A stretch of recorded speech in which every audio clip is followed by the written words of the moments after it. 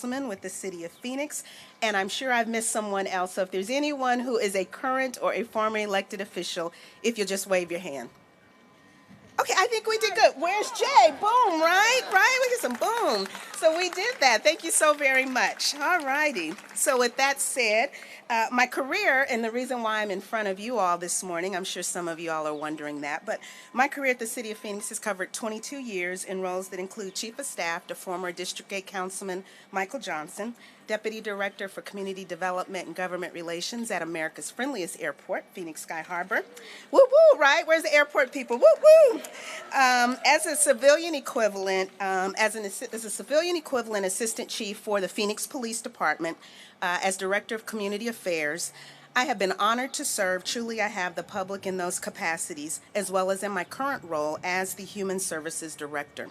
However, I've never been more inspired by what a city could be like Phoenix than what it took for the 8 years that I served Mayor Gordon. Mayor Gordon worked on plans, projects, partnerships, and programs, all focused on one thing: people. Something Phil reminded us of every single day as we came into work and as we left, that we as his team were here for the people. And as we gather today at this building, fittingly named for him from this day forward, a residence hall, a home for the people. So let's get on with it. It is my pleasure to introduce to you Dave Kreider, former Deputy City Manager and forever a man of service for the City of Phoenix. Dave.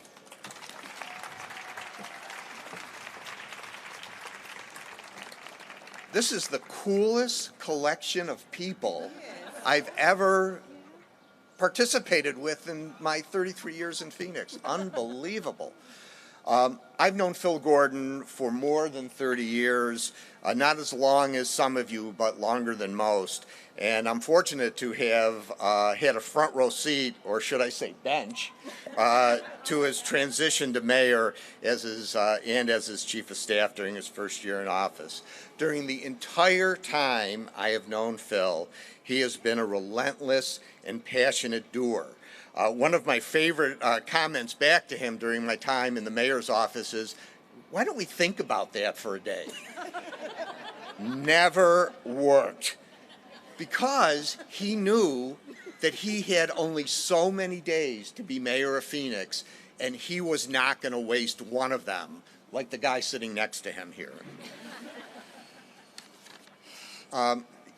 Despite the biases and timing that fostered our evolution as a suburban city, Phil was one of a handful of people that intuitively knew that cities, real cities, not suburban places, have been the center of civilization for 3,000 years, and that without a vibrant, populated urban core, something in our soul would be missing. We wouldn't be a real place. I remember a dinner that the mayor and I had early on with Richard Florida. I don't know, Mayor, if you remember that. And Florida's pontificating, and after about 10 minutes, I said, Mayor Gordon knows more than Richard Florida. I mean, it was kind of book learned, but just very interesting. So, as scary as it was to some, Phil Gordon became chief of staff to Mayor Rimza, and then Councilman Gordon, and then watch out, Mayor Gordon. And the first thing he did, of course, was this audacious handshake on a napkin deal with a much, much younger President Crow to transform our downtown from really a nice collection of things to an urban place by betting on the power of education. And this was not the direction that the downtown business and political leadership was going, but among his abundant skills, Mayor Gordon is a great political strategist. We used to call him 9-0 Gordon in the beginning until Sal came back, and it was 8-1 Gordon. So Mayor Gordon's vision and political leadership and the collection of people that came together. I remember a Saturday morning with President Crow and with Mayor Gordon and Frank Fairbanks and Cheryl Scully and Kevin Keogh and Rich Stanley and Jim O'Brien and Duke Ryder kind of, bringing this whole thing together with help from Rick Neymark and Dave Cavazos and Jay Thorne, just an incredible collection of folks. So, I would just want to conclude with one thing, because I think this is really representative of my friend Mayor Gordon. So as a group of early Athenian urbanists wrote nearly 2,500 years ago, we will never bring disgrace on this our city by an act of dishonesty or cowardice. We will fight for the ideals and sacred things of the city, both alone and with many. We will revere and obey the city laws, and will do our best to incite a like reverence and respect in those above us who are prone to annul them or set them at naught. We will strive unceasingly to quicken the public sense of civic duty. Thus, in all these ways, we will transmit this city not only not less, but greater and more beautiful than it was transmitted to us. And Mayor Gordon, you certainly did that. Thank you so much, Dave. Next is ASU Director for Residential Life, Christiana Sletton. Please give her a hand clap as she comes to the podium. Well, this is truly an exciting day for us, for those who live on campus, and for all of our students here downtown. As stated, I'm Christiana Sletton, AVP and Director for Residential Life here at ASU, and we are so excited because across our campus locations, we have 15,000 to 16,000 students who live on campus with us. And that is a great range of diversity and greatness that we have for our student body. These students are supported through the wide range and array of supportive services and programs that are embedded within our living communities.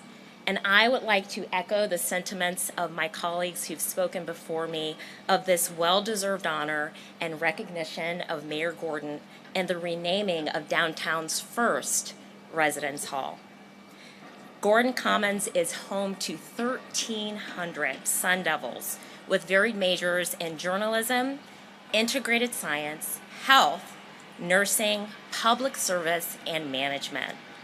When we opened in 2008, it allowed for students who were downtown to shift out of living in the hotels as they attended classes to transitioning into a well-supported living and learning community that not only facilitates their ability to be successful, but also develop their love and their passion for the Phoenix community. Now, for those of you who have lived on campus before, you know how invaluable that experience is. The important connection that it has to growth as a young adult, as well as the success and formulation of relationships. I remember my first time living away from home on a college campus. I went to a small university back in Michigan, and I recall the wonder and the excitement of that experience, coupled with the angst of whether I would make friends, whether I would find my way, and the mark that I wanted to leave on the world around me. Living on campus allowed me to thrive both academically and socially. And throughout that experience, I was able to create some of the most formative relationships in my life. It also be integrated into the fabric of the university in a way that no other experience could mirror. I'm still close friends with a number of my peers from over 20 years ago, and this summer, I'm attending the wedding of my very first roommate. You never know the substantial impact that these relationships will have on the trajectory of your life. Now, throughout the years, we've worked to collect data on the success of students who live on campus, and we know a few things. And what we know is that those who reside on campus have higher rates of connection to the university. They're more likely to persist to graduation. They have higher rates of well-being. The opportunity to have further connection to academic faculty supports, as well as close proximity to all of the varied resources available here at ASU, from the library, campus experiences, student life, and supportive services. Now, the students of Gordon Commons are primarily first-year students, also living away from home for the very first time, from all over the country as well as all over the globe. And I think last count we were at 158 countries or more than that represented here at ASU. Now, the students are all figuring out their way, their unique identity, and how they also want to contribute to the world. So we're excited, and Mayor Gordon, we appreciate the impact that Gordon Commons will have and make in the lives of our students. And thank you for being part of their Sun Devil story. Thank you.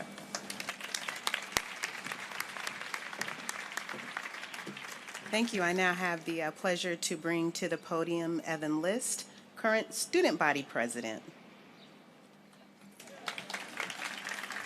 At least that's what was in the program. Yeah. Okay, all right. I think that's right. Well, after the video that came out, I didn't know if I was supposed to sit in Dr. Crow's seat. But no, I'm just kidding. Younger, thinner. Thank you for having me here today and allowing me to speak on behalf of students, especially those who have lived in the building we're all celebrating through the course of the last 15 years. When I was applying to college quite a few moons ago, around the time we were celebrating 10 years of TP, I made a somewhat unique decision. I applied to one school. You can all guess which one it was. So many of my high school classmates and teachers didn't understand my logic, but when I came here and explored what Cronkite offered and what ASU on a larger scale could give me, both academically and personally, I just knew this was my place. A large part of the decision-making process involved how I envisioned living my life here, and so much of that was linked to what I saw in Taylor Place, literally. You see, I'm from the East Coast, and both my sisters went to college there. Before looking into ASU, I witnessed how my older sister lived at an unnamed university in the DC area.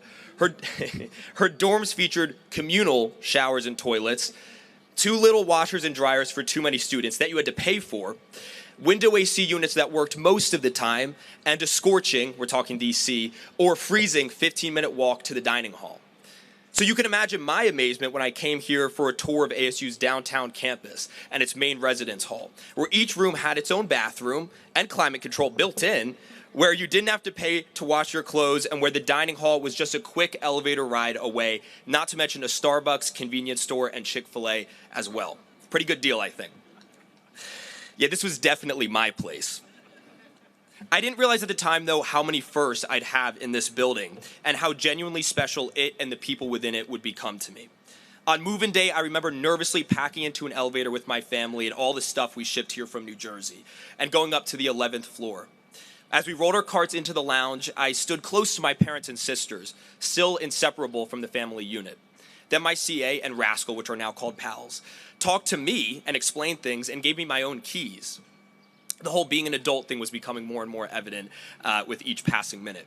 We went down the hall to the last door on the left, and we found my roommate, also named Evan, and his family, also from the Northeast, and a window with a stunning view of the North Valley, featuring Piestewa Peak, the Midtown skyline, and even glimpses of Camelback. This kid from New Jersey couldn't believe the desert vista in front of him, what he had now. That night, the first sleeping in the dorms, I was glued to my window after a dust storm warning sounded on my phone. I watched as monsoonal thunderstorms lit up the sky and blurred my view.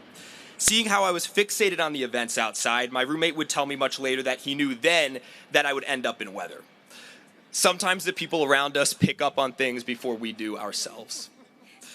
Part of what makes this residence hall stand out is that the vast majority of on-campus immersion students with majors on the downtown campus, thousands of students each year, all have to live in it during their earliest ASU college days. The most fun, in my opinion. There are simply so many experiences that we all share in the building. Discovering that certain rooms had floor-to-ceiling windows, realizing that one of the 2 rooms in Tower 2 controlled the temperature and the other just the fan. Making the last-minute judgment call to book it down the stairs instead of waiting for the elevator to have a chance at getting to class on time. Doing homework on the breezeway at sunset. Feeling the close sense of community that only a late-night college lounge conversation can create. And definitely not learning to bowl using empty water jugs in the long TP hallways, because that's against the rules. And it never occurred on a Cronkite floor. But probably the reason why this building is so special to so many of us is because it's where we all found ourselves after leaving the nest for the first time in our lives. A bunch of wide-eyed young strangers brought together by our selected majors and quickly and deeply bonded by the terrifying but equally exhilarating experience of being on our own in the world for the first time. However, it was within the walls of TP and now Gordon Commons that we discovered that we weren't really all on our own here. In fact, far from it. Thank you.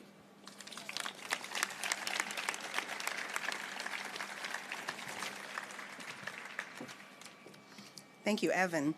Now I'd like to welcome to the podium the mayor of the fifth largest city in the nation, Mayor Kate Gallego.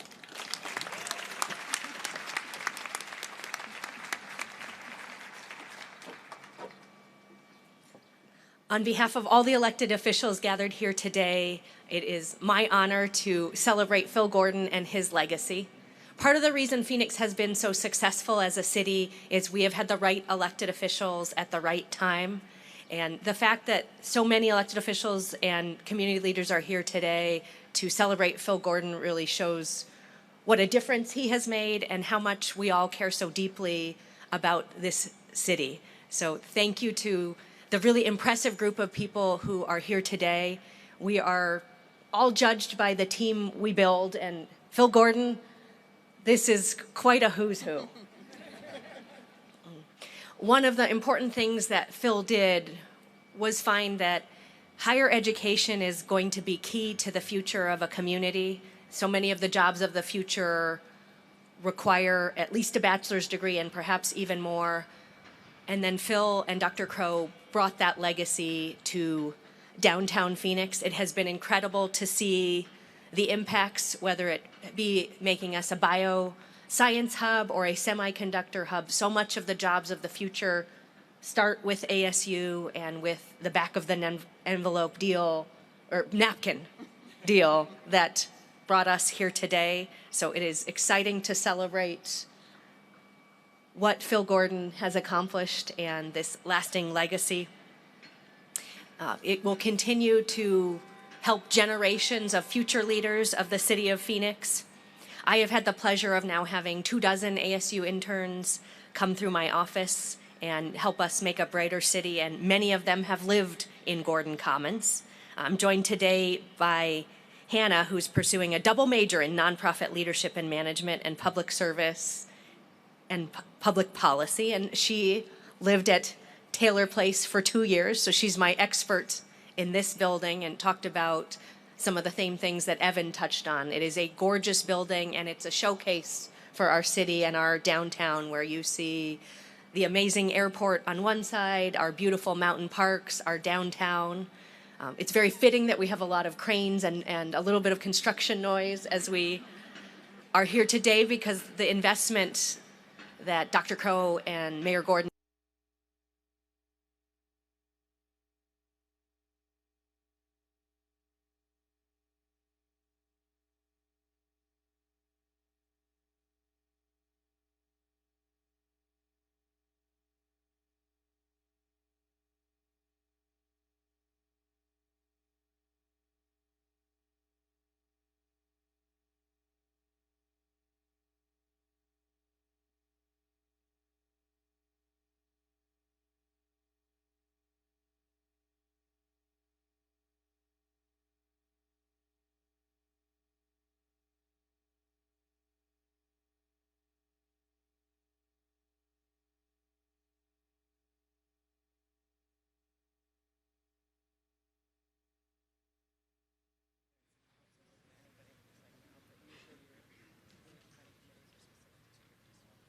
Good afternoon.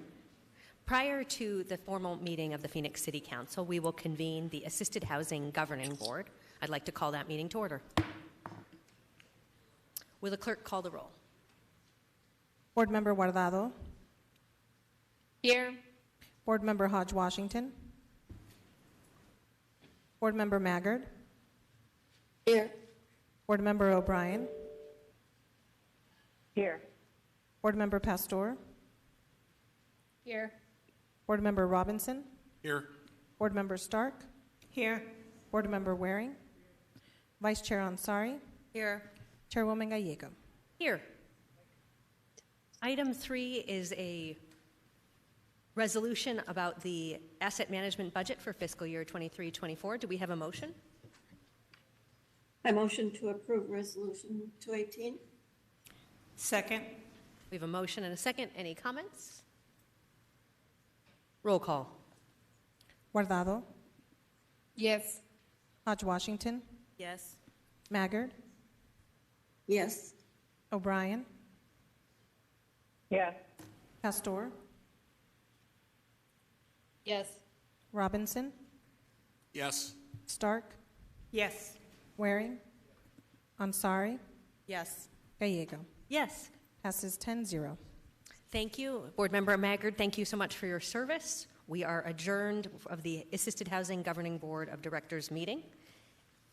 I'll now call to order the June 28th formal meeting of the Phoenix City Council. Roll call. Councilwoman Guardado, Here. Councilwoman Hodge Washington, Here. Councilwoman O'Brien, Here. Councilwoman Pastor,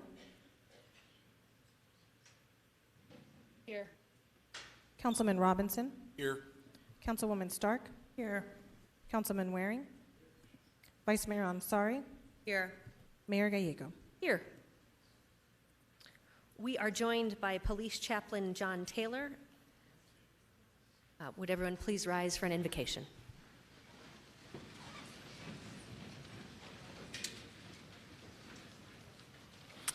Please bow your head and pray with me. Dear wise and loving Father, first let me say thank you on behalf of all who are gathered here today. We thank you for your many blessings, and we thank you for life itself. Thank you for the ability to be involved in useful work and for the freedoms we enjoy in this great nation. You have said that the citizens should obey the governing authorities since you have established those very authorities to promote peace and order and justice. So I pray for our mayor, for the various levels of city officials, and in particular for this assembled council. I'm asking that you would grant them wisdom to govern amid the conflicting interests and issues of our times, a sense of the welfare and true needs of our people, a thirst for justice and rightness, confidence in what is good, the ability to work together in harmony even when there is honest disagreement, and personal peace in their lives and joy in their work. I pray for the agenda set before them today. Please give them assurance of what would please you and what would benefit those who live and work in and around our beloved city of Phoenix. It's in your most blessed name I pray. Amen. Thank you, Chaplain. Please remain standing for the Pledge of Allegiance. I pledge allegiance To the flag of the United States of America and to the republic for which it stands, one nation, under God, indivisible, with liberty and justice for all.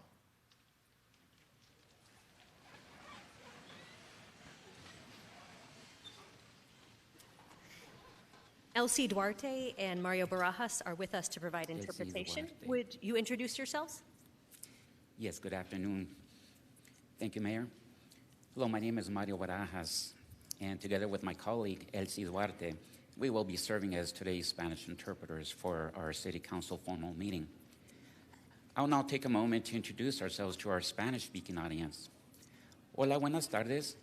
Bienvenidos a la reunión formal del Consejo Municipal. Yo soy Mario Barajas y junto con mi colega Elsie Duarte estaremos sirviéndoles hoy como intérpretes a los de habla hispana. Deseamos pedirles de antemano, si es que van a dar un comentario público, por favor, hable despacio, con claridad y evite tener distracciones de fondo. Finalmente, pause después de cada una o dos oraciones para que podamos interpretar lo que esté diciendo de la manera más completa posible. Muchas gracias. Thank you, Mayor.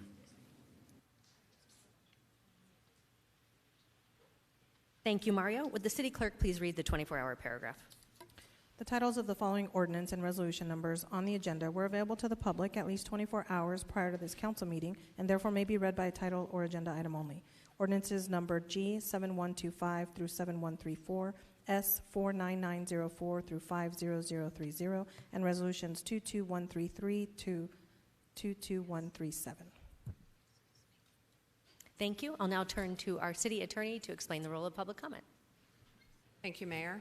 Members of the public may speak for up to 2 minutes to comment on agenda items. Comments must be related to the agenda item and the action being considered by the council. General comments that go beyond the scope of the agenda item must be made in the citizen comment session at the end of the agenda.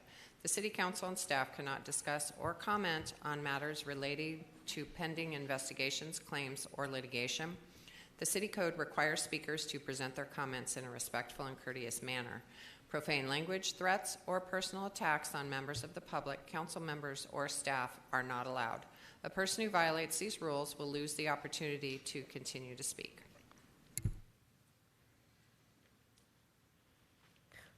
Item number 1 is boards and commissions. We have a distinguished group of individuals who advise the city on a variety of items. Vice Mayor, do we have a motion? Motion to approve mayor and city council boards and commissions nominations. Second. All those in favor, please say aye. Aye. Any opposed, say nay. Aye. Passes unanimously. I would ask all those who are here to be sworn in to please come forward.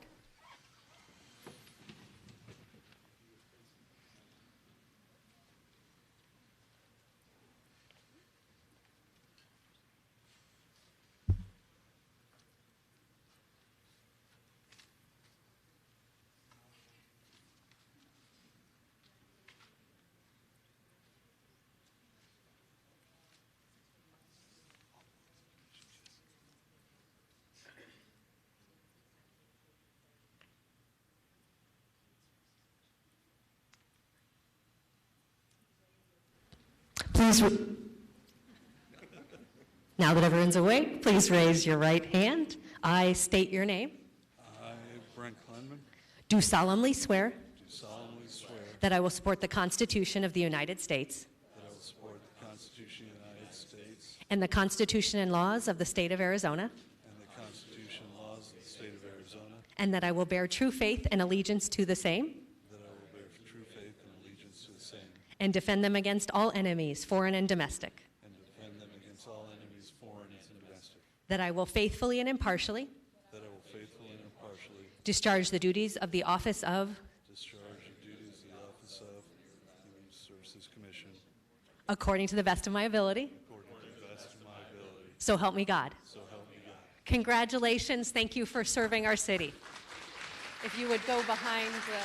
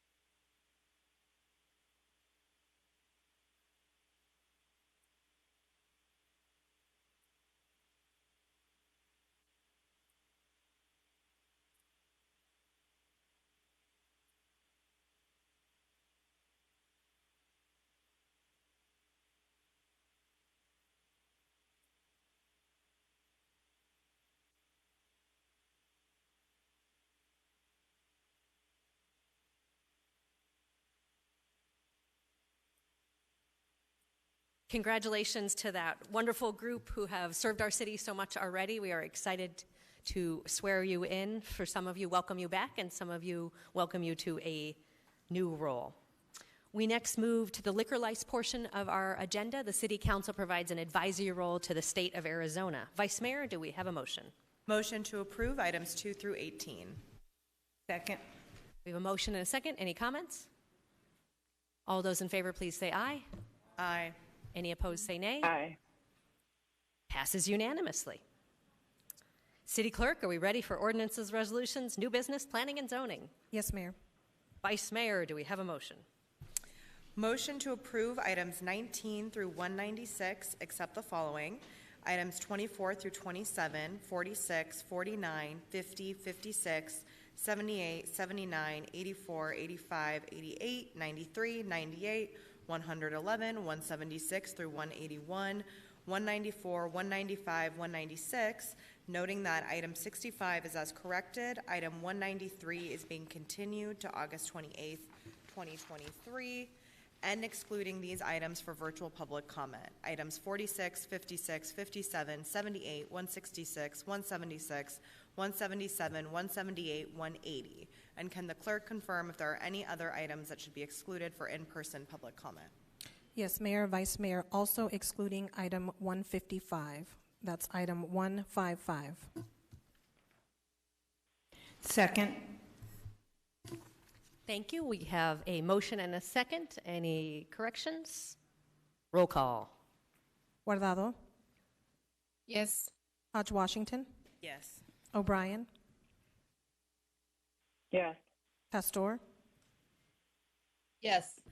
Robinson, Yes. Stark, Waring, Ansari, Yes. Gallego.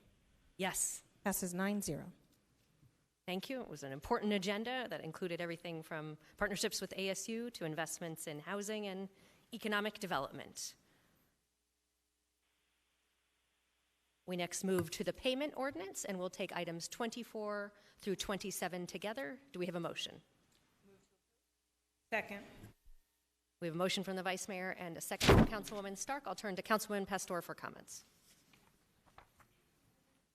Yes, I'm just excited that items 24 through 27, I know it's a payment ordinance, but that it's going to training and apprenticeship programs and areas that are passionate to my heart due to the fact that I am a teacher, and enjoy the fact that people can enter our city and an apprenticeship program, and then those can continue training and doing workshops. So thank you. Thank you so much. Roll call. Guardado, Yes. Hodge Washington, Yes. O'Brien, Yes. Pastor, Yes. Robinson, Yes. Stark, Yes. Waring, Ansari, Yes. Gallego. Yes. Passes 9-0. Item 46 is an agreement with Aspirant Partners for the development of property located at 2nd Avenue north of Van Buren Street in downtown Phoenix. Vice Mayor. Move to approve item 46. Second. We have a motion and a second. We have significant public testimony on that. We'll begin with Joan Kelcher, followed by Patricia Zermino.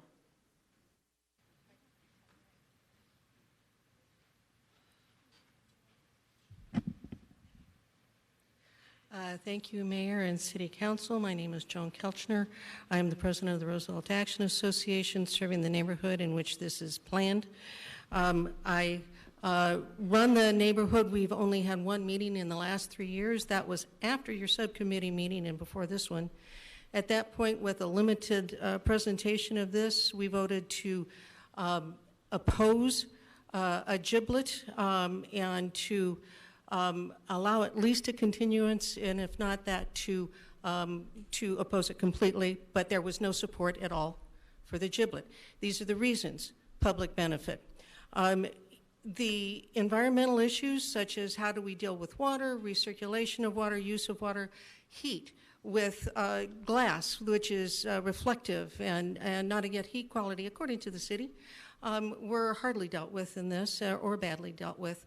The public benefit for our neighborhood. We have worked for years to become a walkable and biking community. To that end, the city has spent a lot of money in the last few years narrowing our streets and putting in bike lanes. But there is no walkable retail, big retail, like a Target, something that would service us, ASU, and all of the downtown neighborhoods. The retail included here is only for one little office building. And traffic. Traffic is going to be severe. This is more than 1,000-car garage that they want to unload onto the streets that you just narrowed, and the traffic congestion and pollution with this is going to be extremely detrimental. They should be building something that takes all of this traffic out to Van Buren, and if they're going to get tax rebates to do that, they should be the ones building it rather than having the city pay even more money to correct their mistake. Thank you. Thank you. Patricia is next, followed by Kate.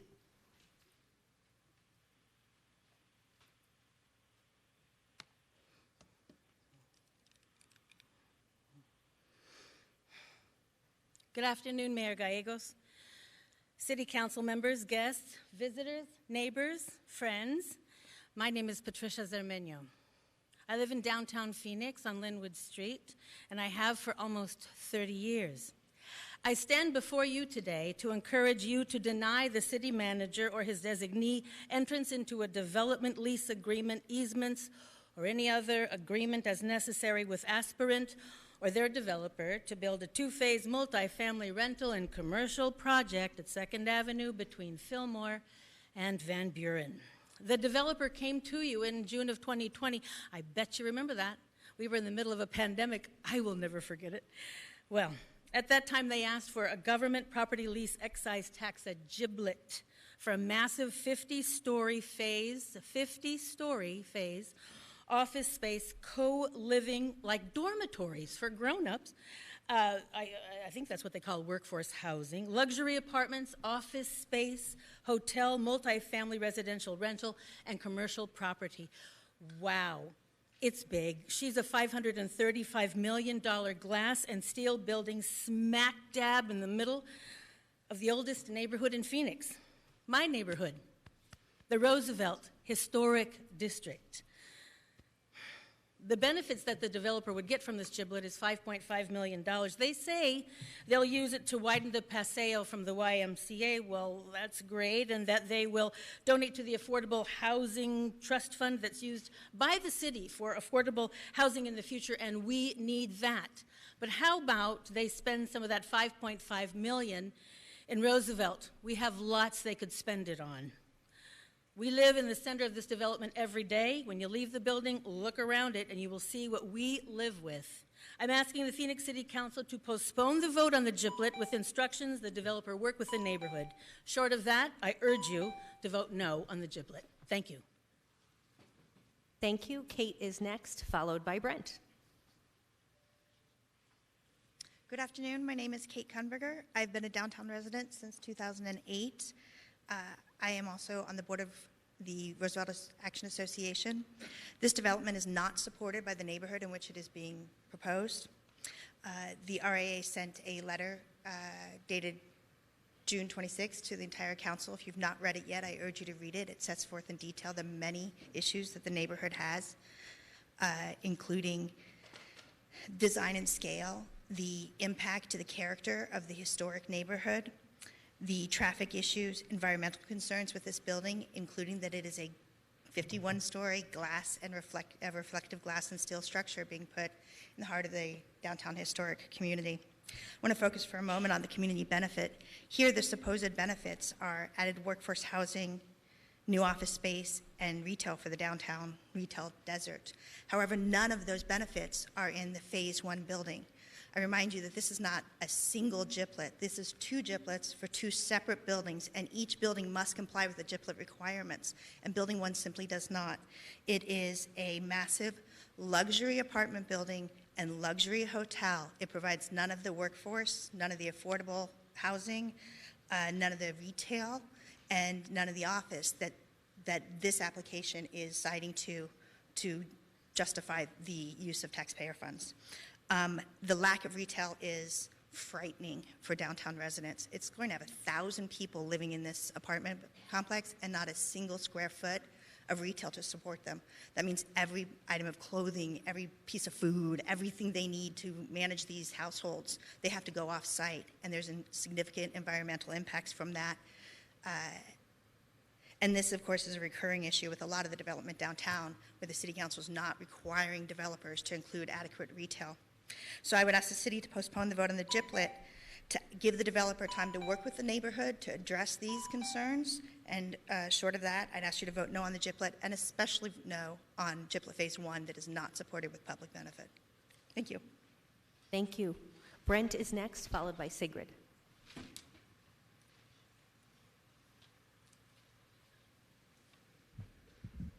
Thank you, Mayor, members of council. Downtown Phoenix has, over the past 10 years, transformed, and there are a number of items on today's agenda that are going to continue that transformation, partnerships with ASU, and additional developments. And this project steps towards that goal. The idea of density in downtown Phoenix is where it needs to be. I've been trying on the village planning committees to push this density further north. It hasn't happened successfully. But putting this building is going to create a landmark for downtown Phoenix. It is going to create a positive impact on the economy, on our tourism, on our businesses. There are sufficient retail and commercial properties surrounding this building. While we could put more retail in there, of course, there could always be more retail. There could be more business. But to deny this giblet based on the fears of what may be is being short-sighted in Phoenix. We are at a chance to have an opportunity to create something that will be lasting for decades. And I ask you all to approve this today, and let's see this building get built. So thank you very much. Thank you. Sigrid is next, followed by Jordan.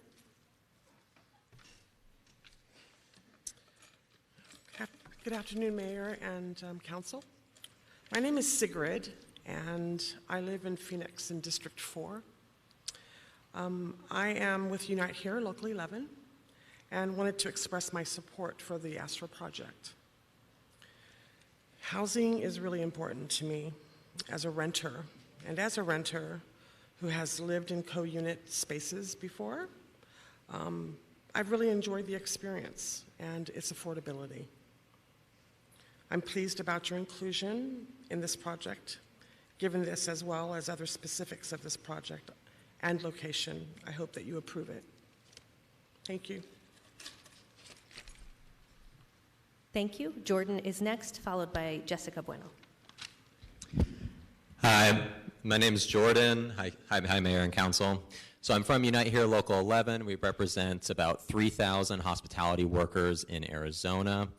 We're here to support the Astro project, and while we initially had concerns about the project when first proposed, the developer has met with us and our members several times to work out our concerns, particularly around affordable housing. In addition to addressing our concerns, we saw the developer work closely with community members, including a widened path to make the area more walkable. And we're pleased about the additional inclusion of the donation to the Affordable Housing Trust Fund. For a project of this size, we found the amount to be significant for this specific project. And with the housing crisis that many of our members and all of Phoenix face, this donation and the fact that there are more housing units than hotel units was important to us. Similarly, like one of my coworkers said, we appreciate the additional co-unit living units and the reduction of hotel rooms.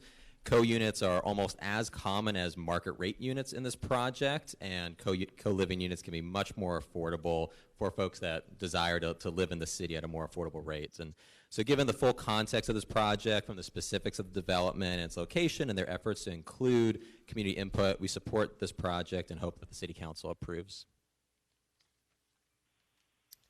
Thank you. Next is Vice President Bueno, followed by Stacy Champion.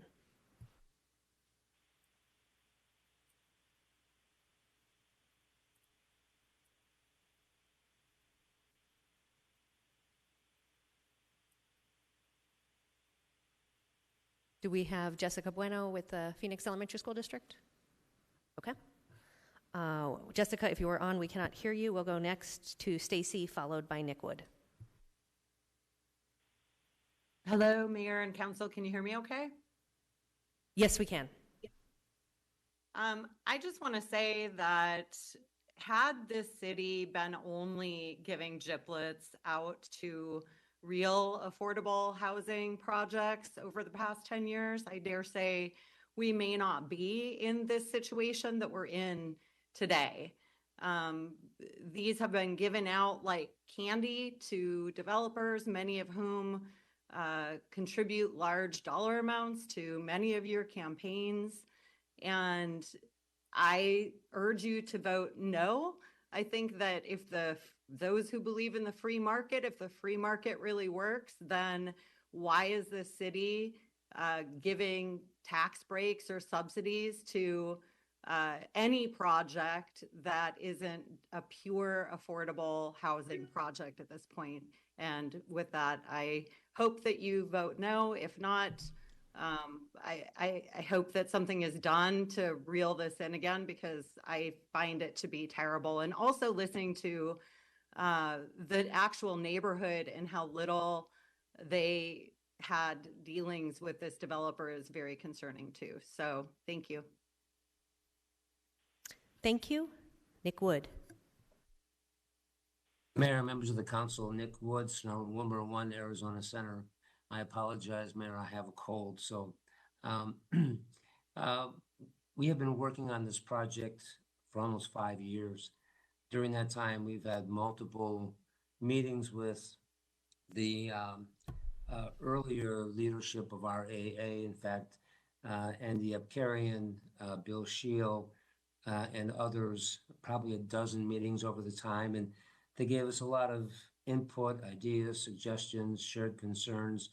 Much of what you see in this project was in great part by their contribution. Even though we're not in the Roosevelt neighborhood, we are south of it, we felt it important to meet with them. Same thing with DPI, PCA, DNA, Downtown Voices, Urban Phoenix Project. It's all been a culmination of where we are today. The most important thing is, many developers have a vision, but not all developers are able to execute. Aspirant has already built 2 high-rises in downtown. One is a Stewart, and the other, of course, is a duo that is around the corner from this one. They are, in fact, widening 2nd Avenue for a full 3 blocks worth of distance. There is plenty of retail that's being built in this project, and it's really the next step in downtown. This property is zoned for 550 feet in height, which is certainly part of the vision of downtown Phoenix. So with that, Mayor and Council, I'd be happy to answer any questions you might have. Thank you. Does anyone have any questions for any of the public comment or speakers? All right, that concludes public comment. Council members comment on the item. Vice Mayor. Thank you. I do have some questions about the project for Chris Mackey. Thank you. We will welcome our Community and Economic Development Director, Christine Mackey.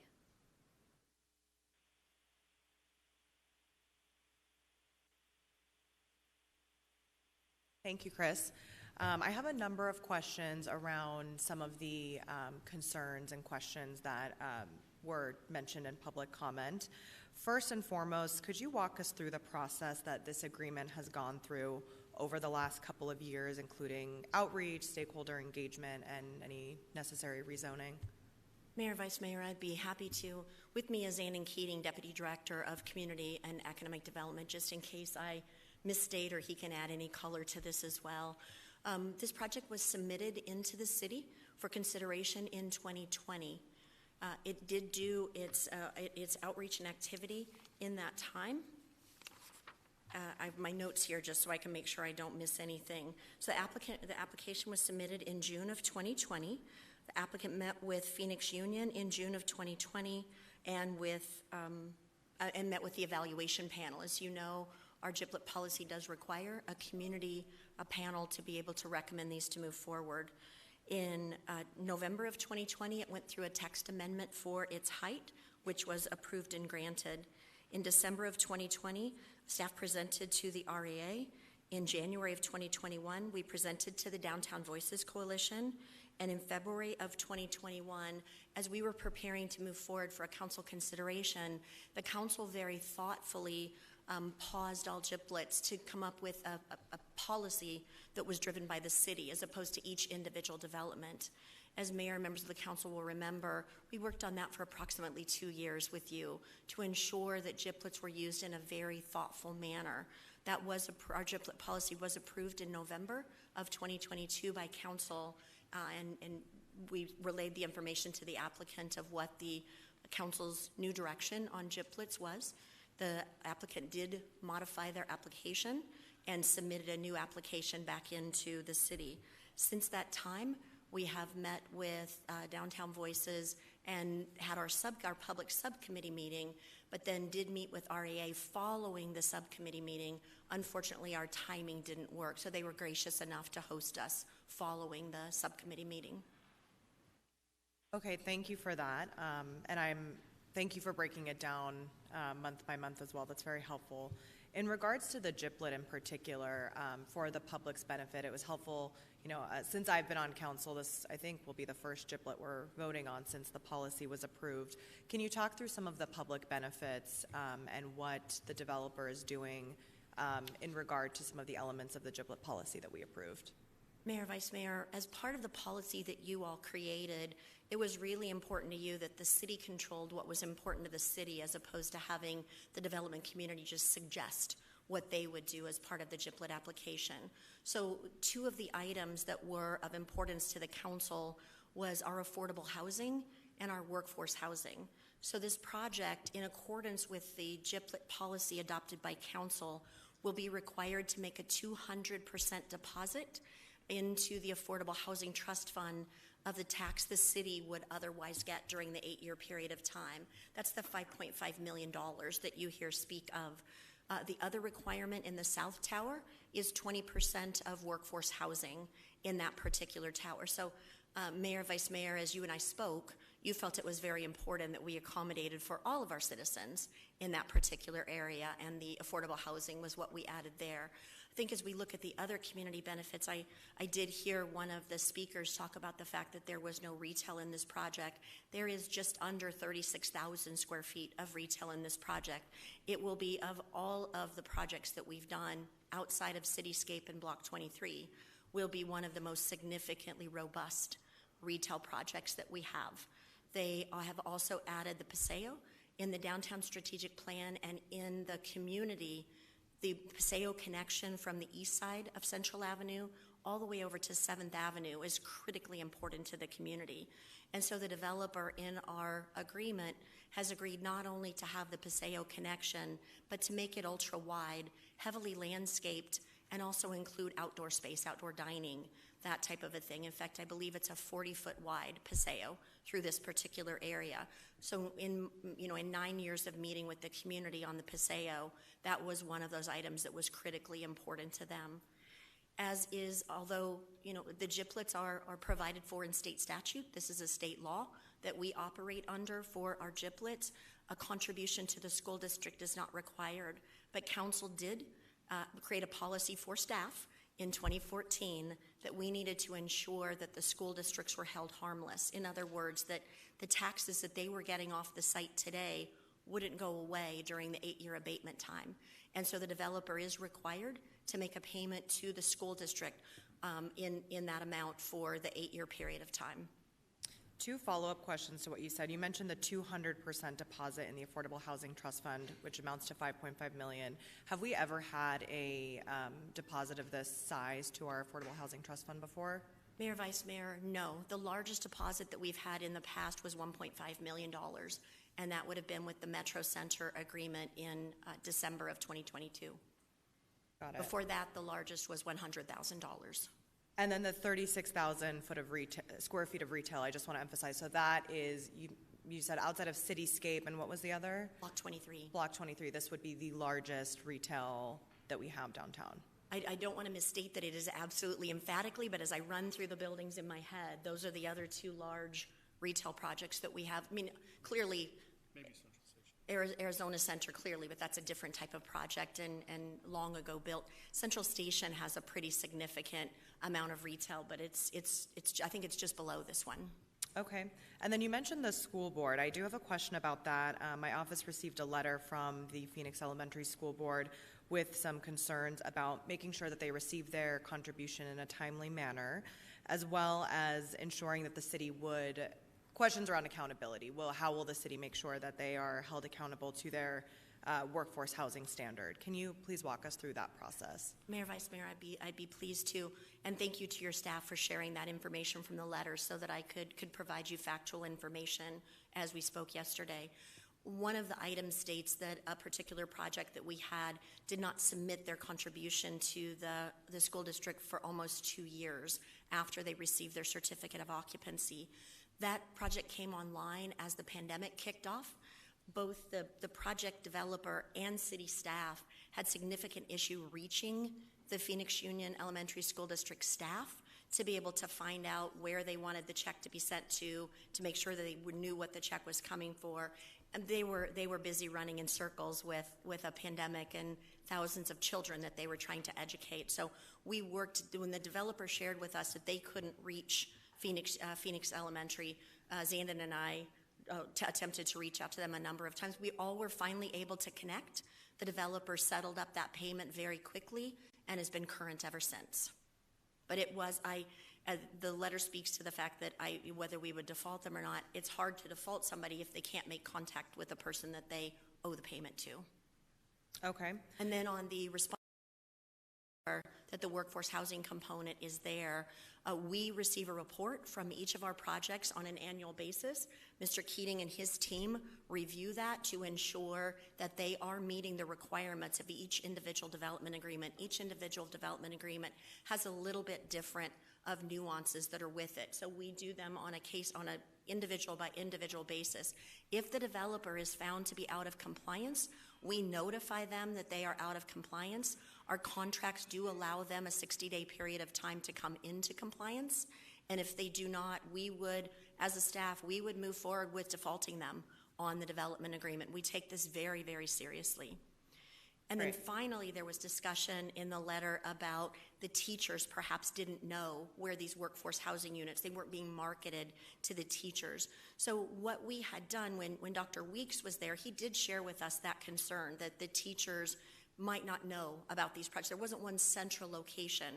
So city staff and Downtown Phoenix Inc. worked together to build a housing website that is housed with a link on our website and resident on DPI's website that does show all of the housing units. It shows which are the market rate units. It has its own tab for workforce units that you click on, which is where our units are listed. So they're advertised very thoughtfully on a city-controlled and a Downtown Phoenix Partnership website.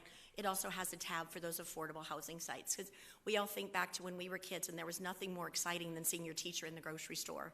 And so when Dr. Weeks shared that with us, we took that very seriously and immediately resolved that with our good partner at DPI. That is great to hear. Thank you.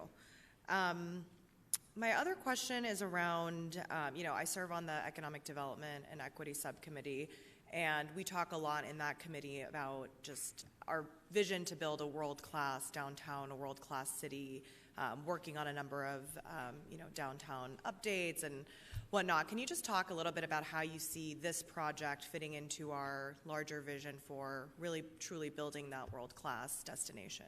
I'd be pleased to, Mayor, Vice Mayor. As we look at downtown Phoenix, she truly is growing up. She's becoming a much more destination location for sports and for entertainment and for music and for culture.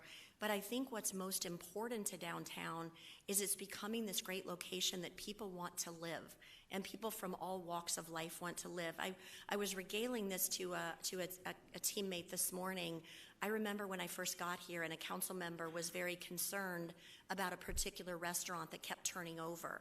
And we were able to have a really good discussion about the fact that there was only a daytime workforce that was down here. And so 2 turns of a lunch table wasn't enough to keep a restaurant in business, that you needed to get people living down here so that the small businesses could thrive, because you'd have more density and more people shopping and more people eating and more people in active situations. And so it's funny, I think back to that conversation in 2014, and I look forward to 2023, and this project is doing exactly that, where we're bringing 1,000 more people to live in downtown Phoenix. And with the workforce housing, with the co-living units that have become very popular in downtown Phoenix, not just for our young workforce, but we're finding interesting is more of our senior workforce, perhaps that are alone in their homes and want a more social environment in which to live and to be able to be connected to their health care and to be able to shop and walk, is all part of that vision. Having that location where when I get off work, I can walk over to my house and take my dog out for a walk and take it back and meet someone for dinner, or just be outside enjoying the skyline of downtown and walking around. As we look at that vision for a dense urban downtown, which is what's called for in our strategic plan, this project is in the right location. It is in the downtown core. It is not in one of the neighborhoods. It is in the area where the densest of all heights does allow for a 44-story building. And as we look adjacent to it, we see under construction Central Station at 32 stories. Across the street on Central Avenue, on the old public market site, a 38-story building is under construction. You have 24 stories that's under construction or recently finished at Phoenix, at 2nd and Van Buren, and the list goes on and on and on, of creating that density where light rail and our mass transit and all of the small businesses that we have here are thriving. And you think back to the beginning of the pandemic, and the council was so concerned for our small businesses and so concerned to make sure that our businesses succeeded in the absence of people actually being able to go into these businesses. And because of the thoughtful work that the council has done over the last decade to make downtown more vibrant, we have 35 more restaurants today than we had before the pandemic. And that's a bragging right for us. I was in Austin last week, and I was with other large city economic developers. They can't say the same thing. We had really, really thoughtful conversations about where their cities are and where Phoenix is. So everything that we move forward, as we thoughtfully take each piece of this puzzle and move it forward, it is all to the goal of getting this vibrant, robust, world-class, sustainable downtown, and this project is part of that. If I could too, and I apologize for adding this in, as you all know, jobs are everything to me. That is my life, an industrial, office, bio jobs, I'm your girl. This project is bringing 180,000 square feet of office into a market where everyone is trying to take the office and turn it into residential. But the new and modern office space is absolutely thriving and occupying. We look at what happened in Councilmember Robinson's district with the Grove. The Grove was 100% occupied before it was completed. And we'll see this exact same thing in downtown. Block 23 is doing incredibly well. Cityscape is doing incredibly well. We've got to replace the space for those jobs that the older buildings are going to have to reposition themselves on to be that healthy, light place where people want to come back to work. And so this gives us some of that replacement space, or augments that space, to ensure that we don't flip what we had in 2014, where we had 173,000 people working in the central city and nobody living. We don't want to go 10 years from now and have 173,000 people living and nobody working. Our job is to make sure that we keep this a place for quality jobs as well. Thank you, Chris, for that addition. That's very, very helpful. My final question, there were some concerns around traffic mitigation, and my team and I met with the RAA leadership on Monday with the fire department, planning department, Zandon was present. And I just want to clarify for the record that the item that we are voting on today does not address traffic or planning specific pieces of the project, but rather it is only the GIPLET. Is that correct? Mayor, Vice Mayor, you are correct. Today, your own vote is only taking place at the development agreement, and the development agreement does not address any traffic mitigation or any traffic improvements. That will be handled once plans are submitted. That conversation will happen with our streets department and with our fire department as to what they consider safe. Okay, and our departments agreed to this at the meeting, but just again want to put it on the record to ask, your department, planning, streets, fire, all work together to explore different traffic and fire lane options, keep my office in the loop, and we would like the community to be involved with that as well. Mayor, Vice Mayor, we'll work with planning and the other departments to ensure that that happens. Okay, very much appreciate it. Those are all my questions. I appreciate all the answers. I am very excited about this project. I think it really will be a landmark in the downtown core, as you mentioned. It's bringing 697 more rental units, 229 more hotel rooms, 180,000 square feet of office space, 36,000 square foot of very much needed retail, and 2,563 permanent jobs to the heart of our world-class downtown. And it's going to be a beautiful addition to the skyline. I live just a few blocks away myself, and I'm very, very excited about this. Also do want to add that this council worked very diligently last year to update our GIPLET policy to ensure that there are critical investments made to issues like affordable housing. And as you mentioned, the last largest investment we've seen in our affordable housing trust fund was just $1.5 million, and this is $5.5 million. So it's really phenomenal. So I will be supporting this today, but I appreciate your work and your commitment to working with the community on their concerns. Thank you.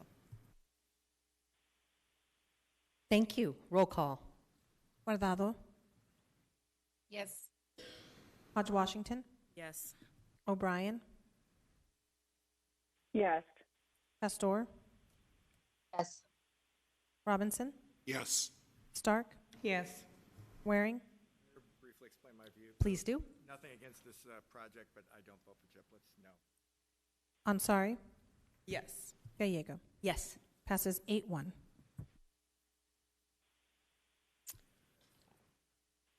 Item 49 is next. Would the city clerk please read the title? Item 49 is for ordinance G 7125, an ordinance amending chapter 43, sections 43-10 and 43-11 of the Phoenix City Code pertaining to the formal competitive procurement threshold. Do we have a motion? Move to approve. Second. Comments? Roll call. Guardado. Yes. Hodge Washington. Yes. O'Brien. Yes. Pastor. Yes. Robinson. Yes. Stark. Waring. Ansari. Yes. Gallego. Yes. Passes 9-0. Item 50, will the city clerk please read the title? Item 50 is for ordinance G 7126, an ordinance amending chapter 2, section 2-4 of the Phoenix City Code pertaining to the payment ordinance threshold. Move to approve item 50. Second. Comments? Roll call. Guardado. Yes. Hodge Washington. Yes. O'Brien. Yes. Pastor. Yes. Robinson. Yes. Stark. Waring. Yes. Ansari. Yes. Gallego. Yes. Passes 9-0. Item 56 is revocable license with option to purchase real property owned by the state of Arizona at 1537 West Jackson. Do we have a motion? Mayor, this sure is loud today. This is a rather hard motion for me to make, but I am going to move approval of it, and then later on in my comments I'll explain why, but I will move to approve. Second. We have a motion and a second. We have significant public comment on this issue, which I will begin with.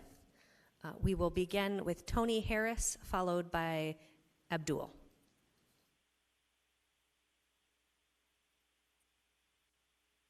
Is Tony with us? Can you hear me? Oh, Tony's in the lower chambers. Okay, Tony is on screen now. Thank you. We can hear you. Yeah, I would like to say when about moving the people from their tents to a blacktop is more of a lateral move and not a ascending move, because the city can afford housing for these homeless people. And Maricopa County is a #1 growing county in the country, and there's so many people moving here that are homeless, and there's only been one main shelter here for all these years. I don't understand why the city hasn't voted to build more shelters for these people that are in these tents in the zone right up the street here. And a lot of them are being displaced as a result of these cleanups. And when you put them in housing instead of keeping them outside, it's better for them, because it's easier for them to look for jobs and get jobs and have a place to stay, and to have their belongings there with them, even if it's like a transitional place or but preferably permanent housing. So I don't see why the city is not funding more shelters and more housing for these homeless people than just moving them down the street. So it doesn't make any sense. So that's all I have to say. Thank you. Thank you. Abdul is next, followed by Elizabeth Venable.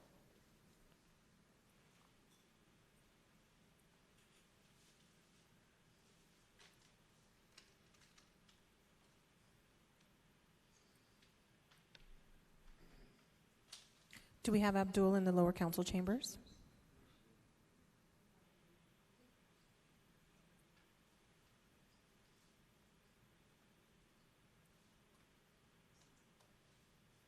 I apologize. Could we get video in lower council chambers, please, to see if Abdul is there?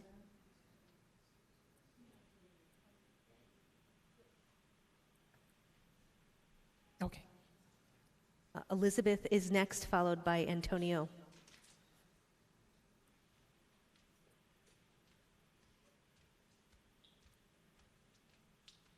I'm in the lower council chambers. There, you've got me. Okay, so I am coming out in opposition to the plan to relocate people on the streets to lots again after Maricopa County tried it and tens of people died, upwards of at least 40 people died on these lots. I think that it is notable that these lots will be basically adjacent to a place where many people are buried historically, and I think it will cause more indigent deaths. However, I also wanted to say it's sort of like you buy it and then you're responsible for it, or the organization that runs it is responsible for it. And there is a new ruling that says from the Supreme Court that if organizations that don't protect people with disabilities, it says that they can be sued under federal court now, and you have a full bevy of rights that would be afforded to people for recourse for ADA violations, for example. Also, either the organization or the city should be responsible for any fatalities or drug labs or any other misconduct, including misconduct from guards that occurs on this property. I think that because of this tremendous potential liability, I think that also because of humanity and the fact that we don't want people on concentration camps, I think that we should really consider investing beyond federal and state funding. State funding's a new thing, but we should invest our own money in long-term supportive housing, which is actually much cheaper to run than to subject people to the outdoor elements. And it also increases the health and wellness of people who would be essentially forced to relocate to these lots. And so with that, I would just like to say, please do not vote for this item. Do not approve this item. It's inhumane, and there's a lot of potential liability, especially not just for the city potentially, but also for the service provider that might be encouraging uninhabitable conditions for people on the streets. Thank you. Thank you. Antonio is next, followed by Faith.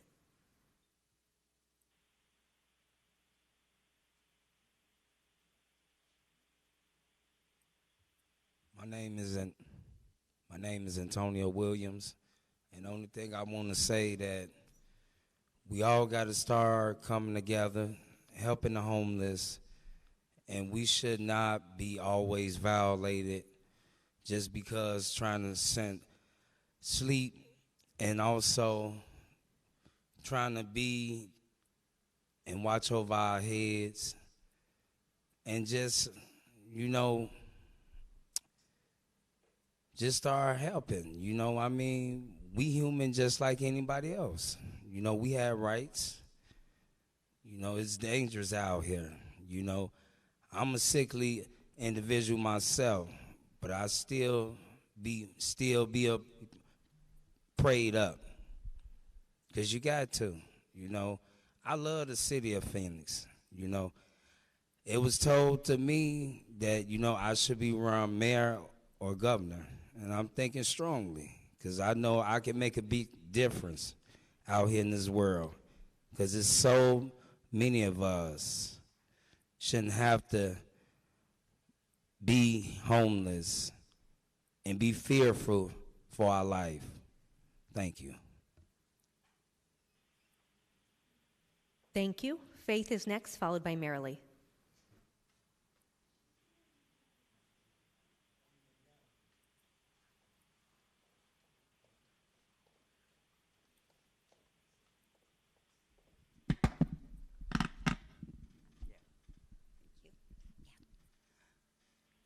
Okay, I'm down here, guys. Can you hear me? Yes, we can. Thank you. My name is Faith Kearns. I'm an advocate for funds for empowerment. I am also in supportive housing. I'm a strong supporter of supporting housing, and I feel that's a lot better option than the lots that the city is proposing. We've had too many deaths in the past, and we're going to continue to have deaths unless there's some serious change. And so far, it hasn't done that. You guys been concentrating on all the fancy buildings that you're going to put up here. You're not concentrating on the other half of the citizens. What seems affordable to you isn't affordable to us. And with that, I'll close. Thank you. Mayoral is next, followed by Vaughn.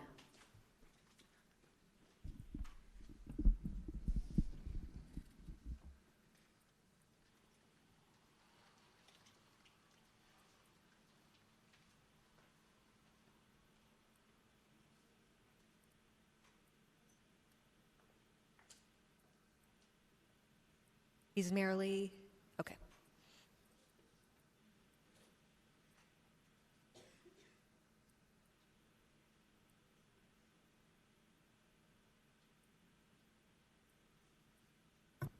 Mayor, it appears that Mayoral is not downstairs. Thank you. Then we will go next to Vaughn, followed by Rory.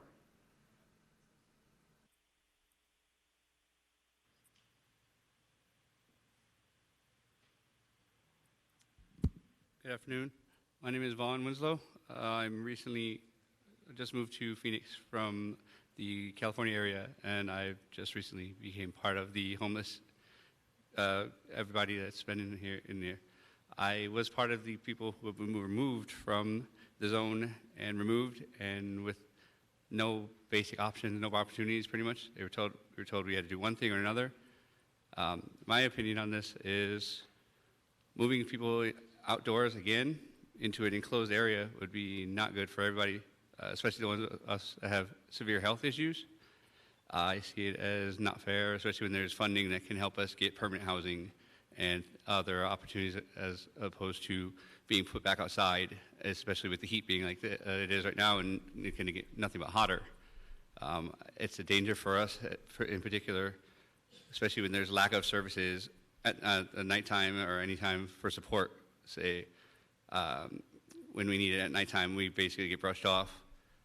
But you know, in general, I just feel it's a bad idea to redo something that's already been tried in this city and this county. Therefore, I am opposed to this situation. Thank you. Thank you. Rory is next, followed by Christine.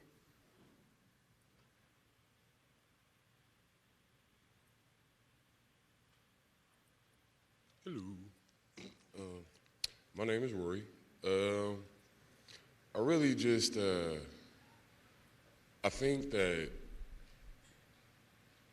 I just don't think that the whole outdoors thing is a good idea, just because I'm a former resident from the zone, and I've seen a lot of people just pass out and die, you know what I'm saying, just from just being outside, just sitting outside. And yeah, I just don't, you know, I don't think that's conducive for a lot of people. Excuse me. Especially it's a lot of older people. But yeah, that's it. Thank you. Thank you. Christine is next, followed by Frank.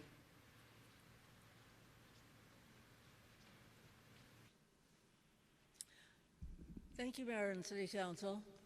My understanding of this proposal is that it would be a lot with shade. I understand that many people think a shade would be very helpful to deal with the heat. I would simply propose that anyone who votes for this as a good option for housing should be willing to sit on the ground floor for just 1 hour. Not long, just 1 hour.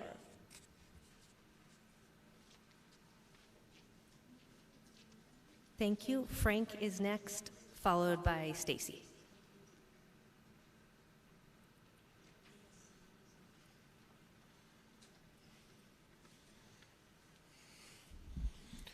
Can you guys hear me? We can. Okay. I don't think this housing outside is going to be a good idea for anyone. Like Elizabeth said, you know, it's inhumane because at least 40 people died the last time you guys tried this, which was about 3 years ago. And with that, I will close. Thank you. Stacy is next, followed by Angela. Hello, Mayor and Council. Can you hear me? Yes. Okay, thank you for the ability to provide these comments. How on earth are you willing to vote on something of this magnitude without any public-facing information on what the actual plan is? It seems to me like yet another reactive versus proactive move because city is under the gun to clear the zone because of your lawsuit. This city continues to throw hundreds of millions of dollars at this issue in a careless and thoughtless manner, in my opinion. You're infamous for putting tiny Band-Aids on giant gaping axe wounds. And meanwhile, people are dying at a staggering rate, and we've crushed our heat death records every year. And just as an example, I'm not sure if you're aware of how many unsheltered deaths in Maricopa County have already occurred to date, but just in the first 4 months of 2023, 414 unsheltered people have died in Maricopa County. In 2022, that number of unsheltered deaths is 1,291 people. Would you want your friends or family members to live on 150 plus degree pavement? I'm forever mind boggled at how much worse this has become over the 15 years that I've been doing volunteer community outreach. And if you pass this without any details, all I can say is shame on this city, like shame on you if you do this. Thank you. Angela is next. Hi, thank you for letting me speak today. I do agree with Stacy on the fact that we were in the neighborhood and just found out about it this morning, and it kind of had the same effect on us as Angela, we are Yes. having some feedback. Is that what that is? Is it possible you have the meeting on and could mute it, and then we'll try again? What should I do? That whatever you did, whatever, it was great. Oh, I haven't touched anything. Oh, okay. Well, thank you. It works now. Okay, thank you. Thanks for hearing me. I agree with Stacy in the fact that nobody knows anything about this yet. I'm in the neighborhood there in the zone. I look more like the shelter than they do, and I just heard about this morning. It hit our neighborhood like the day we woke up and had chains all over the easements. It feels too concentrated in that area. It's gotten so brutal. But if there are good points to this, no one has shared them with anybody in the neighborhood or people that would be affected. I think it's such a lack of communication that it causes stress and anxiety for everyone on all sides. I've got a lot of people. I've got people staying on my property that I thought wouldn't survive if they didn't get off the street. I think we have to have outside safe camping areas for people that's the only way they're going to be comfortable. But maybe you have a big structured tent plan for this that will be someplace people can sleep inside. I just feel like we don't know anything about it. And once again, I'll reiterate, it's way too concentrated for this neighborhood. But if it's a short interim, then maybe it should just be leased and the part for purchase should be taken out. But I just think there's so much more that needs to be explained. And the money does get wasted. Knee-jerk reactions have cost hundreds of millions of dollars. And we keep dumping money into the same players that aren't moving the needle forward effectively. And, we have to do something quick, but I think maybe put a few of us together and we can come up with something that would work, because it just doesn't seem like anyone that's down in the mix is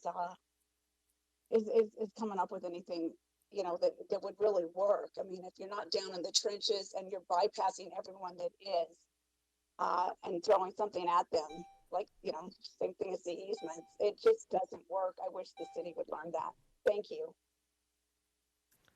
Thank you. That concludes public comment. If we could ask our Deputy City Manager, Gina Montes, to come down, and this could be for our Deputy City Manager or City Manager, but could you provide some context on the court order?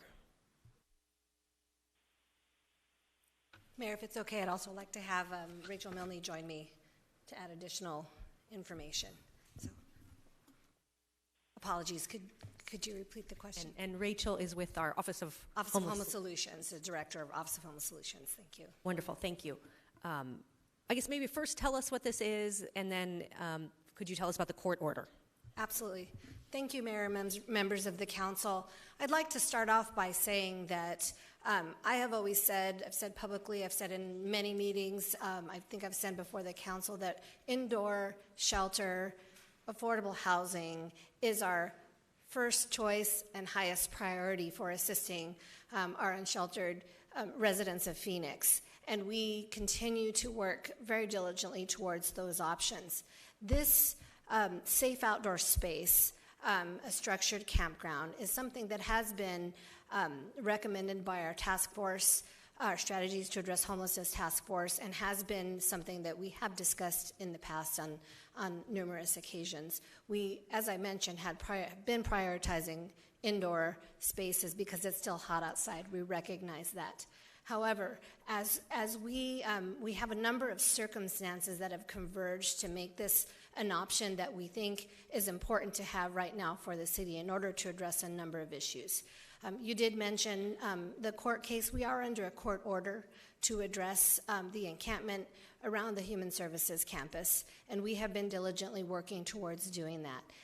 Our priority is to get people indoors. We do have, and Rachel can speak in a minute about kind of the success of those endeavors. We have had most people, about 80%, accept services. We have had some that have relocated within the area.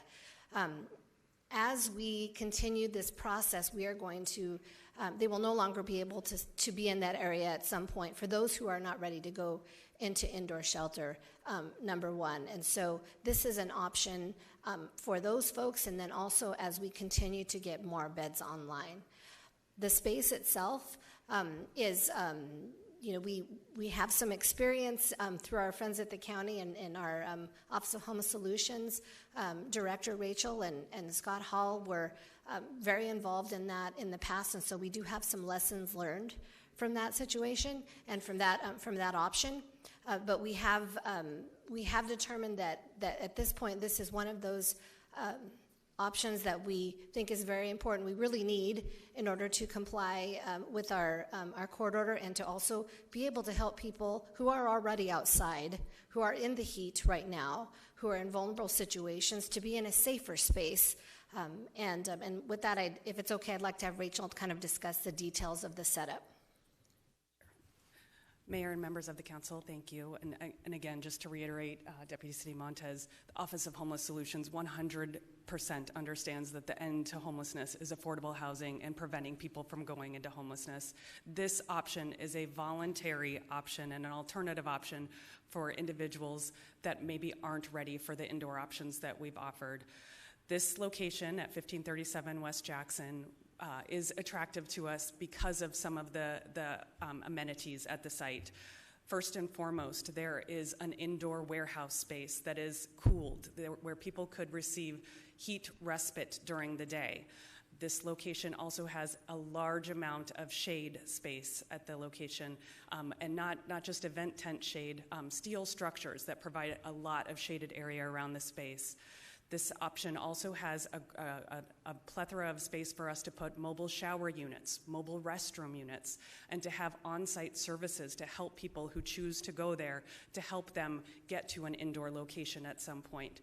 This is definitely a transition piece. It's not meant to be an involuntary place for people to go. It's 100% voluntary, or it will be 100% voluntary, and an alternative for folks that aren't ready to go to some of our indoor locations. One other comment, right now it is a concrete floor underneath the shade structure, but our intention is to put padding and turf down so that people aren't putting a tent straight onto concrete, but there is a level of coolness there as well. Thank you. And just one more question for me. So we are spending the vast majority of our resources on indoor housing, including long-term solutions, but also some hotels to housing and a couple short-term facilities. But over thousands of units between vouchers, incentivized affordable housing, hotels to housing, or indoor air-conditioned, and then one possible option for people who prefer to be outdoors. Mayor, that is correct. Yes. Councilman Waring. Mayor, thank you. None of the facilities that you're talking about, the restroom facilities or none of that exists in the current situation in the zone, Washington south to wherever you would say it ends, correct? Mayor, members of the council, we currently have 13 porta potties in the area of the zone, but all of the rest of the amenities are on site on the campus. So this is definitely a better setup if you're going to be living outside. Nobody's saying it's ideal to be living outside, but this is in no way a step back. And you mentioned voluntary. You also mentioned it, what I interpreted, so tell me if I'm wrong, that some people may not avail themselves, even if there was all the housing that was indoors that we could possibly build for every single person. Some people may not go, and we're not kidnapping them and forcing them to go. So this would be a voluntary alternative for that population. Correct. And then I assume we're not going to allow, rampant drug use and so forth. So for those who are on the street who don't want to be associated with that and maybe either aren't ready to go to an actual physical location shelter or there may not be one available, this would seem to be a positive alternative, potentially. Mayor, Councilman Waring, I wanted to address something that you mentioned that we failed to discuss. There are folks out there that are victimizing people in the area. And in fact, this site would have security, and it would be an alternative to those who are for those who are being victimized and those who want no part, as you mentioned, of some of the bad things that are going on there. So we heard a lot of negatives about this, but certainly we need the space. And the current situation is a complete disaster. Some of the people who spoke mentioned, the number of deaths. I gotta imagine that number would go down with the scenario that you're, the more supervised scenario, frankly, the more civilized scenario that you're outlining, certainly seemed like it would be better. I found it a little unbelievable somebody compared this to a concentration camp, but they did. I guess this is just the time of overstatement. So I'm sorry, frankly, that got kind of thrown your way or to anybody who winds up voting for it, because I certainly don't think that's what this implies. And I take more than a little umbrage at that too, but that lie. But we also just lost, Gina, we talked about this, I think, last week. We just lost the ability to build, I forget, was it 600 beds? Just last week, correct? Yes, Mayor, Councilman Waring, it was a 280 beds, the site, and yes, we have to identify an additional site where we had planned on locating those beds. Sorry, I mangled the number. I apologize when you said that. I'm going to go, 180. So, we got to try to make that stuff up in real time, and this is one more expeditious way of doing it while we search for another location. Again, it's not ideal. We got a court order hanging over our head. And frankly, we have anarchy half a mile from the front of the basketball stadium, which is really just hard to explain. One of the speakers did say, you guys have focused on some other stuff. That's putting it mildly. This was an issue that's been coming for a long time, and it is really peaked now. I hope it's peaked. It seems to be getting okay.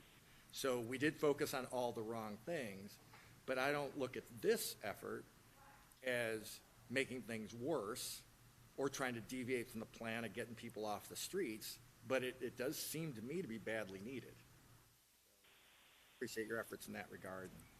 Thank you, Mayor. Thank you, Councilman Waring. Councilwoman Stark, followed by the Vice Mayor. Thank you. Thank you. Thank you, Mayor. I don't know why my mic's so loud today. I'll try to move away from it a little bit. I just wanted to ask a couple questions. I know we've had some setbacks. We really are trying to get facilities open. And if you could just speak to that for a moment. For example, we've been working on a facility up in the Sunny Slope area, CBI, and they've ran into some financial problems. They're working through it. They're going to get there. But we also were working on something at Lower Buckeye. Maybe you can let the audience know. Our first mission is to try to find enclosed indoor sheltering. Yes, Mayor, Councilwoman Stark, you're correct. As I mentioned, our first priority is indoor space for people, indoor shelter, where we can get people out of the elements, and that has always been our first priority. And we have a number of projects and a number of beds that are in the works, in the pipeline, both from our nonprofit partners and ones that are partnering with us directly, and those who have had projects that the mayor and council have put funding towards. So I'd like to have Rachel talk about that in a little bit more detail. Before I turn it over to her, yes, I will acknowledge that we were very excited about a site. We found 7 acres that the city owns, and it turns out that we're not able to use that site because of environmental issues with it. And there was a reason that great site was available. It just it's a setback for us. But we are feverishly looking for an additional site or sites to replace that one. But if Rachel, if you could go ahead and kind of talk about what's online. Sure. So in addition to the 600 new beds that we brought on board last year, already this year we've opened 70 new beds, 50 of which just came online this past month. We have an additional 50 opening next week, I'm excited to say, in partnership with Mercy House. And in addition to that, in all different stages of development, we have other shelter beds. We are still working towards the city-owned shelter. We did have the setback with the Lower Buckeye site, but we are actively looking for a new site to repurpose those to roughly 280 beds via sprung structure and some non-congregate modular units. In addition to that, we're partnering with CAS to open the Haven shelter, which will serve 170 seniors aged 55 and over. We have CBI opening the North Mountain Healing Center, which will serve 100 individuals. We have St. Vincent de Paul opening Ozanam Manor 2, which will serve another 100 individuals. And then we've got 2 family shelter projects in the stages of development, both at UMOM as well as Salvation Army. So lots of different options coming to serve many different needs throughout the community at different stages of development. Thank you. And I will also add that last night I was actually at a ribbon cutting for the House of Refuge. So there are also nonprofits out there that are really trying to address the issue but have not come to the city of Phoenix for help. They're doing it on their own. The House of Refuge is in Sunny Slope. They've been there for many years. They're expanding. They're a wonderful nonprofit. And so I think we need to continue to highlight some of those types of developments that are occurring throughout the city as well. The other, and I guess the last question I have, and this is a tough vote for me because, I know Angela. I think the world of Angela. She's got a business down by the zone, and she works so hard, and I know she's struggling, and I know she's frustrated. But what we're trying to do is get people off the zone and put them into a safer location where you have better controls and better protections. But also, isn't this going to hopefully be temporary as we continue to build additional shelter beds? Mayor, Councilwoman Stark, that's an excellent question, and I apologize we did not mention that when we gave our initial comments. That is true. We are looking to this option as a temporary option, approximately 3-year time frame to give us time to get more shelter beds in place and also to work with those residents who are outside right now. And so we would then we would need to determine the disposition of the property at that time. But we do not view this as a permanent option in that location. Thank you. And then this is just my last comment, Mayor, I promise. Because this is critical that we get these shelter beds built, I really hope that all the departments that deal with permitting and development, and that's not just planning, that's water, that's streets, that you guys make this a priority. You've got to help be a part of the solution too. I know that Rachel and her group does a great job, but we got to make sure as a city we're all in this together and we're getting shelter beds built as quickly as possible. Thank you, Mayor. Thank you, Councilwoman. In addition to the projects that Rachel mentioned, there's several other city departments that are bringing on projects. We have workforce units, including the ones we just voted on. We have the housing department, which has thousands of units and vouchers, and we just had maybe 10 in the last 2 council meetings, new projects that we have helped bring forward. I think a new hotel coming online, hotel to housing project for veterans. So it's really a wide variety of projects far beyond the extensive list that you mentioned. Vice Mayor. Thank you, Mayor. First off, I just want to make a few points, and then I have a number of questions. I think, like you all, I'm deeply, deeply disappointed that it took us a year to find out about the methane issues at the 22nd Avenue and Lower Buckeye site. For those who might not be aware, there were going to be 280 beds on this site. And while we were running into construction issues, now it is no longer happening. I think that is the model of what innovative and thoughtful housing support looks like. I am very torn on this. I understand the urgent timeline that we are under as a city because of the court order. But I think, like many of my colleagues have mentioned, outdoors is not ever going to be the preference. I agree with Councilman Waring that this will, of course, be much better when it comes to security and so many other things than the zone, but it still doesn't feel just right. Also, today it's about, we heard this from many of the speakers, but today it's 106 degrees. It's going to reach 115 degrees later this week. And every year our goal should be to prevent heat-related deaths from happening on Phoenix streets. Every year I've been on council, I've asked your office and the Office of Heat Response and Mitigation for more heat respite around the zone in particular. The first year we brought a cooling bus. The second year we added shade structures and water and enhanced capacity. But again, with these opposing court rulings and an unfortunate series of events, this is what we have to consider as additional emergency shelter, which will hopefully open by September. So this question is for Gina. Gina, I'm wondering, when working with the state on site locations, what did your office ask for, and what got us to the decision to pick this 4-acre space, which is only a few blocks away from the zone? Vice Mayor, Mayor, members of the council, we requested any properties that the state had available, and we requested them in the area, and we also requested them throughout the county in terms of what might be available. And as far as addressing the area around the Human Services campus, I will acknowledge that proximity to where the services are and where the folks are outside was a factor, and the fact that the characteristics of the property itself are a huge deal. Having the shade, having the indoor space where people could have some respite from the heat. It was already fenced. It's again, proximity to the services. Those were critical factors in doing that. We mentioned the fact that it's voluntary.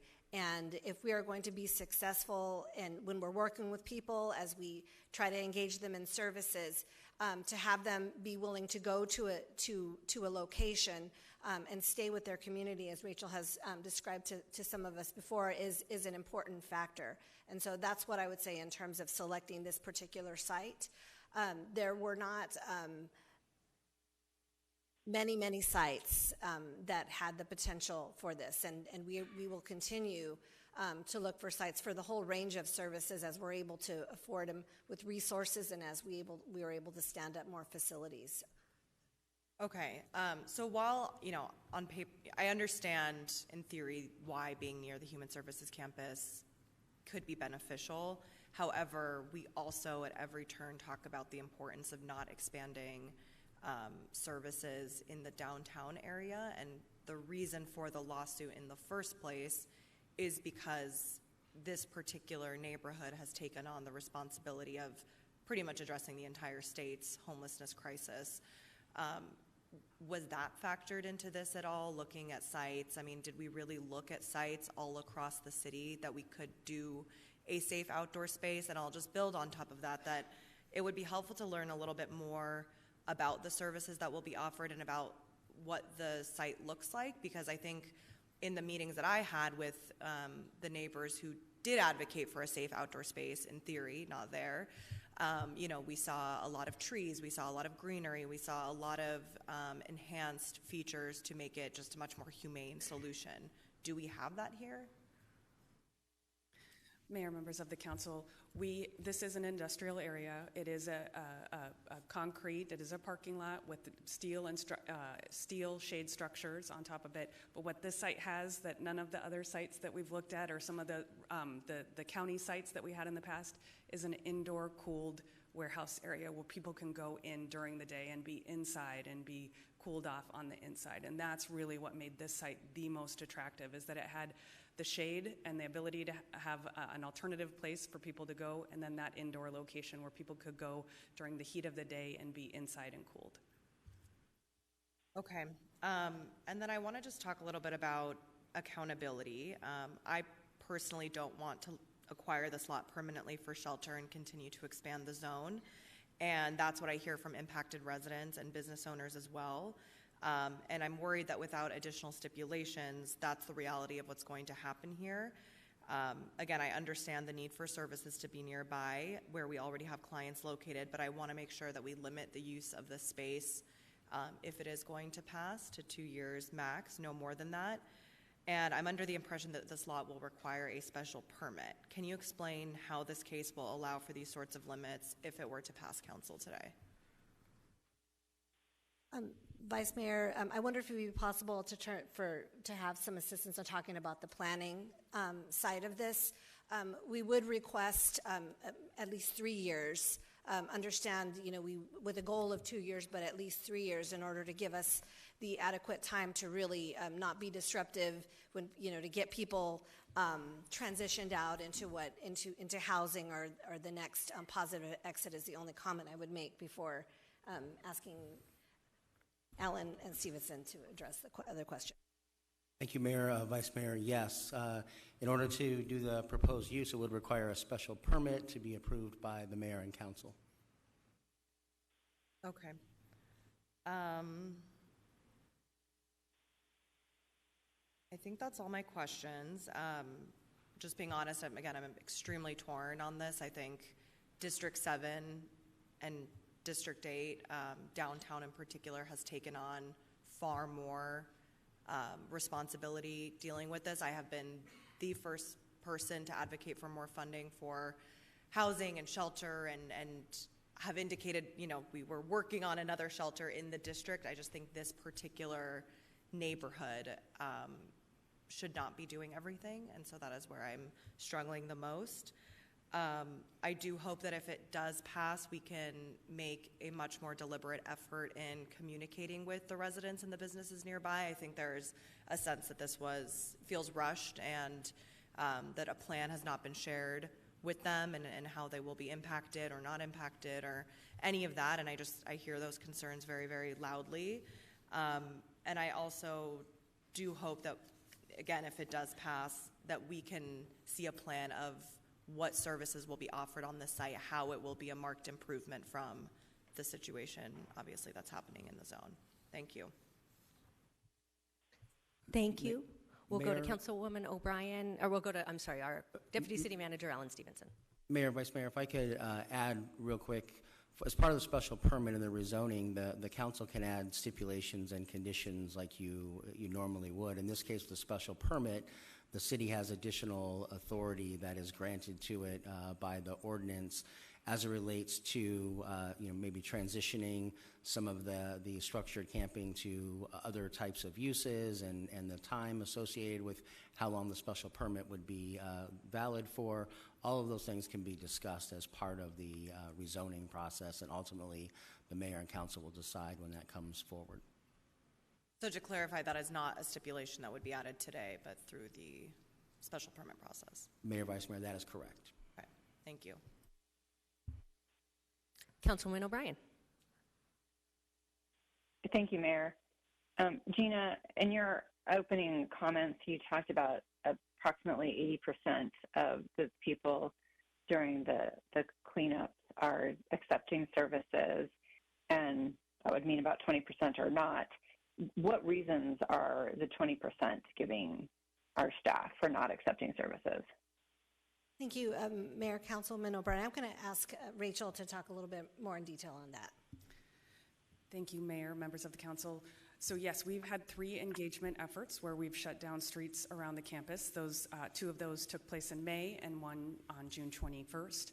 And in total, we've had 25 people decline to go to an indoor location, be it shelter or treatment or other service. So yes, roughly 20% of the individuals that we've engaged around the campus have declined, and the reasons really vary. Some don't tell us the reasons. Some we work with for hours and are they're almost ready to go to an indoor location and then change their mind. So we've come across with those 25 people several different reasons, but for the most part, the ones that we know where they went to other open blocks to camp in the area. So if this is approved and we find a provider, what would be the transition plan from the zone to there? Mayor, members of the council, Councilwoman O'Brien. So our plan would be to phase the opening as we continue our efforts around the Human Services campus, so that when we do close down a block, if we do have individuals that aren't ready to go to an indoor location, we have an alternative place that we can offer them, a safer place that we can offer them as an alternative to going and being on someone's doorstep and in front of someone's business. They can go to this other safe location where they can have case management services provided by a third-party nonprofit provider.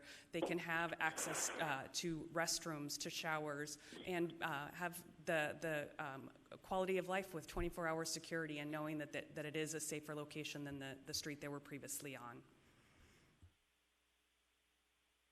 So it will still be phased in, but if I did my numbers right, roughly, we've contacted about a little over 100 people at this point through 3 engagement efforts. Is that correct?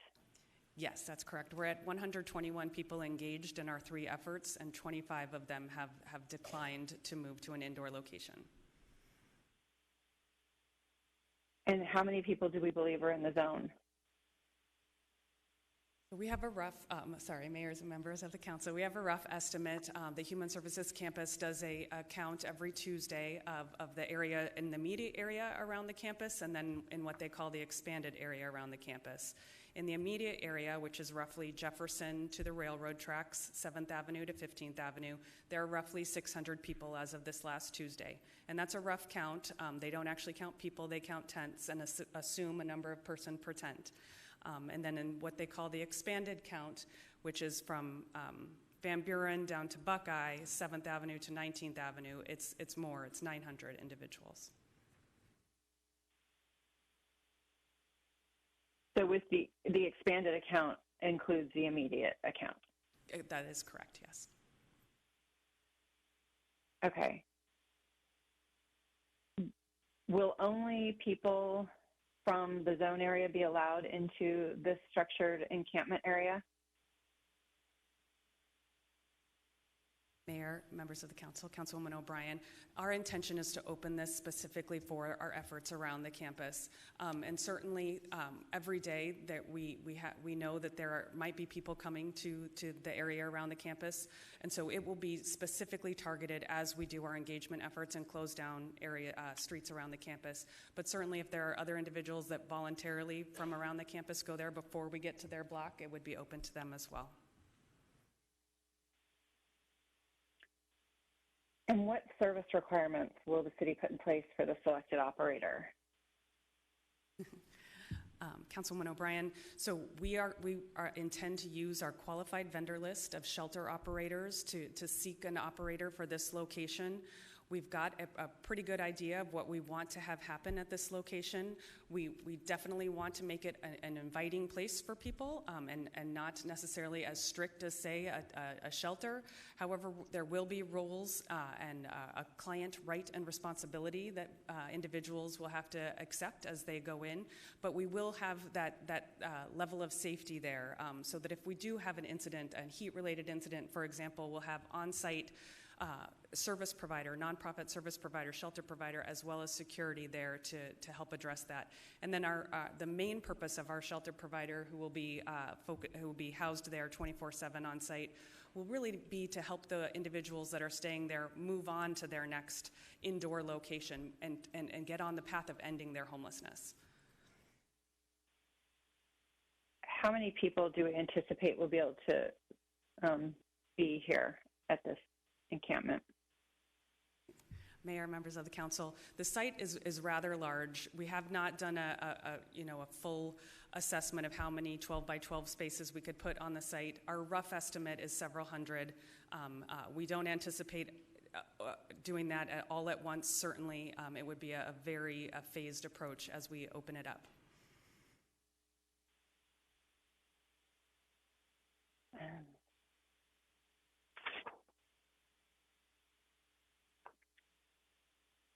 You talked about inviting but not strict. Will there be a code of conduct in place for the site? Mayor, members of the council, there definitely will be a code of conduct on the site. Deputy City Manager Gina Montez mentioned that Scott Hall and myself were at Maricopa County when the county opened its safe outdoor space. So we have the rules and regulations that we utilized at that space, and we're planning on learning from that experience and making some minor adjustments, but we will have a code of conduct and rules at this location as well. And so does that mean, based on that code of conduct, if people commit crimes, will you all be calling the police? Yes, we will absolutely be calling the police if there's criminal activity on the site.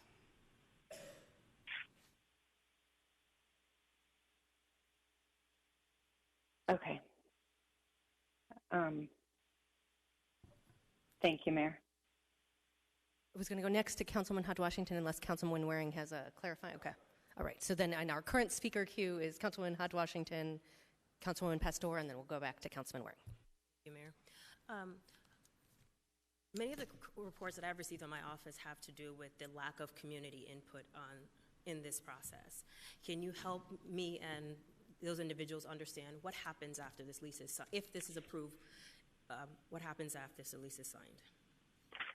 Mayor, Councilwoman Hodge Washington, after this point, if the council were to authorize this to move forward, then we would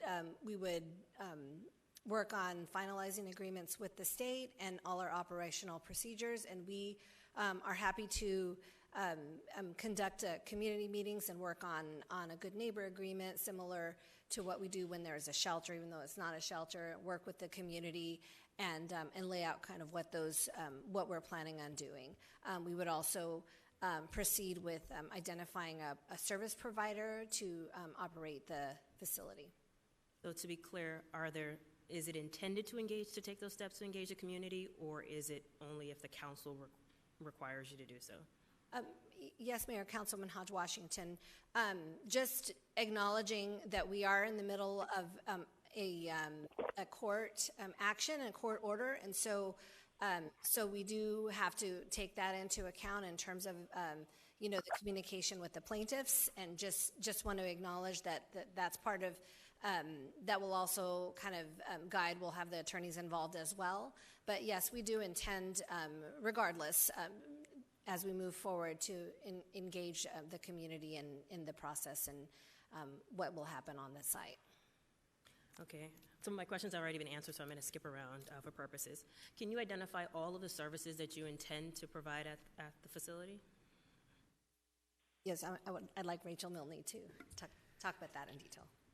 Sure. So, Mayor, members of the council, so at a typical shelter site, we would provide a shelter provider with case management services, behavioral health services if needed, security, food, access to hygiene.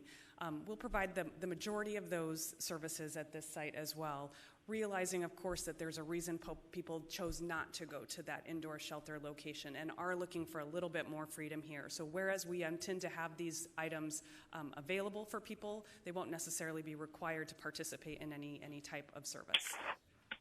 Okay. We mentioned that there was a warehouse, an industrial warehouse on the site that can, do you know the square footage of this warehouse and how many individuals it can actually accommodate?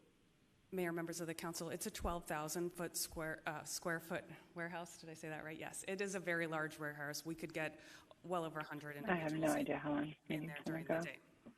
I'm sorry, can you say how many people again? Well over 100 individuals. One of the questions were there any other sites outside of District 7 or District 8 that were considered for the safe outdoor space? Mayor, Councilman Hodge Washington, as I mentioned, we have been looking to identify sites throughout the city for various services, hotel conversions, shelter.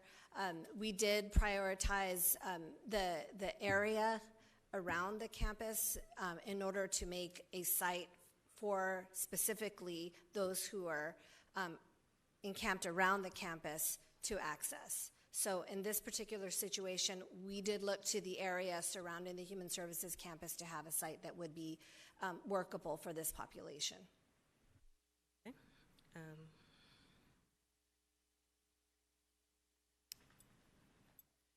I am philosophically torn on this one because I do understand the need to have safe outdoor spaces for those that are not yet ready to take indoor services. But I must say that I am also disturbed that it continues to be a burden only shared by District 7 and District 8. Many of the other districts have the luxury of being able to plan for their types of development in the form of hotel conversions or more structured construction. And In this situation, it is simply was presented as a lease and not really given the kind of transparency that I would have liked to have seen on this when it comes to presenting something of this magnitude involving our city. I am definitely a supporter of the unsheltered community. I definitely think that more needs to be done for them.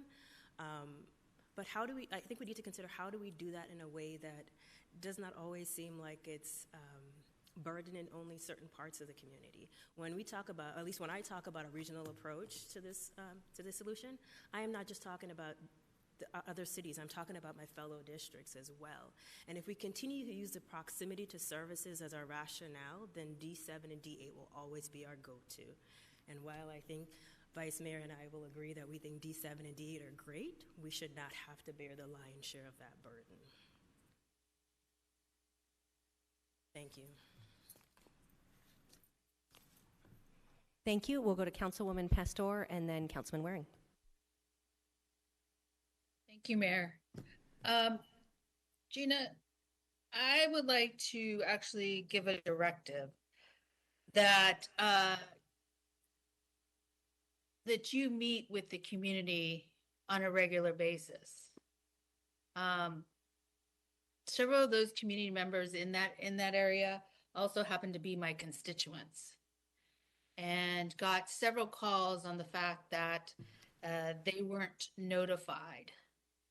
And I understand the caution because they're part of a lawsuit. They're plaintiffs.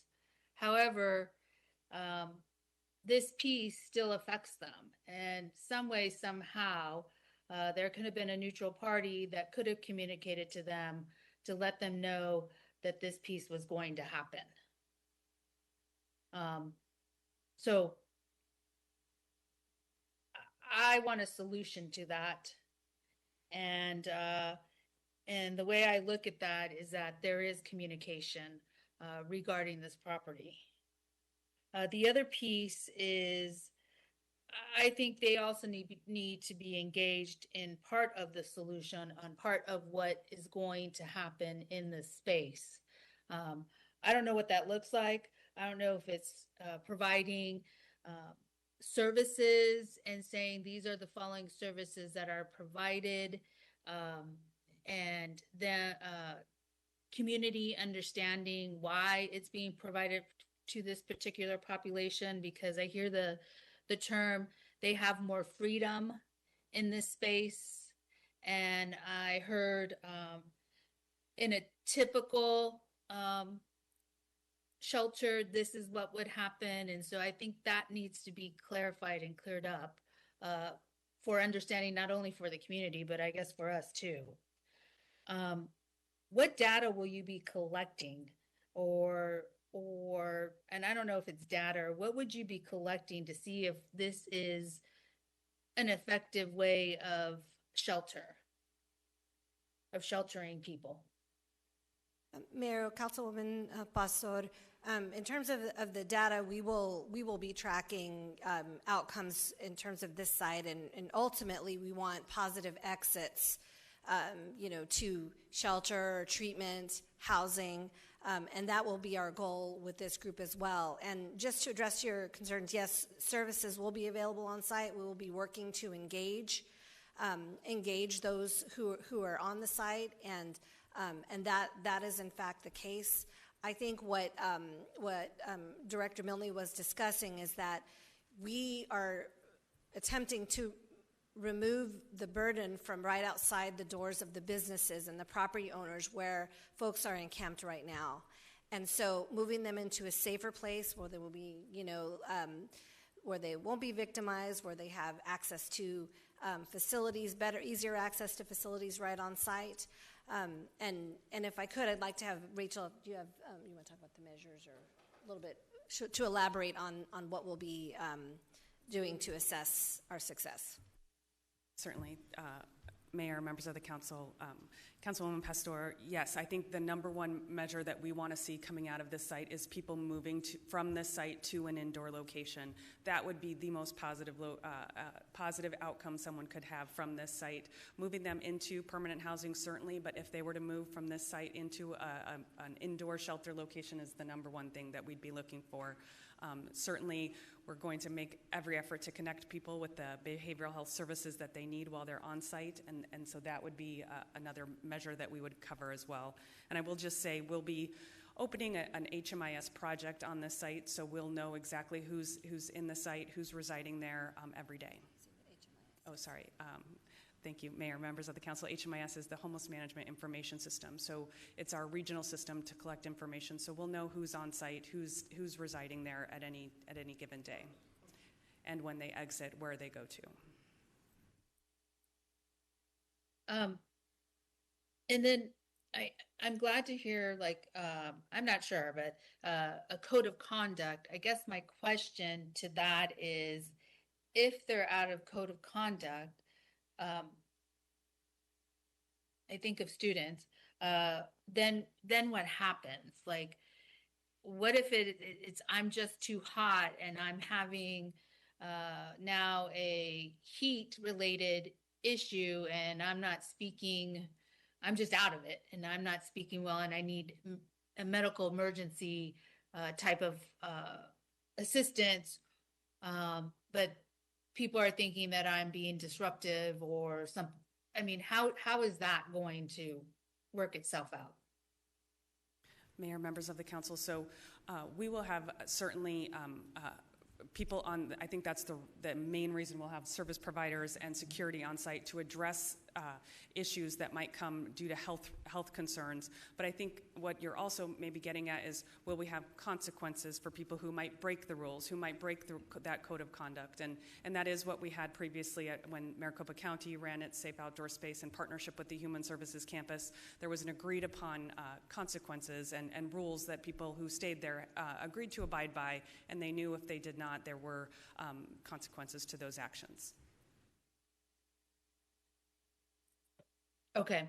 And then I have two more questions. And the last one is, what happens if it's full? Because it sounds like there's only 100. If I heard that correctly, or is there more people could be on that property? Mayor, members of the council, Councilwoman Pastor, so the Safe Outdoor Space, the actual camping area has room for several hundred individuals or campsites. The indoor warehouse location that people could come into to escape the heat has room for over 100 individuals to be there at any given time. Okay, now I understand. And then my final one is an environmental, because we just went through a process where we thought we had something, and then it became an environmental issue. How do we know we don't have an environmental issue with this property? Councilwoman Pastor, we have ordered a phase 1 environmental assessment that is in process, and so that will indicate whether there are any concerns, and that will be during our due diligence process.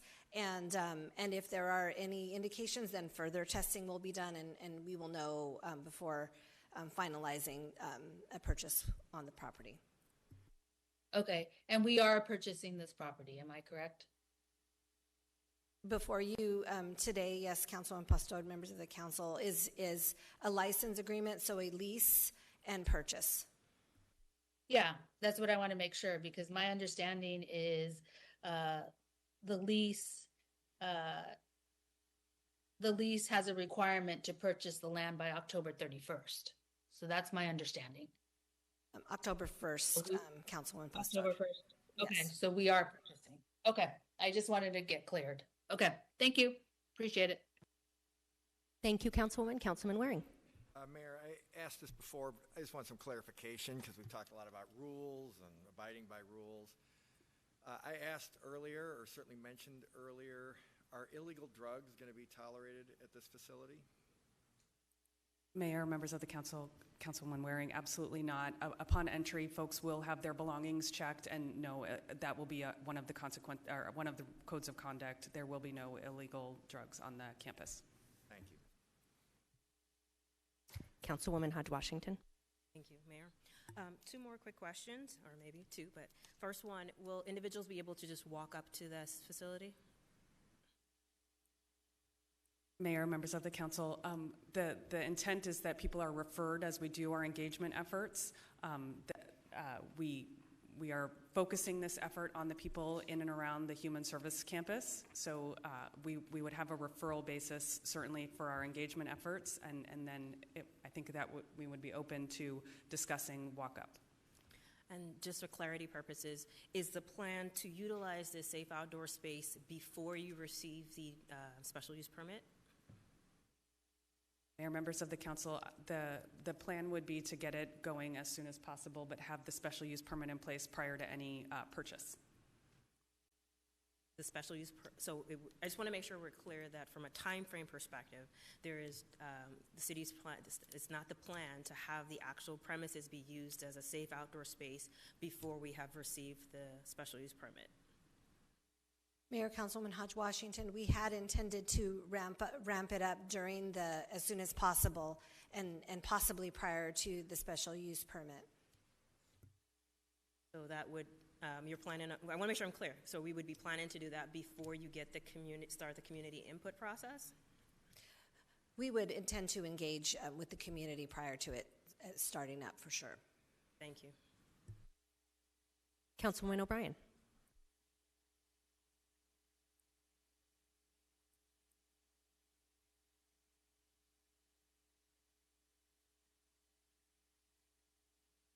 Have we lost connectivity with Councilwoman O'Brien? Councilwoman, you might be muted.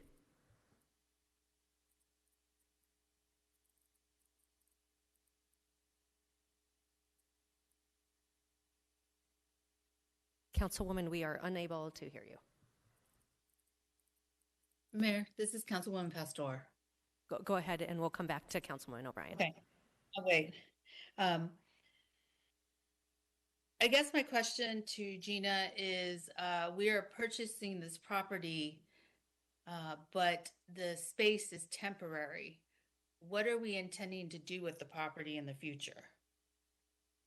Mayor, Councilwoman Pastor, members of the council, the disposition of the property after its use is definitely something up for discussion with the mayor and council. We do not have long-term plans for it. There are several options that could be considered, but we would not consider it for, possibly maybe transitional housing, something. I'm probably speaking out of turn because we're very much focused on the immediate use, and these were the terms which we were able to access the property. Okay, and has phase one in say we pass this in phase one, has that already been into play, or we're waiting to pass it and then that's when all the equipment, everything comes into play? Councilwoman Pastor, if you're referring to the phase one environmental review that I mentioned, that has already been ordered. There has not been any additional supplies or equipment ordered at this point for the site. And what if it shows that there's a need for a phase two? Mayor, Councilman Like, Pastor, there's the environmental piece. I apologize. I didn't hear the last part of the question. Like if there's something wrong with the property, or we need to do a further phase two, I guess. Councilman Pastor, then we would complete the due diligence. If it merited further testing, we would get guidance from our Office of Environmental Programs and conduct the additional testing that's needed prior to having any people inhabit the site. Okay, thank you. Councilwoman O'Brien.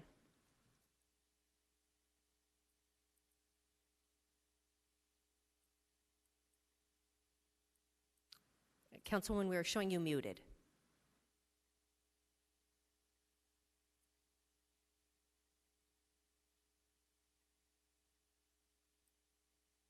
Councilwoman, we are still not hearing you. Okay.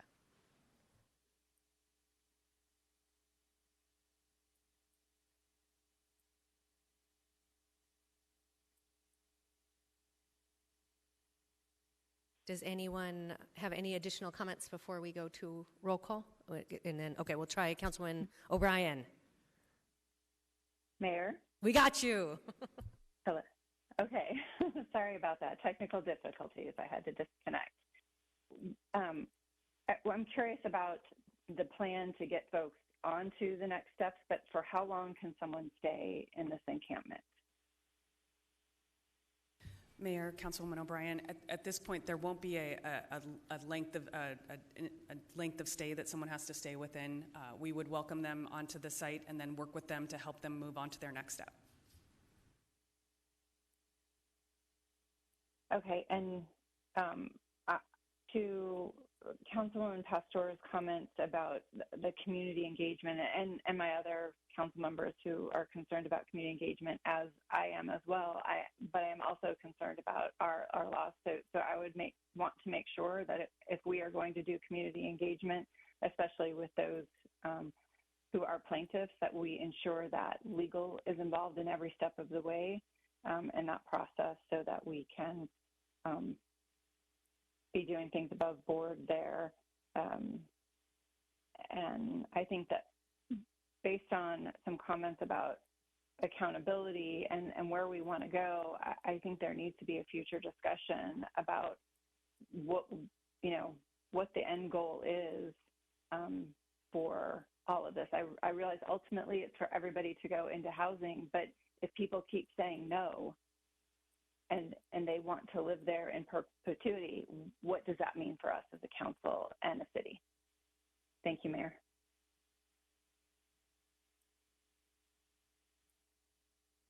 Mayor, if I may. Mayor and Councilwoman O'Brien, just to address your last comment, I did want to say Maricopa County, when it closed down its safe outdoor space after the pandemic, there was a huge effort to make sure that everyone there was also offered an individual place to go. So we do have experience and know how to shut down an effort like this as well and to phase it out and ensure that people are connected with the right services at that time as well.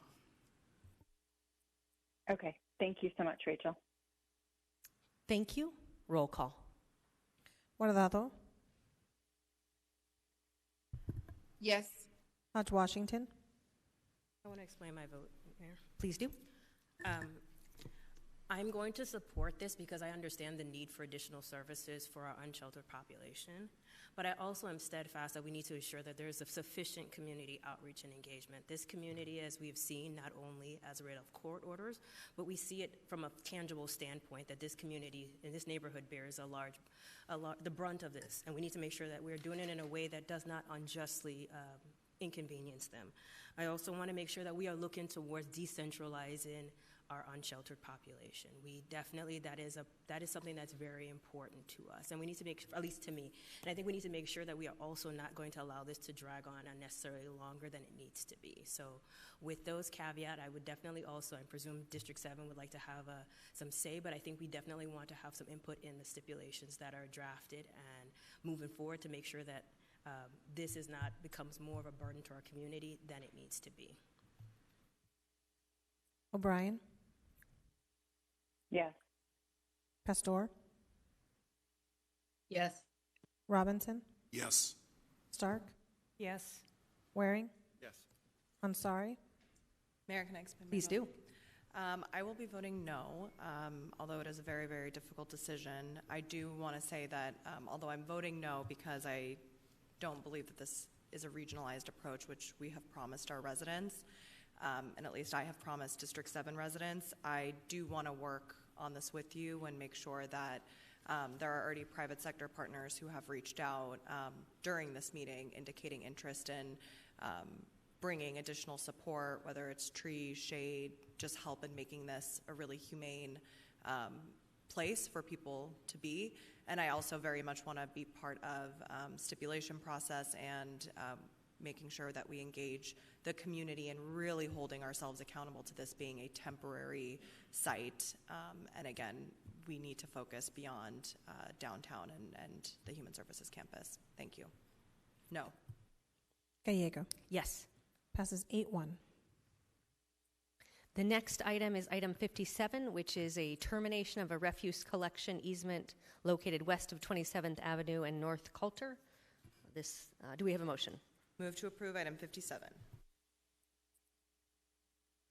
Do we have a second? Second.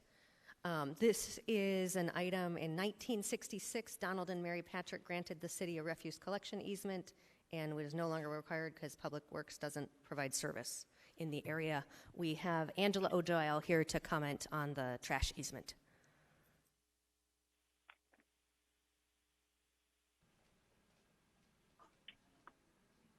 Angela?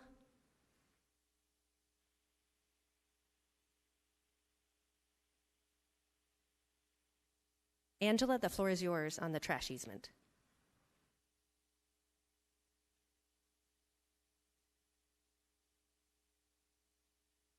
We are not getting any audio.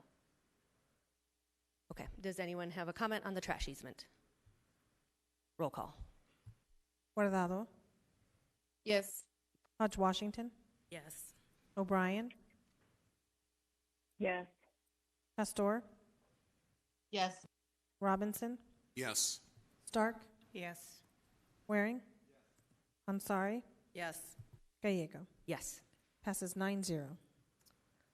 We next go to item 78, which is a request to establish the Phoenix Community Court. Do we have a motion? Move to approve item 78. Second. Second. We have a motion and several seconds. We'll go first to Councilman Waring and then Councilman O'Brien for comments, and then Councilman Guardado. Councilman Waring. Thank you. I appreciate it, Mayor. This came up at the Public Safety Committee last week. Lori, I think you were there. I guess I'll just start with I was pretty surprised, as I think you were, given our interactions. I brought up a specific case where a knife was allegedly, well, I can read what the police report says, or what they sent to us anyway. The Office of Homeless Solutions team spent several hours today working with one individual offering indoor shelter and providing multiple additional notifications that the block would close to camping today. Toward the mid-afternoon, the individual threatened one of our outreach workers as he held a knife in his hand and refused to come out of his tent. Phoenix police were called, including crisis intervention team's officers, who tried to get the man to comply and come out of his tent. A small amount of chemical irritant was used to persuade the man to come out. He did so and was taken into custody. He was arrested for threatening and misdemeanor trespassing on state land with clearly posted no trespassing signs, and we booked into jail. I brought up this specific case. I thought I had been pretty clear with staff what I was asking. Would this person be eligible for the homeless court? The answer was no, that would be a felony. Now, I understand language was used that maybe they thought it was a hypothetical. I thought it was pretty clear I was talking about a specific case. If you don't know the resolution of the case, you shouldn't be throwing around words like felony, like I'm an idiot for even suggesting it would go to this court. And then I find out later that person was released. But charges were dismissed. Now, I know you're going to tell me procedurally, there's reasons for this. Maybe he'll be charged with a felony later. Of course, finding him might be a challenge. Unless you're going to tell me different, we have no idea where this individual is right now. Now, this is all allegedly. This is the police report. I guess that doesn't inspire a lot of confidence. You could tell me, well, this person wouldn't go into this court because they were allegedly threatening violent things. That would be something different. But what am I supposed to think? What am I supposed to tell my constituents? Because this is the way the person gets treated in the regular court without the special homeless court. Now, I got told on emails and stuff I'm compassionless and so forth. Well, I guess I have enough compassion to think our employees shouldn't have knives waved at them. I have enough common sense to think that if we sent out a street person, a street department worker to fix a pothole, and they met with a citizen, and the citizen brought out a knife and didn't even wave it around, just had it in their hand, that would probably be treated a little differently than this. So I guess I'm curious, if this person that we release goes out and kills somebody in the interim period, what the hell would we tell a family member of the victim about how this was handled? I'm not saying it's your individual's fault. I don't even think it was the fault of the people who I thought badly misled me at the last meeting, and I was pretty furious about it. But I'll give you a different hypothetical. Well, it's not a hypothetical. It happened today. So apparently at the library, and I have complained about security and the situation at the Burton Bar Library before, an adult male has been taken into, this is from police, this is what they send us when there's an incident. This happened today at 11:17 a.m. An adult male has been taken into custody after threatening patrons at the Burton Bar Library. He was combative with officers and needed to be tased twice. The adult male is being transported to the hospital. It appears he is under the influence of drugs.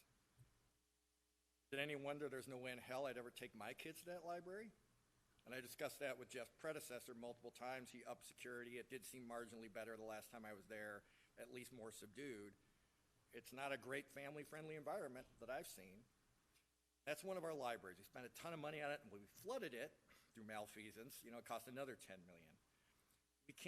We're not building parks and bus stops and libraries. They're not homeless shelters, and they shouldn't be respites for violent behavior. And if there is going to be violent behavior, that needs to be punished. I said that to a reporter yesterday. She used the word punitive. It is not unreasonable that if you're going to behave this way on drugs, you're going to be waving knives around. These are hypotheticals. I don't know these two individuals. I didn't witness either of these incidents, obviously. I just know what the police are telling us about it. But what am I supposed to tell people who might want to use city facilities? So there's a lot there. I mean, is there some assurance that this person wouldn't go to this community court? Because I have really had concerns, and I'll give you one example. When you go over to Jefferson, half a mile from this facility we're in right now, you'll see piles of trash out in the road. But if I put piles of trash in front of my house, anytime outside the 2-week window where we go and pick up bulk trash, you guys are going to cite me and take me to court. That's only one example of where we have really built a different structure and made the situation that we have half a mile from this site we're on right now really just complete anarchy. So we're doing this, which I am now interpreting as another way to not hold people accountable. I was bemused. I think it was Christina Estes had an article where there was a quote from the last meeting where one of our staffers talked about accountability. In none of what I'm talking about here am I seeing any accountability at all. I heard how tough counseling is. Well, maybe, but it doesn't seem to be working particularly well. Maybe in a few individual cases, but there is no circumstance where I would be crazy enough to tell citizens the situation's improving. So how do I respond? Can you give me some satisfaction, Lori? We actually have talked about this, and Jeff and I talked about this quite a bit too offline. What are we doing here? Mayor, how did this person get released and the rest of it? Mayor, members of the council, Councilman Waring, what I can tell you is that the community court as it's structured is not intended to serve the types of individuals who have committed offenses like you've described. It is intended to serve individuals who have committed offenses that are tied to being unhoused and not to violent behavior. So, for example, individuals who may be trespassing, which is something that is happening due to the fact that they are experiencing homelessness. Individuals who are perhaps committing offenses like shoplifting or something that may be also tied to their unhoused situation. It is not intended to focus on individuals who are committing violent types of offenses.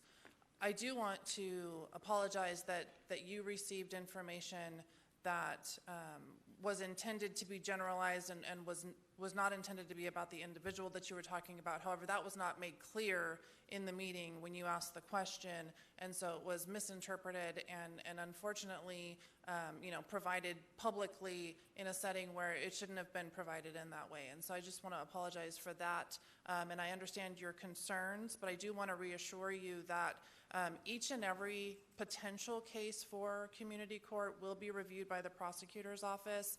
And if you would like, we can have our city prosecutor, Bob Smith, come up and address some of the particulars of how those cases are charged, since he is the subject matter expert in that, but he and his staff will be reviewing those cases on an individual basis. They will be looking for things like propensities for violent behavior, and other things that would be excluded from the community court process. Those who are deemed appropriate for the community court process would be subject to all of the accountability that the traditional court process holds, as well as additional requirements such as counseling or addiction services or other things that may be beneficial to their success in the long term. So I do want to assure you that this is not intended to relieve anyone of accountability by any stretch of the imagination. It is intended to increase accountability and to provide services on top of the accountability that the judicial process holds. Thank you, Larry. Mayor, you can understand, given first how that went last week. I appreciate the apology. It's not really for you to say, but I appreciate that. That was infuriating. That was, hadn't had that experience for a while. I have had it before, but it had been a while since I felt like, wow, you knew what I was asking. And at the very least, I wish there had been some follow-up where people had, they knew what I was saying. Go find out what happened to this guy. But instead, I got to read about it in the newspaper because the reporter, Taylor Seeley, was smart enough to crack the code that they were kind of misdirecting. So that was personally embarrassing for me that she cracked it and I didn't, and I'm usually more on top of my game, so that was bad on me. I should have known I was being misdirected. She understood it very completely, so hats off to her. But in any case, that's how we're coming to have this conversation here now.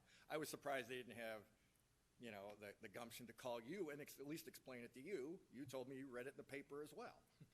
So that's not reassuring when we're talking about starting a new court, because in the actual court, with actual, apparently, according to police, violence being threatened, the person just walked.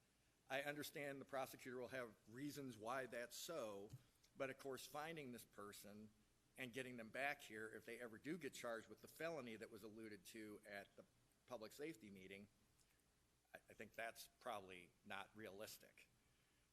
I am worried what this person might do in the interim and what people might have to say about the competence of the city just overall, because there might be a lot of, what the hell are you guys doing if something terrible happens?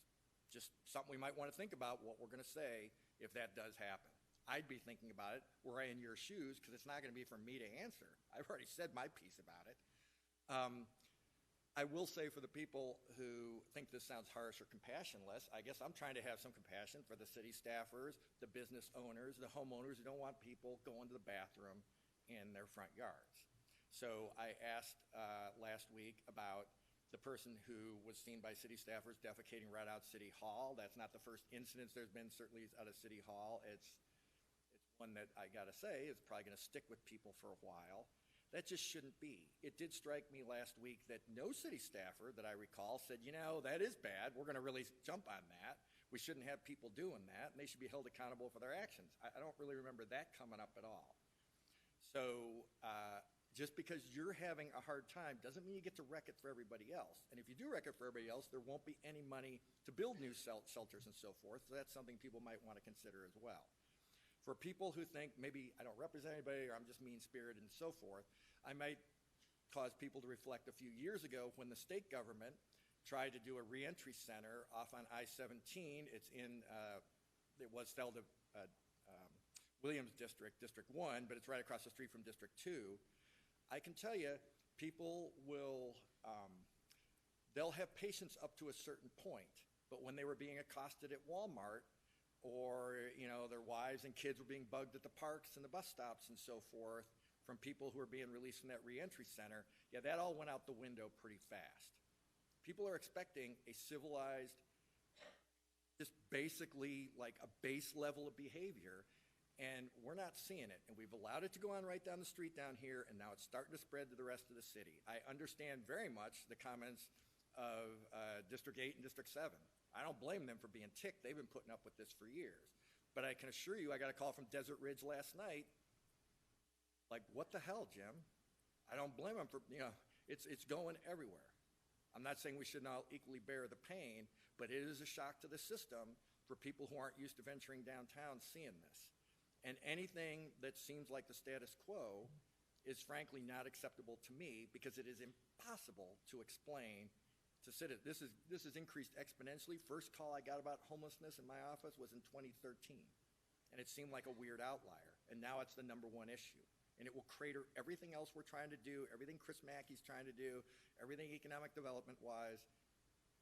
I would strongly advise us, let's get people into shelters, let's do what we need to do, but a lot of this behavior is criminal and should be treated as such. And to soft sell it and say it's not what it is, it's absolutely outlandish. If you're going to the bathroom, literally in front of everybody, somebody wrote me that that's a cry for help. I'm sorry, that's ridiculous. I'll tell you what that is. That's somebody who's telling us, I'm not going to follow any of your rules. I'm going to do whatever I want, whenever I want, wherever I want to do it. And there is absolutely no way, if it's happening outside City Hall, it's not happening all around the city, there's going to be a backlash. There just is. And so we saw it with that reentry center. People just aren't going to stand for it, who are trying to raise their kids and just trying to make a living. So you can ignore this. You can make fun. I saw some people smiling. Go ahead and smile. But you might want to consider that when that comes, people are not going to be forgiving of the behavior that they're seeing. So that's what I meant by punitive. If you got people who are threatening other homeless people, they should be in jail. You're not doing them any favors by keeping them out in the street. You had 1,100 dead or whatever was mentioned in the previous item. So for that, people who think that's compassionate, keeping the status quo, that's nuts. So I really hope this isn't more of the same. I'm going to vote against it just because I was pretty put off by last week's. I would have voted no if I had had complete information, but that shouldn't happen again either. That I thought was embarrassing for all involved. So, you might just want to consider what I'm saying, and hopefully this will work. Good luck with it. But let's try not to release any more people who are threatening our fellow citizens.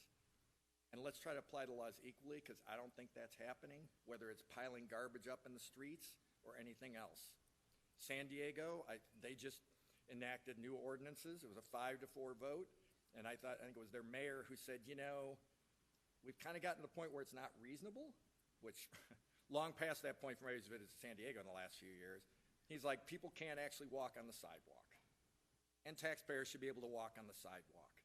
And that's what it's come to. They actually have a discussion about, should the sidewalk be cleared or not? I don't know how it came to this, but let's not have that happen here. Thank you for indulging me, Mayor. I appreciate it. Thank you, Councilman Waring. We'll next go to Councilwoman O'Brien, followed by Councilwoman Guardado. Thank you, Mayor.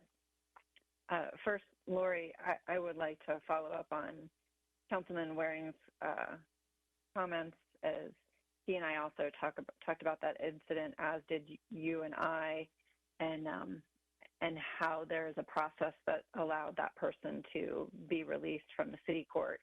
I would just like to ask for staff to look into the system and processes, to explore ways to make changes so that we don't have to procedurally let someone be released for a misdemeanor, so that we do not adversely impact their potential felony charges.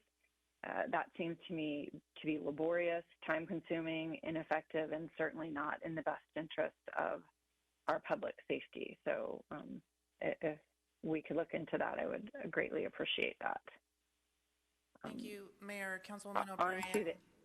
If I may just address that real quick, I do agree with that suggestion and have already scheduled a meeting with staff over the summer to have that conversation to better understand how the process works and why it works the way that it does, and how we might be able to make adjustments to ensure that those goals are achieved.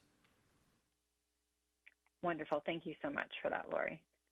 And now on to community court. I'd like to thank Jeff and Lori for their support. I'd like to thank Presiding Judge Taylor, Bob Smith, and David Ward, and all those who sat in meetings for the last 6 months or maybe longer to bring us to this point. I do really appreciate it. I'm incredibly proud to support the establishment of the Phoenix Community Court. It's similar to our other nationally recognized therapeutic courts. Community court's an award-winning court model that successfully lifts people out of homelessness while reducing recidivism and preventing crime. It's recognized by elected officials from both parties, our state Supreme Court, and the Phoenix Homeless Task Force. Community court is an effective way to provide services to individuals in need of assistance. And lifting people out of homelessness and enforcing our laws doesn't have to be an either-or decision. We can do both when appropriate. This voluntary, pre-adjudicated court system is designed to provide individuals with the tools and resources needed to get out of homelessness and the opportunity to take control and accountability for their lives. Hundreds of homeless individuals cycle through our judicial system on a never-ending cycle of offense, arrest, release, and repeat. And rather than cite individuals and put them through the judicial process, we can offer navigation assistance and a personalized plan to be lifted out of homelessness. Should individuals want to accept the services offered, they have the chance to reimagine their lives and improve their standard of living. If people don't want to accept the services provided, the city will then process them through the judicial system as they normally would.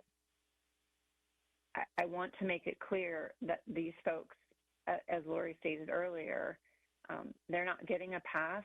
They're doing additional work above and beyond what they would if they went through the normal process and ending up in a better spot.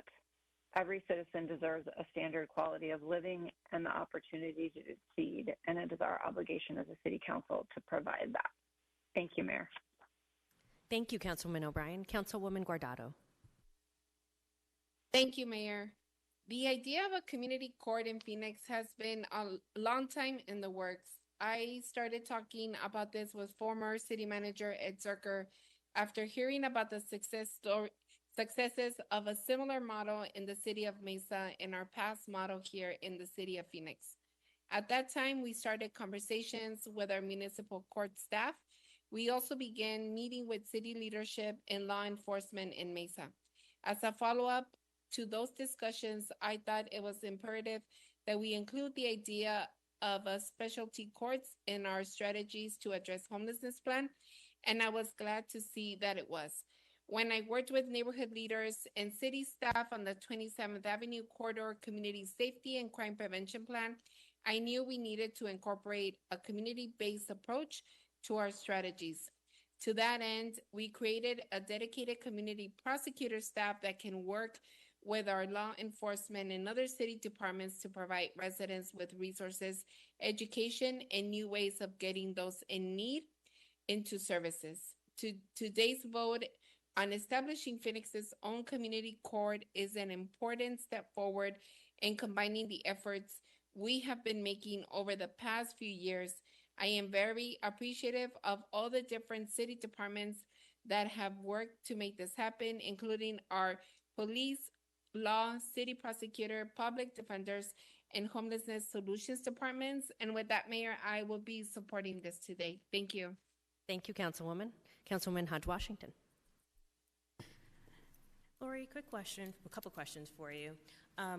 One, as a lawyer, I want to make sure that we are not burdening already an individual that is burdened as they're coming into the system. Are there any fees for individuals to participate in this process, in this program? Mayor, members of the council, Councilwoman Hodge Washington, no, there are no additional fees added on to a defendant to participate in the program that would be outside of what they would perhaps already have incurred as part of the judicial process. Okay, thank you. And then I also wanted to make sure, I know the answer, but for the benefit of those in the audience, does someone have to plead guilty in order to be able to participate in a community court? Mayor, members of the council, the answer to that is no. So it is not like it's not like a traditional diversion program? That is correct. Okay. The other question I wanted to ask is, I didn't have the pleasure of sitting on the council like some of my other colleagues, but we cite the success of our behavioral court and our Veterans Court, and we talk about the Mesa Court as well. Do we have any statistics that we can share regarding the success of those programs? Yes, Mayor, members of the council, Councilwoman Hodge Washington, a couple of things that I can share with you and with members of the public are regarding our Veterans Court and our Behavioral Health Court. For the Veterans Court, over the last several years, since 2019, the Veterans Court has served 1,557 clients, and over that period of time, there's been an average success rate of completion of Veterans Court by 66% of the clientele that have moved through that process. And this is considered to be a very successful outcome for Veterans Court. On the behavioral health court side, what we can tell you, numbers are tracked a little bit differently in the behavioral health court. There are 922 defendants currently participating as active participants in behavioral health court. 81% of those are currently successfully participating. They're compliant with everything they're being asked to do at this point in time. So that is an 81% active success rate for behavioral health court. Thank you. And then I think my last one, unless you ask me, since you tell me something different, is in addition to having the prosecutor's office or the courts determine that somebody's eligible, can a defendant request to be placed into the community court system? Mayor, members of the council, Councilwoman Hodge-Washington, that is a great question. At this point in time, we are asking our prosecutor to be the entity that decides eligibility, but I don't see why, and Bob's going to come up here, I don't see why we couldn't have those conversations, between the prosecutor and perhaps the defense attorney to have that conversation. But Bob, I'll let you speak to that. Thank you, Mayor, council members, Lori, and Councilwoman Hodge-Washington. Yes, a defendant could ask. Usually a prosecutor, a public defender, the court might even come across, or Office of Homeless Solutions, navigator may recognize an individual, but the individual themselves could say to their defense attorney, to the prosecutor, if they're pro per, I would like to be part of this court. So yes, they can ask to be part of the court. They would still go through the same review process as everybody else. Thank you for that clarification, because many times we see disparities in the actual charging of individuals, and this is one way I think it allows a defendant to avail themselves of this opportunity if they are the right candidate. So thank you for that. Thank you. And Bob, while you were there, thank you for your service to the city. Although you are not going far, we appreciate your time here. Thank you, Mayor. Appreciate it. Mayor. Councilwoman Stark. Yeah. I just want to take a moment to thank Councilwoman O'Brien for this issue. She wrote a very moving editorial in our newspaper. I remember talking to her about the issue. Several residents in the Sunny Slope area had approached me about what Mesa was doing, and she and I talked a little bit about the Mesa courts, and she decided to take it on, and she sure did, and now we're going to have our own community court, so I want to thank her a lot for what she did. I really do appreciate her stepping up. Thank you, Councilwoman Stark. Well said. Councilwoman O'Brien put a lot of research and time into this, as did several members of the council, but I don't think I had as long a policy briefing from anyone as Councilwoman O'Brien and her team, who really love their research, and it shows with good policy. Roll call. Wait, I'm sorry, we have two speakers, and they're very patient. Those two patient speakers are Jeff Spellman and Brent Kleinman. So why don't we go first to Jeff Spellman and then Brent. Good afternoon, Mayor, members of the council. First, I want to, Jeff Spellman with the Violence Impact Project Coalition. I live in District 5 over in 27th Avenue and Northern. First of all, I want to thank Councilwoman O'Brien for her leadership on this. I also want to thank my Councilwoman Guardado for supporting this item, this issue. She's heard us talk about it for a long time. Many of your community leaders have been advocating for a community court that is modeled after the community court that's used in Mesa, which has proven success. I had the privilege of serving on the city manager's task force for homeless strategies. And this is something we talked about extensively in that task force, was following the same model that Mesa has. We experience a lot of problems with people experiencing homelessness. A lot of them get picked up for what might seem like minor crimes, trespassing, drugs. drug use, but these are the things that are really impacting neighborhoods, and it's a vicious cycle where people just keep coming in and out of court, and the issues don't get resolved. Mesa's model does work. We've seen it work, and we've talked to the detectives for several years over there that are using it, and so it has proven success, and so we're looking forward to that happening here in Phoenix. I encourage our council members to support this item. Thank you. Thank you. Brent, the floor is yours. Can we unmute Brent Kleinman?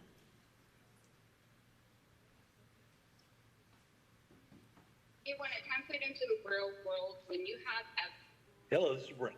Can you hear me? Hello. Sorry about that, Mayor. I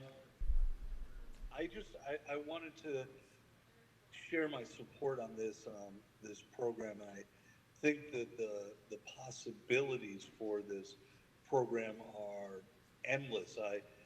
I fully hear Councilman Waring's concerns, and I believe his concerns are valid.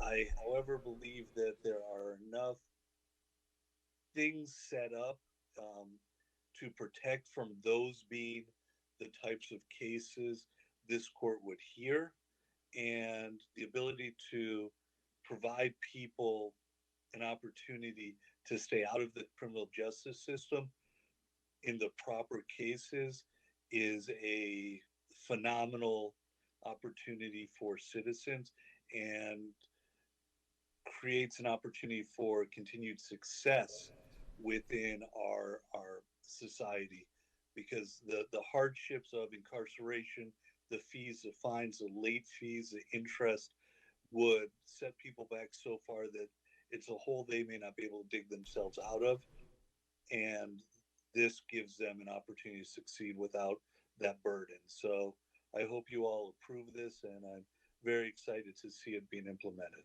Thank you very much. Thank you so much. That concludes public comment. Roll call. Guardado. Yes. Hodge Washington. Yes. O'Brien. Yes. Pastor. Yes. Robinson. Yes. Stark. Waring. No. Ansari. Yes. Gallego. Yes. Passes 8-1. We next go to item 79. Will the city clerk please read the title? Item 79 is for ordinance G7131, an ordinance amending Chapter 8, Article 1, Phoenix City Code by amended sections 8-3 and 8-3.08 relating to animals, animal cruelty. Thank you. Councilwoman Pastor, do you have a motion? Yes, I would like to move item 79. And can I make some comments, or should we just move it and then I make comments? Why don't we get the second? I'll second. Okay. A second from Councilwoman Stark. Councilwoman Pastor, comments. Thank you. This ordinance is 3 years in the making. My office has worked closely with the animal rights group and Phoenix Police. We made sure to create an ordinance that keeps dogs safe and is fair, equitable, and enforceable for everyone. Many Phoenix families can't afford to pay extensive fees for leaving their dogs out. That's why we made sure to lead with education. We want to make sure families know the consequences of leaving dogs outside in 100+ degree heat. I would like to thank MJ Simpson and Don Bentley. They have helped us so much by doing extensive and in-the-field research for this ordinance. Thank you for helping us get this passed and protecting our dogs. Thank you. Thank you, Councilwoman, and MJ and Don are here. Do we have any? Why don't we go to our public comment? We'll start with Don and then MJ, followed by Christy.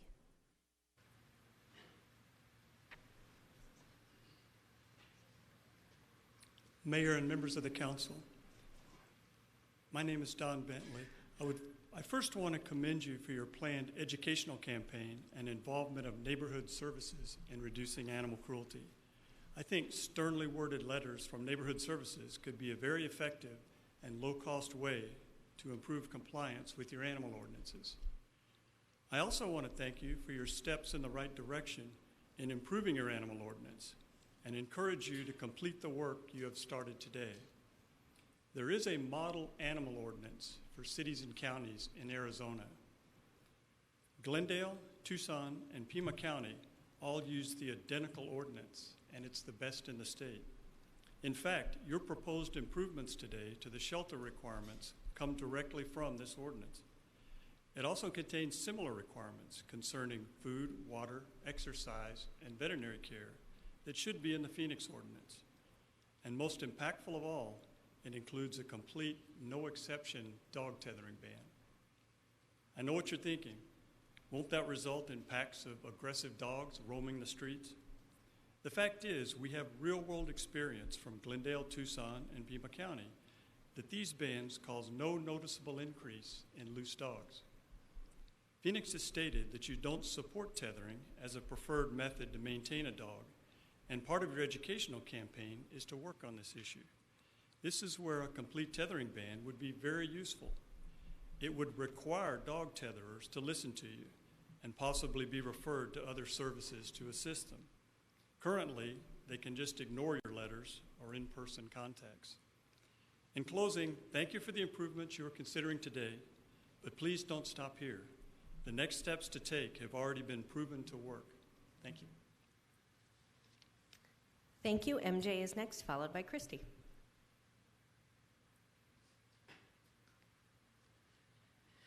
Good afternoon, Mayor, council members. I'm MJ Simpson. I'm an animal welfare advocate, and I live and work and spend lots of money here in Phoenix. I rise today in qualified support of the proposed changes to Phoenix's animal cruelty ordinance. By way of background, I began volunteering at the Maricopa County Animal Shelter 4 years ago and saw the incomprehensible overpopulation of pets here, primarily from Phoenix. As a part of the volunteering, I began walking the neighborhoods where the dogs come from who end up at the shelter. And I walked with fellow advocates here today to help animals there and the people who own them, offering free spay and neuter clinics, vaccinations, and supplies and sheltering. This is where I encountered dogs who were on tethers and tie-outs. In no uncertain terms, having a dog on a tether is cruel confinement. These dogs suffer from the fluctuation of temperatures this week. With the extreme temperatures that we're experiencing, it's really unimaginable. In addition, they have aggravation by people and other animals passing by or even attacking them, and they often strangle or injure themselves getting caught up in the tethers. A tethered dog is a dangerous dog. There are reports from the CDC, the Arizona Humane Society, through their currently ongoing campaign called Break the Chain, and the New Mexico Department of Public Safety, who all confirm that a tethered dog is a dangerous dog. All that being said, there are concerns from stakeholders that a ban on tethering would lead to loose dogs, increasing danger to the public. The evidence is just the opposite. As Mr. Bentley said, Glendale, Tempe, Pima County, and Tucson all have complete bans on tethering. Glendale and Tucson officials can confirm that there is no increase in loose dogs as a result of a tethering ban. Today, I am grateful for the step forward clarifying and improving the ordinance championed by council members Pastor and Ansari, along with Assistant City Manager Bays and Attorney Benton, and all the partners working so hard on making the lives better for our four-legged friends.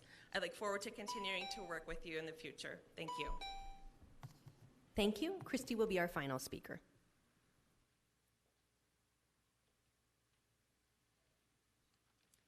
Good evening, Mayor and Council members. My name is Christy Margario.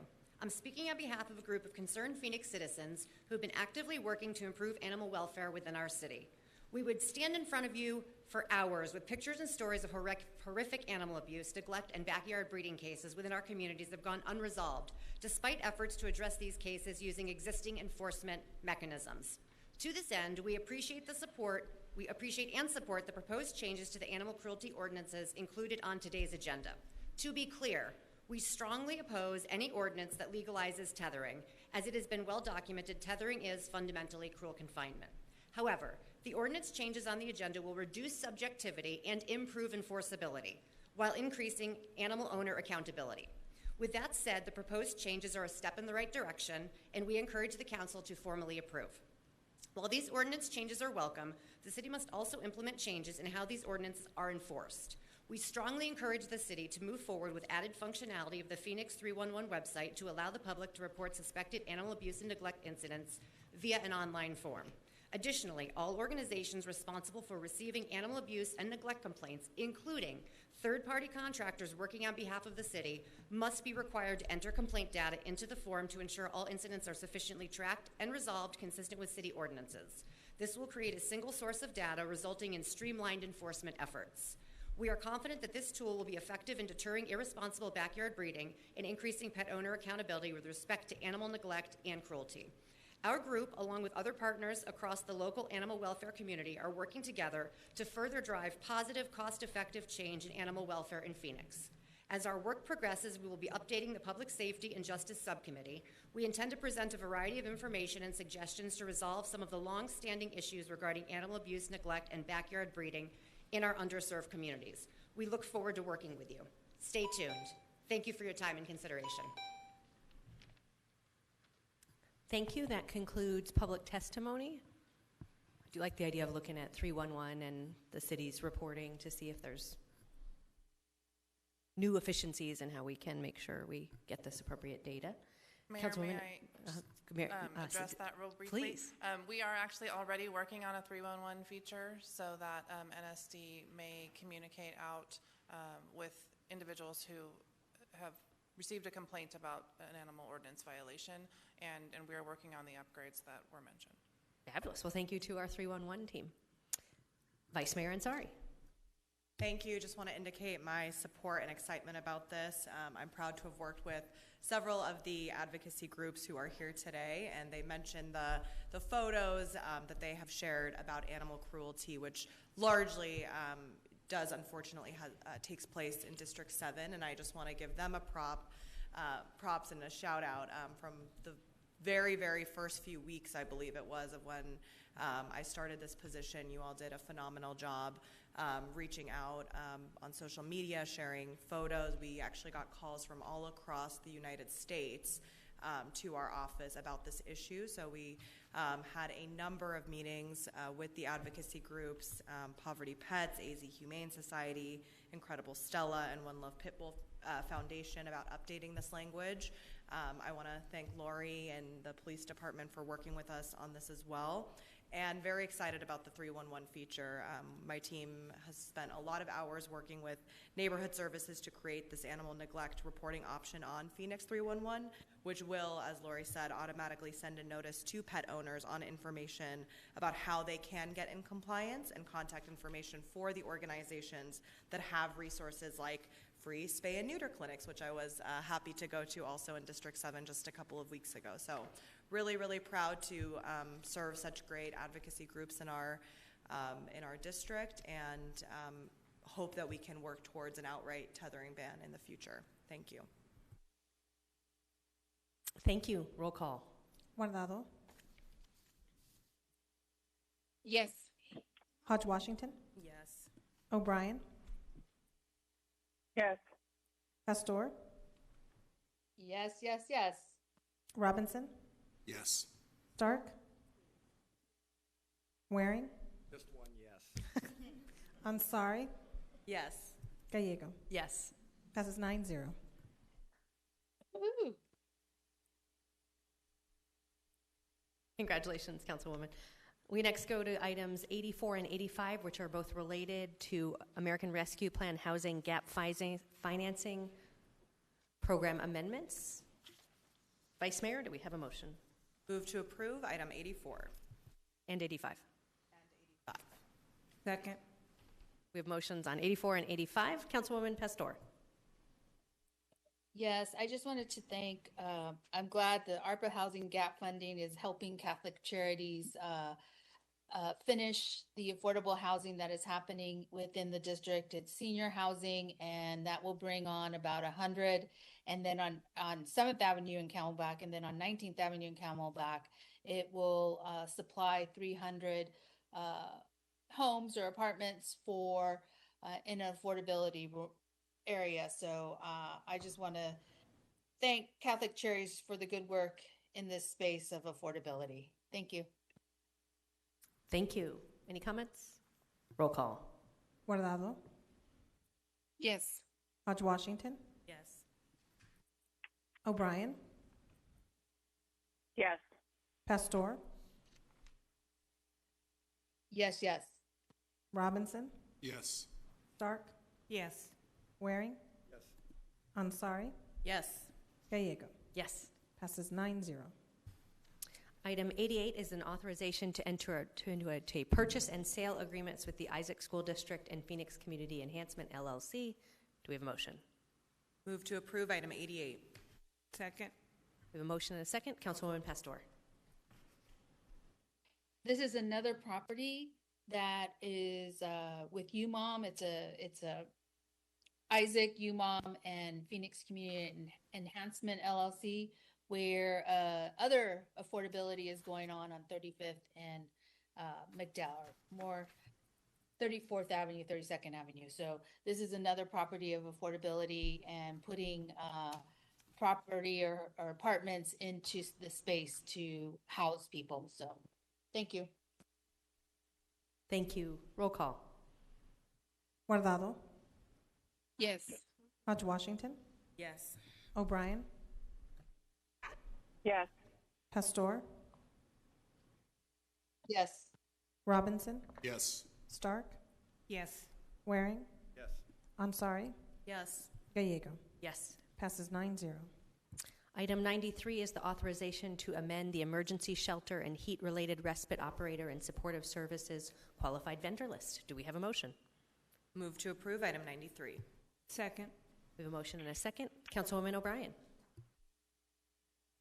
Actually, Mayor, all of the my questions were answered at the previous item for the land sale.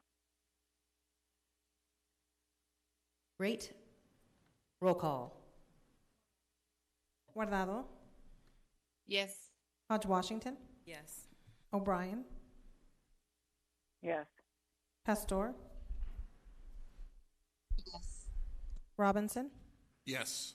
Stark? Yes. Waring? Yes. Ansari? Yes. Gallego? Yes. Passes 9-0. Item 98 is the authorization to amend the IDA's contract with the City of Phoenix. Do we have a motion? Move to approve item 98. Councilwoman Guardado. Thank you, Mayor. I just would like to take a moment to personally thank Juan Salgado and his entire team at the Phoenix IDA for their support of our mobile home residents. Thanks to the efforts of the Phoenix IDA, as well as our Phoenix Housing Department and Human Services Department, the Community Legal Services Team, Helping Families in Need, and Trellis, we were able to ensure that no District 5 residents of the Periwinkle Mobile Home Park ended up on the street. Thanks to the Phoenix IDA, many were granted legal settlements to compensate them for their terrible situation they were in. While we have a long way to go to ensure that we truly protect our city residents that live in our mobile parks, I am glad we were able to offer these services to those currently being displaced. Thank you, Mayor. Thank you, Councilwoman. Roll call. Guardado? Yes. Hodge Washington? Yes. O'Brien? Yes. Pastor? I would like to thank IDA for this because it also includes Las Casitas and Weldon and all the trailer areas parks that we have been working with. So it's a yes, yes, yes, yes. Robinson? Yes. Stark? Yes. Waring? Yes. Ansari? Yes. Gallego? Yes. Passes 9-0. We next go to item 111, fee increase for the use of Phoenix Tennis Center. Move to approve item 111. Second. We have a motion and a second. We do have two members of the public to speak on this, Veronica Ragland and then Joe Ragland to speak if necessary. Veronica, the floor is yours. And Joe, if you would like to speak, feel free to come up after.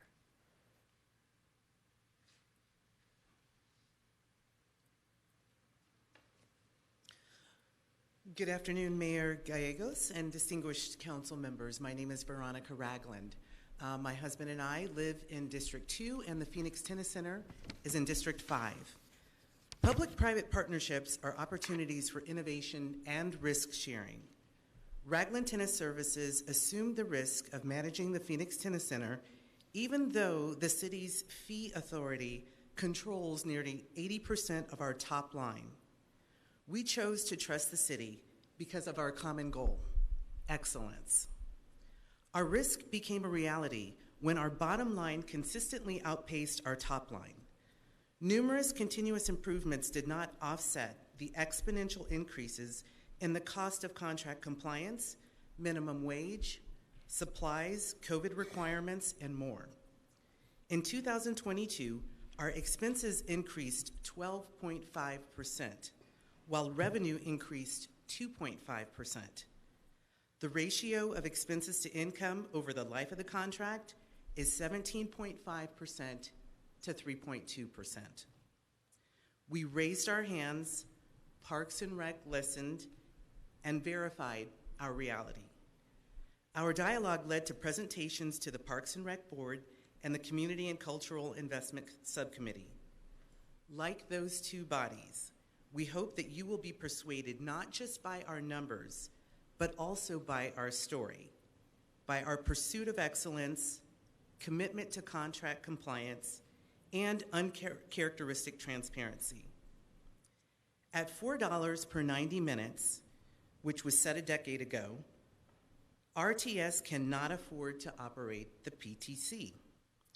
No other metro area tennis facility is asked to operate for less than the cost of a latte, without some other form of cost sharing or without ignoring business or contract requirements. Exercising your authority to increase the 90-minute court and light fees to $6 is less than the average latte, will allow RTS to focus on our core business, will demonstrate the city's commitment to people. Thank you for that important testimony. I think you got your vote.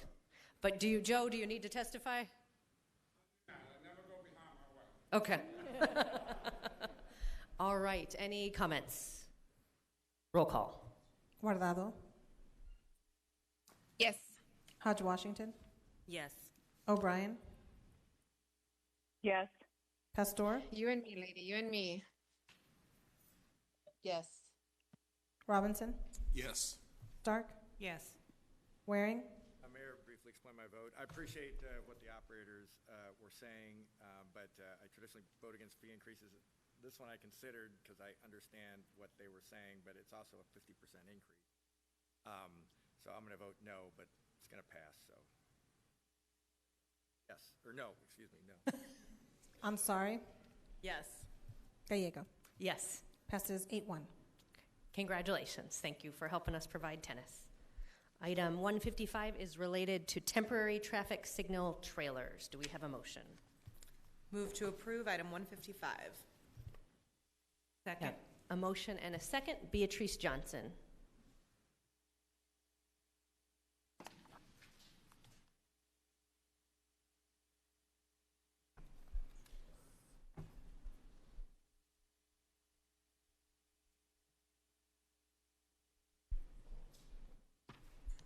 Is Ms. Johnson in the lower chambers?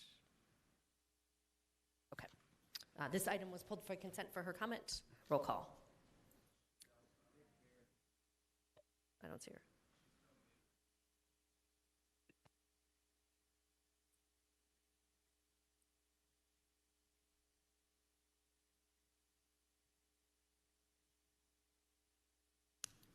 I think we got to keep going. We're going to take her comments during public comment. Roll call. Guardado. Yes. Hodge Washington. Yes. O'Brien. Yes. Pastor.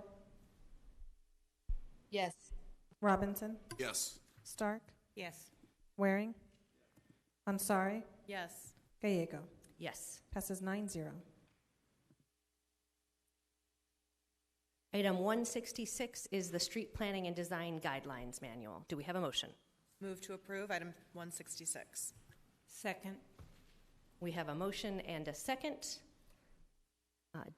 Virtual public comment. We have Derek Tomich, followed by Abigail Tomich.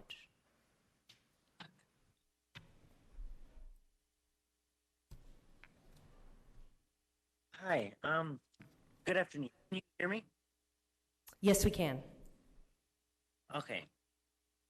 I just want to say this amendment for 166 has many issues for cyclists, pedestrians, and motorists. The design speed for arterial and collector streets is the posted speed plus 10 miles per hour. And on local, multifamily, and single-family streets, the design speed is the posted speed limit plus 5 miles per hour. This does not improve safety for anyone outside of a vehicle. It is proven that faster speeds increase risk of crashes and fatalities. And why make the design speed faster than the posted speed limit if you do not want drivers to go above the speed limit? This sends mixed messages to drivers, and they will go the speed that the design allows them to, no matter what the speed limit says. Also, the control vehicle should not be an unnecessarily large vehicle, especially not one that is so infrequently used. Those fire trucks are meant to be replaced every 12 to 15 years. The streets are meant to last much longer. The truck should be adapted to the street, not the other way around. Also, the city should consider including a bus rapid transit lane on our streets to make travel by bus more appealing and efficient. Those are my comments. Thank you. Thank you. And is Abigail on the same line? No. Okay. She's not here right now. Okay. Then we will go next to Nicole Rodriguez. Hi, good afternoon.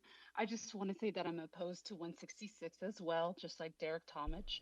And with the Vision Zero Advisory Committee not being consulted with prior, we have concerns on the review of aspects, with safety, as was brought up by Derek Tomich with the design speed, which is really critical in ensuring safety for everyone, as well as motorists.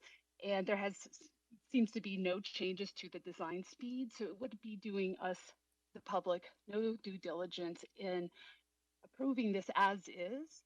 Also, as well, on May 17th at the T&I subcommittee, the very abbreviated presentation that was provided by Streets misled council and undermined the importance of the manual, and there was actually no changes that are obvious, but really no changes that have incorporated recent policy changes for streets or recent plans that have been incorporated by Streets. So there's a lot of red flags with this amendment, or their lack of amendments that are needed. So safety is number one, and I've heard all of you here talk about street safety and the design speed, especially Councilwoman Stark and Councilwoman Ansari and Pastor. I believe all of you care about our safety, so hopefully you actually deny this as is and give it a really good review, because it hasn't been done yet, because it's being pushed through and it was abbreviated in the presentation to council and staff, or to the public. That concludes my comment, and I'm here for any questions, if any, and thank you. Thank you. That concludes public comment. Councilwoman Pastor, thank you. Councilwoman Pastor on item 166 has comments. Yes, I actually have 4 comments, or maybe 5. The first question is, given the Vision Zero adoption and understanding that the design of the streets for high rates of speed, what changes to design speed were made in the manual, and how do they relate to the Vision Zero and saving lives?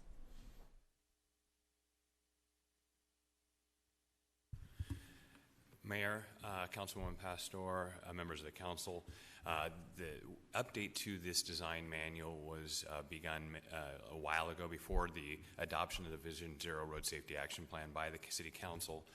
The primary reason why we were updating this manual is because the manual had not been updated since 2009. There are a lot of actions taken by the Street Transportation Department and the city to be able to include additional plans, such as complete streets and guidelines, some other things with Transportation 2050, the Climate Action Plan. There's other things that we incorporated in there. So we were working to be able to update the plan so it's updated for our use, both as city staff, but also when we're working with developers to do that. So we did not make any major changes with design speeds.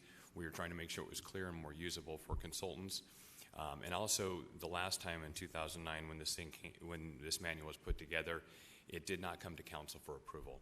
And one of the reasons why we wanted to bring it to council approval gives us additional ability to make requirements, stipulate requirements on developments that come in to make sure they're designing our streets to the current standards and our current plans. Okay, I appreciate that. I appreciate you pointing out that 2009, it didn't come to council approval, but it is coming to council approval in order to have more, I guess, meat to the design or to the guidelines, the manual guidelines. So what I heard at the question is that changes weren't made to the speed piece, and that Vision Zero, because it was voted in late, they weren't able to look at it and have a discussion about some of the areas. That's what I heard. Am I wrong?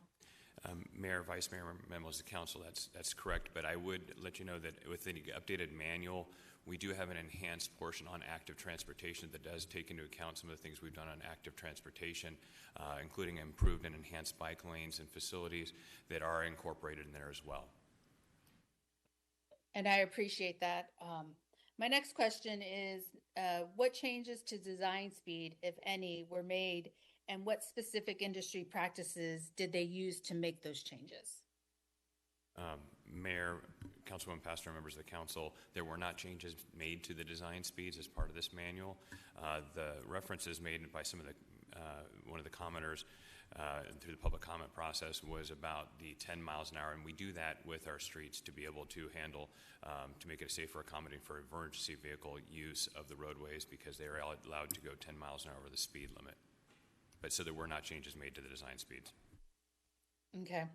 And number 3 is, why didn't this street design manual go to Vision Zero committee for community feedback and comment? Mayor, Vice Mayor, Mayor, Councilwoman Pastor, members of the council, the reason was, is, as I mentioned before, this manual has been going through its development over the last year plus. We went to the Development Advisory Board in February. We went to the TIP Subcommittee in May. And the first meeting of the Vision Zero Community Advisory Committee was in April. We had one just recently last week, but it was not on the agenda for either of those because it had been a point where it had already been voted on by the TIP Subcommittee for moving to council for approval. Okay. And my question to that, I understand that, Keeney, and I understand that we were moving these things, but we do have Vision Zero now into play in a committee and to help with some of these pieces. And so I can understand the timing, and I guess what I'm saying is we now have Vision Zero into play, and I think it's important to have their voice. So then my next question is, if we approve these amendments, when will the opportunity take place to make additional amendments once it goes to Vision Zero? Mayor, Councilwoman Pastor, members of the council, as things may come about that require us to change those, we can make amendments to the manual. For example, if the Vision Zero Community Advisory Committee or out of the Vision Zero Task Force process, if there are changes or to policies that are recommended and come through to council for approval, we can make changes to the manual through that mechanism. So this is not a one-done kind of a situation. We can make changes to the manual as the city decides that these changes need to be made. So can, if I make a motion to continue this and have the Vision Zero committee have a voice, does it make any difference? I mean, if we continue it till August when they are able to look at this, and then that first week, I think we have September 1st or mid-September, the ability to bring it back. Is there a rush for this? Mayor, Councilwoman Pastor, members of council, no. I would mention it, not sure exactly what action the Community Advisory Committee may take, but if there are major changes or things that they request, we'll have to consider those, and that could delay the ultimate coming back. Because if they make any changes, then we'd have to come back to council subcommittee for any recommendation for approval changes and then ultimately to council. So I'm not sure, based on what action that Vision Zero Community Advisory Committee may take, what delays that might make for it coming back to council for approval and us beginning to use this for our work with our own projects and for working with developers. Okay, so if Vision Zero has some comments regarding the manual, then what do you do with those comments? What do you do with those suggestions? Well, Mayor, Councilwoman Pastor, members of the council, the Vision Zero Community Advisory Committee is an advisory body, and there is actually two other committees within the Vision Zero Task Force, one a staff level working group and also an executive working group. And through that, anything that the Community Advisory Committee decides may or may not move forward to council for approval. But if there's any changes that they would recommend, we would take it through the Vision Zero task forces to be able to see whether it goes forward to if we go forward in any of those changes to the subcommittee or council. Mayor. So, Go ahead. Councilwoman O'Brien. I was going to say, my understanding of this manual is it's a fluid document, and that you revisit it from time to time. You just haven't brought it to us in a while, but there have been some significant changes over the course of time. And because it's fluid, you can bring it back at any time. So a suggestion might be to work with the Vision Zero group over the summer, and then if we have to do another amendment, let's do that. Mayor, Councilwoman Stark, members of council, we could do that as well. That's, like I said, it could be amended at any time. So, Mayor. That was Councilwoman Pastor, right?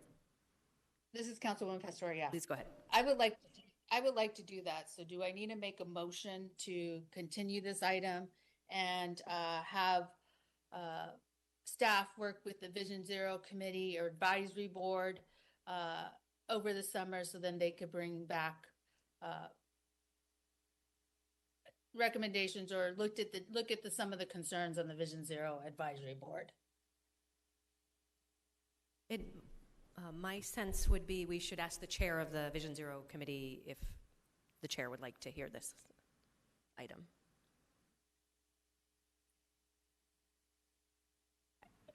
And Mayor? And I guess I have a preference, I think. Well, go ahead, Councilman. Yeah, I was going to say, and I feel like we vetted this through various boards, and so we probably should move on with these changes, and then I still think it's okay to work over the summer, but I think what you're proposing now is important, and as you noted, Chip looked at it, we've had various organizations, so I would kind of like to move forward with the original motion.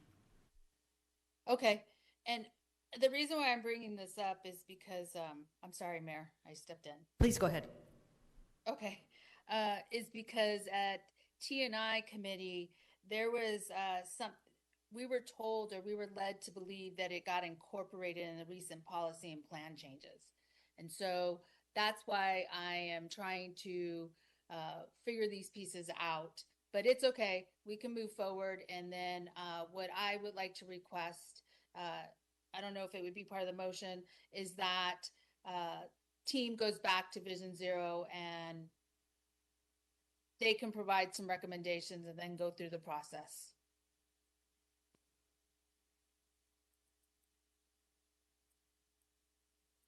Okay, and the original motion was the vice mayor, is that right? Did you make the original motion?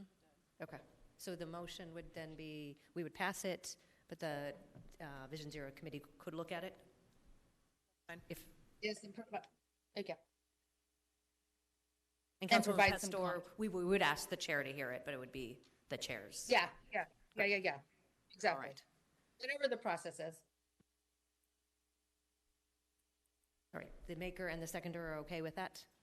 Okay, so we would vote now on a roll call to approve this and then give the Vision Zero committee the option to help us improve it or take a look at it. Roll call. Guardado. Yes. Hodge Washington. Yes. O'Brien? Yes. Pastor? Yes. Robinson? Yes. Stark? Yes. Waring? Ansari? Yes. Gallego? Yes. Passes 8-1. Next, we will go to items 176 through 181, which are related to the proposed water and wastewater service rate and revenue increases and the stormwater excise tax increase. Staff will begin with a presentation on those items, and I will turn to our city manager, Jeff Barton, to introduce our team. Mayor, members of the council, first and foremost, I want to thank you for this opportunity. I do want to welcome to the table our team, and I'll let them introduce themselves individually as we transition to them. I do want to say a couple of things as we tee this item up, and I know you often you grow tired of my repetitive references to my financial stewardship throughout my career at the city. But I do think that financial stewardship has given me a great appreciation for the fiduciary role that you serve, as well as the role that we serve as staff in this capacity. Today's action and today's discussion is a difficult one, and it's not one that I take lightly. As you know, our water system and our wastewater system is a complex system that moves water and wastewater over an extremely complex urban area that encompasses over 500 square miles, larger than many other major cities of our size from a population perspective. This aging system, as you know from the breaks that we see from time to time that are increasing with frequency as well as severity, requires investment to ensure that our system is sustainable, efficient, and that we can provide safe water supply to our residents and our businesses. And over the last couple of years, I'd say the last 15 years, as a result of the Great Recession and the long, lengthy recovery that followed, as well as COVID, those investments have been impaired. And I want to thank you today for having the willingness to have this conversation. I also want to thank our staff for their due diligence, and I also want to thank the staff that are out in the field, making sure that we all have potable water to drink on a daily basis. And with that, I'll turn it over to Ginger Spencer, who will lead this off and then follow it up with the rest of our team. Thank you, Mayor, and thank you, City Manager Barton. Mayor and Council, we know rate and fee increases are never easy. The increases we're seeking today are due to inflationary pressures and unfunded mandates, items that are beyond staff's control. Where we can save monies for our residents and customers, we've done so. Where we can find and increase efficiencies, staff has done so. Where we can apply for federal and state grants, we've done so, all while maintaining a AAA bond rating, which was just increased the last time we were before you. As directed by Council, staff conducted significant community outreach by attending more than 30 meetings, including many of your district community meetings. Thank you for hosting those meetings. We listened to you and our residents. And we're adding more money to help residents who are on fixed or low incomes who qualify for the city's Project Assist program. The rates you will hear about reflect the cost of running the water utility to ensure safe, reliable drinking water for our Phoenix residents and customers. And were vetted over the last year by the members of the Water and Wastewater Rate Advisory Committee. We will continue to monitor our revenues and expenditures each year, and we commit to coming back to Mayor and Council on an annual basis to review our fee forecast. And if our costs go down significantly, we can look at the possibility of lowering the rates for our consumers, and we'll have that discussion with Mayor and Council. Thank you, Mayor and Council, for your leadership and consideration of this item. And thank you, Mr. City Manager, for bringing this item forward. I also would like to thank our staff in the Water, Finance, Office of Environmental Programs, and Human Services Department. And thank you to all the residents who provided us with their feedback. And with that, I will hand it over to Water Services Director Troy Hayes. Thank you, Ginger. Mayor and Council, as pointed out, we are here today to discuss the proposed water and wastewater revenue increase, the water allowance, and the proposed changes to the stormwater excise tax. On April 18th, we came before this council to request the intent to consider the proposed revenue changes and to schedule today's public hearing and to highlight and continue our public outreach on this initiative. On January 26th, the Water and Wastewater Rate Advisory Committee unanimously recommended the proposed revenue adjustments as well as adopting the changes to the allowance levels to hopefully send a stronger message on water conservation. We are requesting a 6.5% increase in October of 23 for the water and wastewater revenue and a 6.5% increase in March of 24, followed up with a 13% increase for the water and a 7% increase for the wastewater in 2025. As well as changing the allowance levels from 6 units in the non-summer months to 5 units, and from 10 units in the summer months to 8 units. Adopting the proposed revenue and allowance changes would allow the department to continue meeting our mission of providing high-quality, reliable, cost-effective water and wastewater service, and maintaining the trust that we've built and fostered with the community. This is done by adequately funding our operating needs and responsibly continuing the capital improvement program while maintaining our very high AAA bond ratings. And we feel that our rate structure strikes a balance between affordability and water conservation. In 2022, the Valley saw the nation's highest inflation rates. These increases were not necessarily isolated to consumer goods, as both of our utilities have experienced significant cost increases associated with inflationary pressures. This issue is not isolated to Phoenix, as other water and wastewater utilities across the valley and the nation have experienced these pressures and are causing similar revenue changes. In its simplest expression, the cost to produce a gallon of water or treating a gallon of wastewater has increased. As we've gone over this table before, it illustrates the inflationary increases that the department has experienced over its largest 4 operating expenses. The water utility has experienced a dramatic increase in the chemical cost of our primary coagulant, ferric chloride, chlorine, caustic, and polymers. For electricity, we've seen an increase of 12 to 17%, a 35% increase in raw water costs passed on from the Central Ozark Project and the Salt River Project, and an increase in personnel costs. Over the past few years, we've experienced vacancies in key operating divisions. These increases have allowed the city to retain and recruit highly skilled staff and to provide this essential service. These graphs show a comparison of the city's water and wastewater charges after the implementation of the 3-year changes for the average residential user, as compared to the current rates of other local water and wastewater providers. This shows that our future charges are somewhere in the middle as compared to the other providers' current rates. After my recent discussions with other Valley water directors, they've expressed that they are planning to move forward with their proposals for the revenue changes in the fall. And so we would expect, as we normally sit, is Phoenix usually sits over on the right-hand side there towards the bottom of both of those charges. To help incentivize water conservation, the department will be rolling out new water conservation initiatives, many of which will start this summer. As we discussed earlier this month, we are implementing the Conservation Ad Hoc Committee recommendations that was co-chaired by Councilwoman Pastor. That's the summary of the issue proposed today, and now I'll go through an update of our outreach efforts over the past 4 months. As part of the proposed revenue increase plan, Phoenix Water developed a comprehensive communication strategy aimed at reaching all customers in English and Spanish and to educate on the proposed changes to the water and wastewater revenue and the stormwater tax as we did these discussions jointly.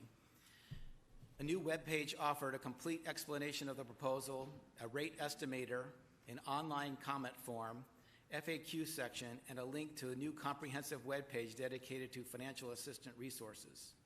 In addition to the digital resources, Phoenix Water Department staff gave presentations explaining the proposal of an increase and answered questions for over 500 attendees at 30 public meetings. To ensure transparency and accessibility, video recordings of some of these meetings were available online. Our outreach efforts have been multifaceted, employing various mediums to ensure that we reach all of our customers. Staff leveraged the city's website, social media, and the Water Department's main and City of Phoenix accounts, grocery TV, regular mail, monthly bills, and email to disseminate information about the proposed changes.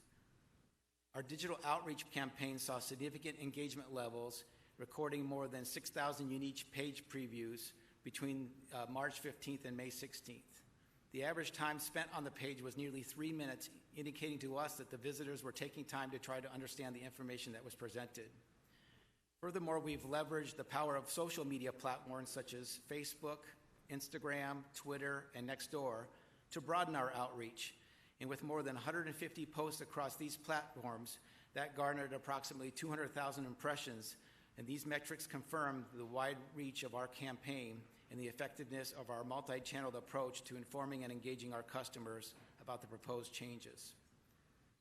Throughout this process, we've welcomed feedback both in person and online, and so far we've received more than 1,400 comments, providing us with a valuable insight of our community's perspective on the proposed increases. After all of our discussions with the residents, it was basically generally understanding of the need for the increase. Many people think that the Phoenix needs to have higher water rates to motivate water conservation, but there were concerns about being able to afford these higher rates for residents that may be living on fixed incomes. Some people said that challenges for the water allowance will be impacting them, and that will prevent planting trees or the increasing of heat island issues. As a reminder, the maximum impact of the allowance change is 1 unit in the non-summer months and 2 units in the summer months. Also, to help with this, the city manager's office has helped set up a multi-department committee to look at the heat island issues and to further investigate solutions. Several residents suggested the water services apply for grants and other federal funding to make up the difference. As Ginger pointed out, and as we discussed in April, the department continues to pursue all grants and loans that make financial business sense. Through the council's leadership and the feedback from the community, we've made few impactful changes to assist the program administered by the Human Services Department. The first is working with our proposed change that while working on this proposed change, we increased the income eligibility from 150% to 200% of the federal poverty level to cast a wider net to help those in needs. We are also proposing to increase the funding levels from $700,000 to $1 million a year to accommodate any potential need that may be out there. And at this point, I will turn the presentation over to Tricia Bailiff to discuss the stormwater excise tax. Thank you, Troy. Mayor, members of the council. I'm here representing the multi-departmental stormwater group. The stormwater excise tax is also proposed for an increase today. This is separate from the water and wastewater rates that Troy's been speaking about. The stormwater excise tax is proposed as a result of our permit requirements. So I'm going to provide a brief background on the permit, discuss the proposed increase, and then return back to results of public outreach. The stormwater excise tax supports the city's compliance with our municipal separate storm sewer system permit, or MS4 permit. This permit allows the city to discharge untreated stormwater collected in our storm drain system into protected surface waters, such as the Salt River. This permit is required by the Federal Clean Water Act and is issued by the Arizona Department of Environmental Quality. The city is required to have this permit because of the potential for pollutants to be carried by stormwater. The city's latest MS4 permit became effective on July 1st, 2021, and has several new and expanded requirements with which the city must comply. As a result, an increase is being proposed in the stormwater excise tax to support compliance with those new requirements. If the city does not comply with our permit, we could expect significant enforcement actions to be taken against us. The tax structure is primarily based on meter size, and the current rate is 70 cents for single-family residences, with the amount increasing beyond that based on meter size. The proposed increase is 25 cents per month for single-family homes and properties with 5/8 and 3/4 inch meters, for a total of 95 cents per month. Per the current tax structure, the proposed amount increases based on water meter size as shown on this table. Staff worked to identify the most efficient and cost-effective method to comply with our new permit, focusing on utilizing existing expertise and processes to save costs and keep staffing needs small and the increase to the stormwater excise tax minimal. The multi-departmental stormwater group joined Water Services Department in the outreach efforts that have been going on over the last several months, which Troy described previously. We did receive several comments related to the stormwater excise tax, summarized as follows. We got several requests to clarify permit requirements and how the funds would be used to support those requirements. We did hear concerns related to inflationary pressures. Encouragement. We heard from several folks encouraging the use of green stormwater infrastructure and stormwater harvesting, both from the perspective of improving water quality in our protected surface waters and from the perspective of harnessing the potential of stormwater to help support outdoor water use and reduce reliance on potable water for that purpose. We also had some flood mitigation questions and some identification of pollutant concerns that we passed along to the appropriate departments to handle.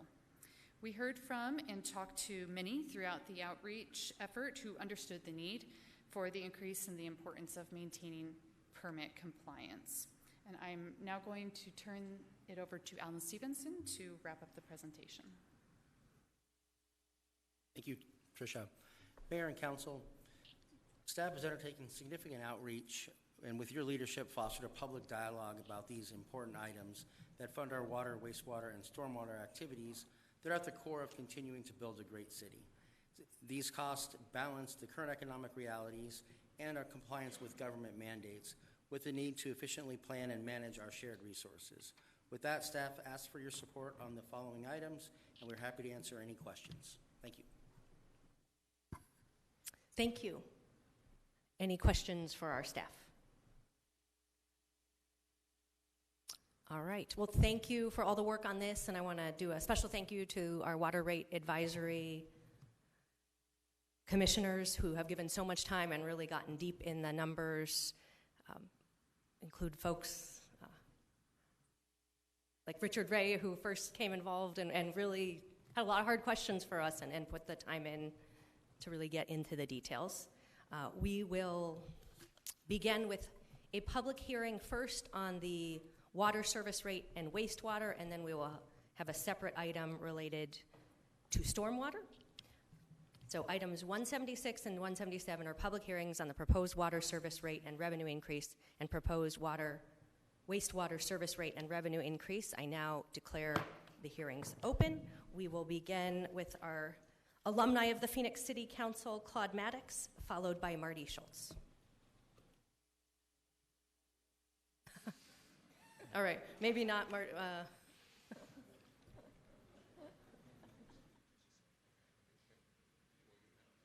He's with us. Okay, we'll go Claude and then Richard Ray and then Marty Schultz. Well, good afternoon, and I should say good evening. This has been quite the meeting. I remember these. Don't miss them. I remember them. I don't miss them. My name is Claude Maddox. I am here as a resident of the city of Phoenix and a former chairman of the Water Wastewater Rate Advisory Committee. As the former chair, I support the water and wastewater rate proposals. I know that staff and the RAC committee has spent a lot of time in reviewing this. These decisions are not made and these recommendations are not made lightly. Also, I'm a former president of a small rural water business, and quite frankly, they're in the same position. They're dealing with the same dilemmas that the city of Phoenix is, and are actually working through the Arizona Corporation Commission right now on their own rate proposals and increase. The multiple reasons, which have already been enumerated, but I'm going to repeat them anyway. Chemicals to meet federal clean water regulations have skyrocketed, as you saw. Costs of electricity and raw water continues and will continue to go up. And the need to add staff to meet the growing water and wastewater needs of our city. As has been the case with prior requests, the water and wastewater departments are addressing the needs to replace aging infrastructure, encouraging conservation, meeting the needs of today, and looking at our future as Phoenix continues to grow. Phoenix has been a leader not only in Arizona, but in the United States and in the world when it comes to water. Clean, safe, and available water is what Phoenix residents want. We respectfully request you vote yes on the proposed water and wastewater rates, and thank you very much for your consideration. Thank you. Go Marty and then Richard, or Richard then Marty? Marty, all right. Mayor, members of the council, I'd like to associate myself with Claude's remarks. My name is Martin Schultz, and I think I'm going to put 43 years of water legislation and policy into 2 minutes, because in 1980, Arizona established the 1980 Groundwater Management Act, which you use today every time you approve development. Before that, I'm going to use the word lawless, because we really didn't have much guidance, and we were a little lawless as it relates to water policy. Now ramp up 43 years later to what has gone on in the last several years, and now this proposal, where, as was said, we're establishing a modern, if you will, continue to establish a modern water system that takes into consideration all of the increases in costs. They were mentioned in terms of chemicals, technology, you name it, in order to provide this fastest growing city with adequate water supplies, safe water supplies, and in addition, dealing with wastewater, which is part of the proposal. We have some very unique, and I know from other meetings you've seen them, some very unique, far-reaching wastewater recommendations to make sure that Phoenix is continuing, as Claude said, to be the leader in water policy and in water operations. I think the residents of Phoenix are benefited tremendously by knowing that the talent, if you will, and the thinking in water and wastewater has been solid over the many, many years. And now going into the future, yeah, there are going to be some challenges. And this proposal, and I support this proposal, recommends that a modest increase occur in order to cover the costs of a very not modest expanding. We're expanding dramatically in Phoenix, and for that reason, I support this proposal. Thank you. Richard is next, followed by Joe Widoff. I've been fascinated by water and water issues for 60 years. I've been on a board of directors of a water company for 27 years. I was on the rate advisory committee for a period of time. All the people that I followed, and the ones who came after me have done a better job, I think, than I was able to do. When I look at this and what I see the effort that the city has done since in the last 3 years, I'm impressed that they've looked at it, they've done the financial expertise, they've applied the things that needed to be done, and they've looked at the best way to address the issues that our city and our citizens have. We have to make sure that we have a way for the citizens of the future to have water, and water be provided correctly, and the wastewater being taken care of correctly. And I'm also very aware that the city has done a good job of looking at ways that it can address the issue of those people who may not be able to afford the increase or perceive that they cannot, and find a way to help them. They've done it in the past, and they have a methodology now where they'll do it in the future. You don't go down the list of the things that you are all kind of responsible for, of 8,000, or 110 billion gallons of water a year. Kind of a nice big number. 62 billion gallons of waste. Kind of a big number too. And these numbers here mean that we have to do and get things ready to take care of the future, and that's why we need the needs now. We didn't create the inflation. We just now need to react to it and get it done. I strongly support and hope that you'll vote for it. Thank you. Thank you. Joe is next, followed by Marissa Hamilton. Thank you very much, Mayor, members of the City Council. My name's Joe Widoff. I am a member of the Wastewater Rate Advisory Committee. You really need to look for a new name, I think, if you're for that. And I'm a little humbled to follow these folks here. Actually, Richard, I was at my first meeting as a member of the public, and I may hold the distinction of being the first member of the public to show up at a committee meeting at 8 o'clock in the morning, I think. And that's right, and he shocked me when he turned to me one time and said, "So what do you have to say, Joe?" And I thought I wasn't even supposed to talk because I was a member of the public. But anyway, I'm here to speak in support of these rate increases. As you know, the job of the committee is to support the Water Services Department in providing safe, affordable, and sustainable water and wastewater services to the citizens of Phoenix. So I'd like to talk just briefly about those three elements and how the proposed rate increase relate to them. Providing safe drinking water requires infrastructure, process, and materials. And the proposed rates support those goals by allowing to fund the debt service related to maintaining and enhancing the infrastructure and the increased costs of materials, which we've already heard about. Affordability is something we've been talking about on this committee since I've been involved, and I'm sure it's been going on forever. As a matter of fact, one of the meetings I attended was solely devoted to water equity and what that is and how to make sure that the city provides its services in an affordable way for all of its citizens. And I also served, I think, as the only member of the Efficiency Committee. I think that's what it was called, Troy. And the level of support and the detail that the Water Services Department goes through to make sure that it is efficient and effective is quite astounding.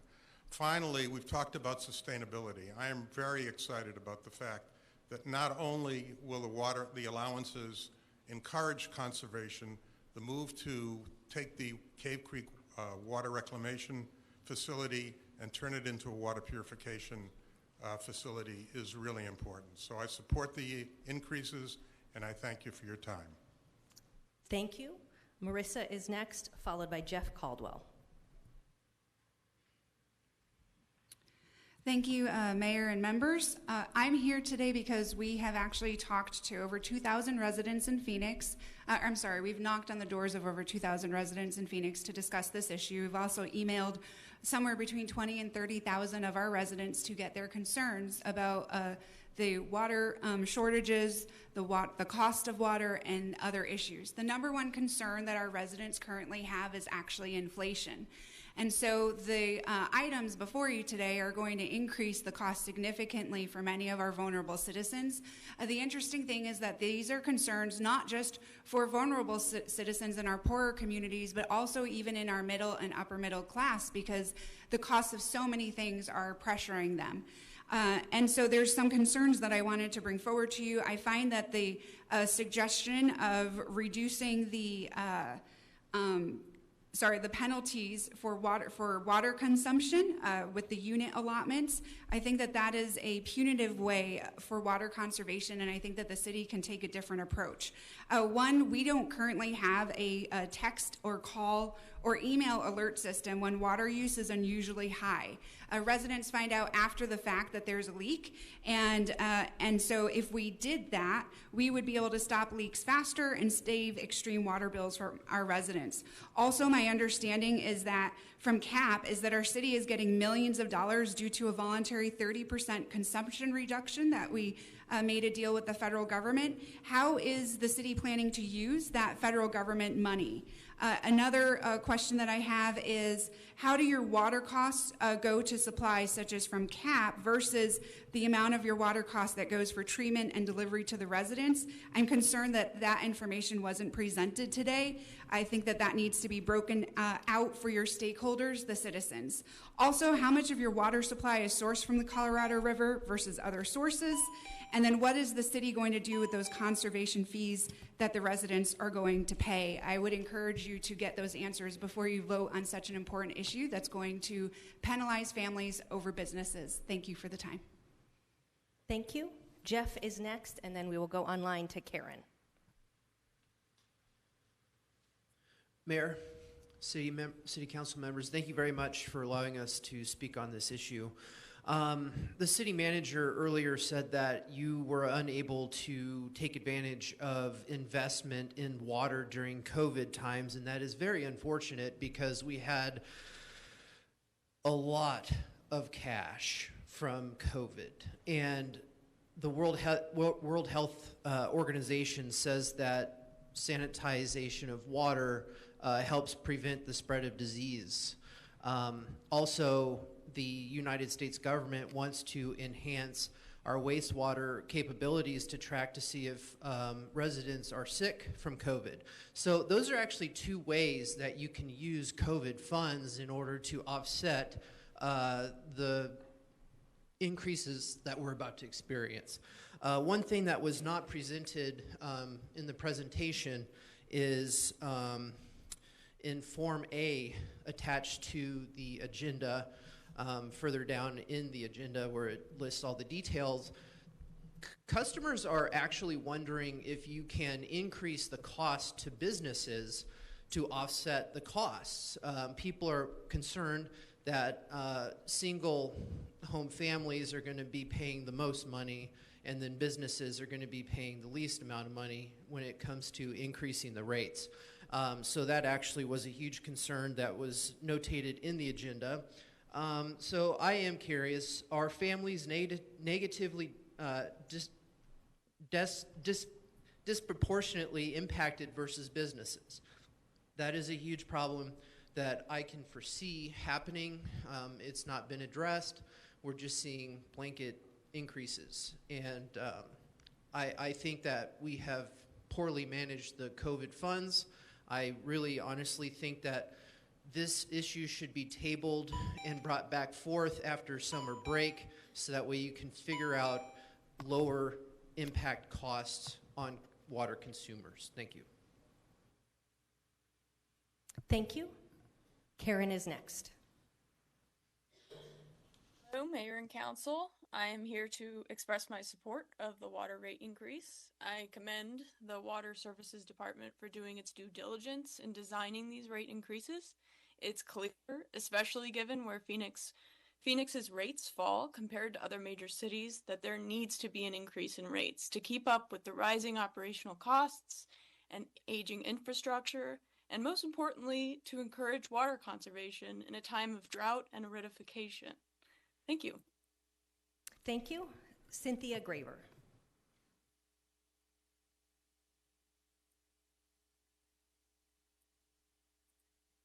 Can you hear me?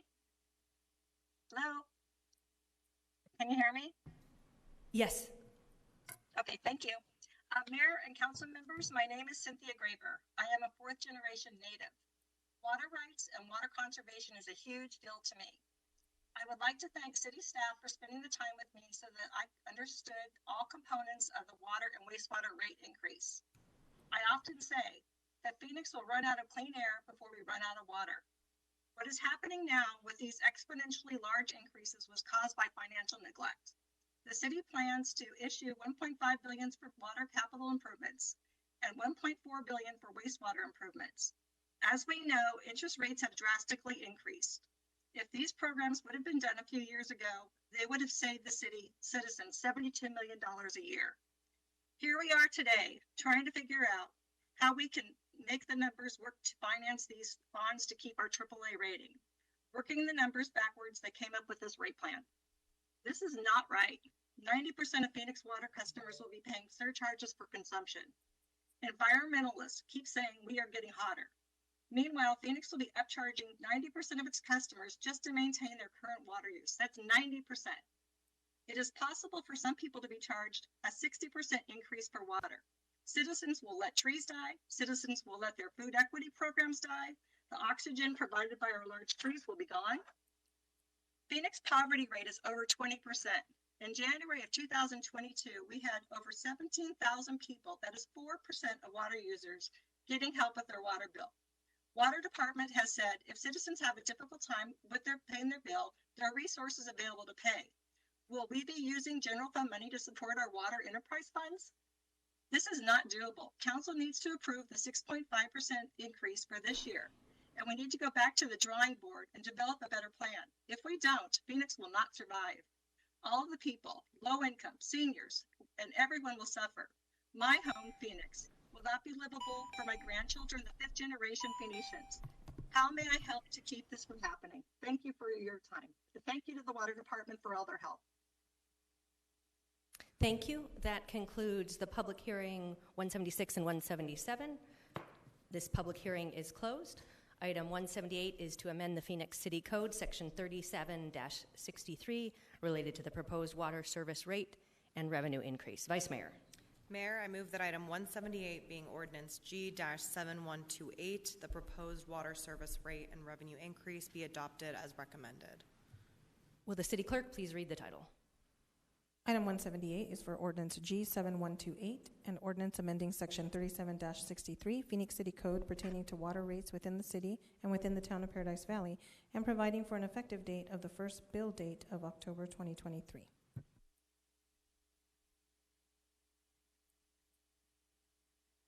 Do we have a second? Second. We have a motion and a second. Thank you for again, everyone in the public who has waited hours to testify on this important topic, and our staff for doing a very impressive number of meetings and going out to the community. And we did get some ideas that we'll be able to move forward with separately from this process. I want to reiterate something that our water services director said. This really is about rising costs. So the cost of water coming to us has gone up. The cost of energy, water is very energy intensive, has gone off. The cost of chemicals has gone off. We have separate initiatives such as the drought pipeline that are related to the drought, but this really is the cost of the inputs in the water system. Council member comments. We'll go to Councilwoman Gordado. Thank you, Mayor. I just wanted to say I think it's sad that today's vote is really the result of past leadership not addressing water rate increase in a responsible way. From 2013 to 2018, the average yearly water rate increases was 0.83%, with 4 of those years seeing absolutely no increase to water rates. In that same time frame, the average yearly wastewater increase was 0.67%, with another 4 year that saw no increase. When the proposal for water and wastewater rate increases was first proposed, I expressed my concern about the impacts. I was concerned that residents would be paying more because of the rising costs to our water system or water inflation. The leading cause of this water inflation is a dramatic rise in the cost of chemicals used to treat our city water. Understanding I was not on the prevailing side of that vote, I began working extensively with our wastewater service department and our city manager to see how we could lessen the impact of these increases to our ratepayers. My goal has been to find ways for the city of Phoenix to become less reliant on the large multinational chemical companies that provide us with services and supplies. I believe we owe it to Phoenix residents to use our purchasing powers as the 5th largest city in the country to negotiate better purchasing and service agreements. Some of my concerns came from findings of a report the city's auditor department published last year. Veolia, one of the largest water chemical companies in the world with annual revenue of over $30 billion, currently operates the city of Phoenix's Lake Pleasant water treatment plant. And reviewing Veolia's operations, the city audit found concerns related to the maintenance of the water treatment plant, security of the facility, and monitoring and compliance to keep our water safe. As I said a few months ago, I want to ensure that we have a modern and dynamic water system that delivers clean drinking water to all city residents. I support bringing the Lake Pleasant Water Treatment Plant operations into the city, where our city workers will provide the level of quality and service that we need for such a strategically important asset to our whole water system. This step will bring us one step closer to independence from the multinational corporations that regularly engage in what economists are calling greedflation. Since I am a strong believer in negotiating in good faith and appreciate the time Jeff has spent with me on figuring out some of these issues, I will support today's item if I can get a few commitments from city management. One, Water Services will bring Lake Pleasant Water Treatment Plan under city operations. Two, we will increase and I heard this already, that we will be increasing project assist allocation to $1 million to help low-income residents that may fall behind on monthly payments. Three, auditing of chemical and service contracts related to our water system with a plan by the city manager's office on how to use our purchasing power to reduce costs. Four, a commitment from our wastewater services department to apply for all eligible federal grants to improve our water system available under the bipartisan infrastructure bill. And five, lastly, that we have the ability to evaluate cost, inflation, and potential efficiencies on an annual basis to determine whether there are ways to pass on any savings to our ratepayers and reduce future increases. Thank you, Mayor. Thank you, Councilwoman. Mayor, members of the council, Councilwoman Guardado, I think all of those things that you mentioned to us are things that we can easily do and that we are already working on many of those anyway. The one thing I will emphasize is I think our conversation about water rates, solid waste rates, and many of those things that our ratepayers pay, those are conversations that we need to have annually. I know we've had those conversations before, even in a year where there's not an increase. I think it needs to be in front of this council so they understand the pressures that are facing our system. And so we will be doing that moving forward. Thank you, Jeff. Any additional council comments? Okay, this first vote is the water service rate. Roll call. Guardado. Yes. Hodge Washington. Can I explain my vote? Please do. Thank you. As much as I hate to increase the financial burden on any Phoenix resident, the overarching goal of making sure we have continued clean, safe, and drinkable water must give way in this circumstance. One of my many inquiries to the water department was understanding the true costs of continuing to kick the can down the road. And one of the things I did specifically ask was about, we saw unfold before our eyes in the recent months, was what happened in Jackson, Mississippi. And I wanted to understand the cost of those. So what might seem like an increase is a drop in the bucket when we consider what would happen if we do not do the adequate maintenance. As Councilwoman Guardado said, we are now dealing with the consequences of prior leadership not taking the necessary steps. And while we can sit and cast stones, I think the more prudent response is to make sure that we do not sustain the same results. I also had made a focus of mine to understanding how much resources would be available for those residents that are affected. And I too am pleased that the Project Assist will be able to help that.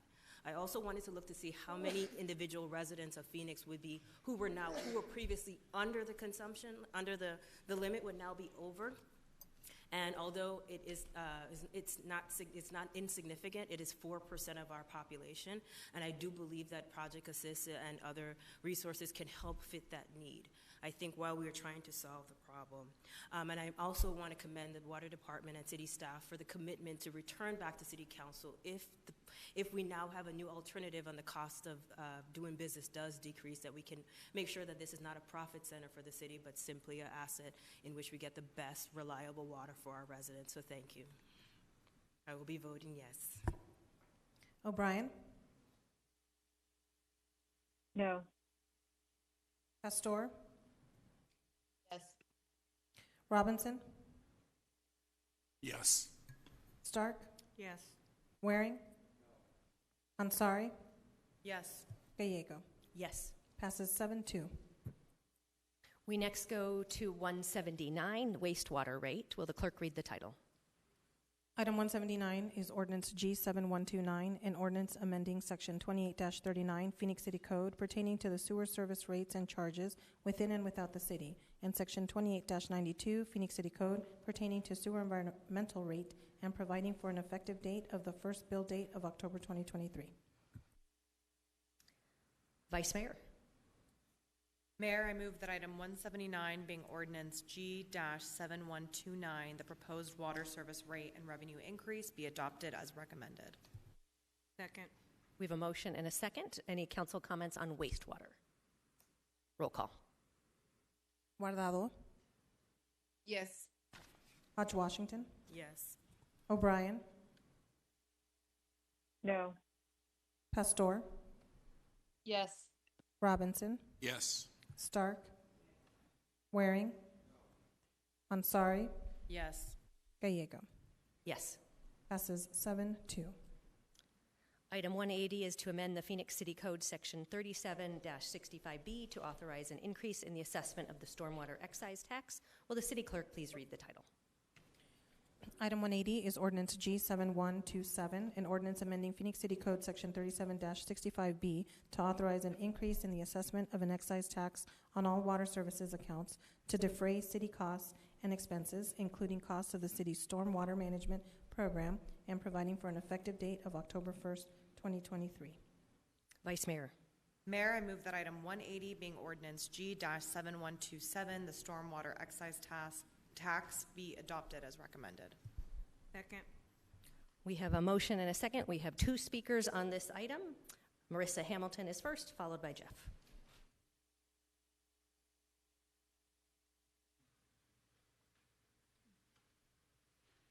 Hello again, Mayor and council members. Again, I just want to reiterate the pressures that are on the families in Phoenix. When I used to work at the city council, water issues and water bills, which I believe this impacts, were some of the highest number of calls that we received.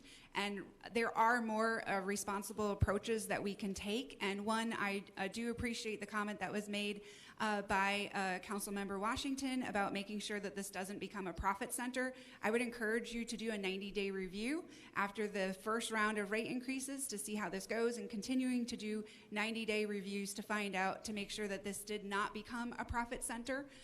And also, I would really encourage you, I want to double down on having a text message service to residents, because it is not a conservation effort if you're allowing water to leak for an entire month.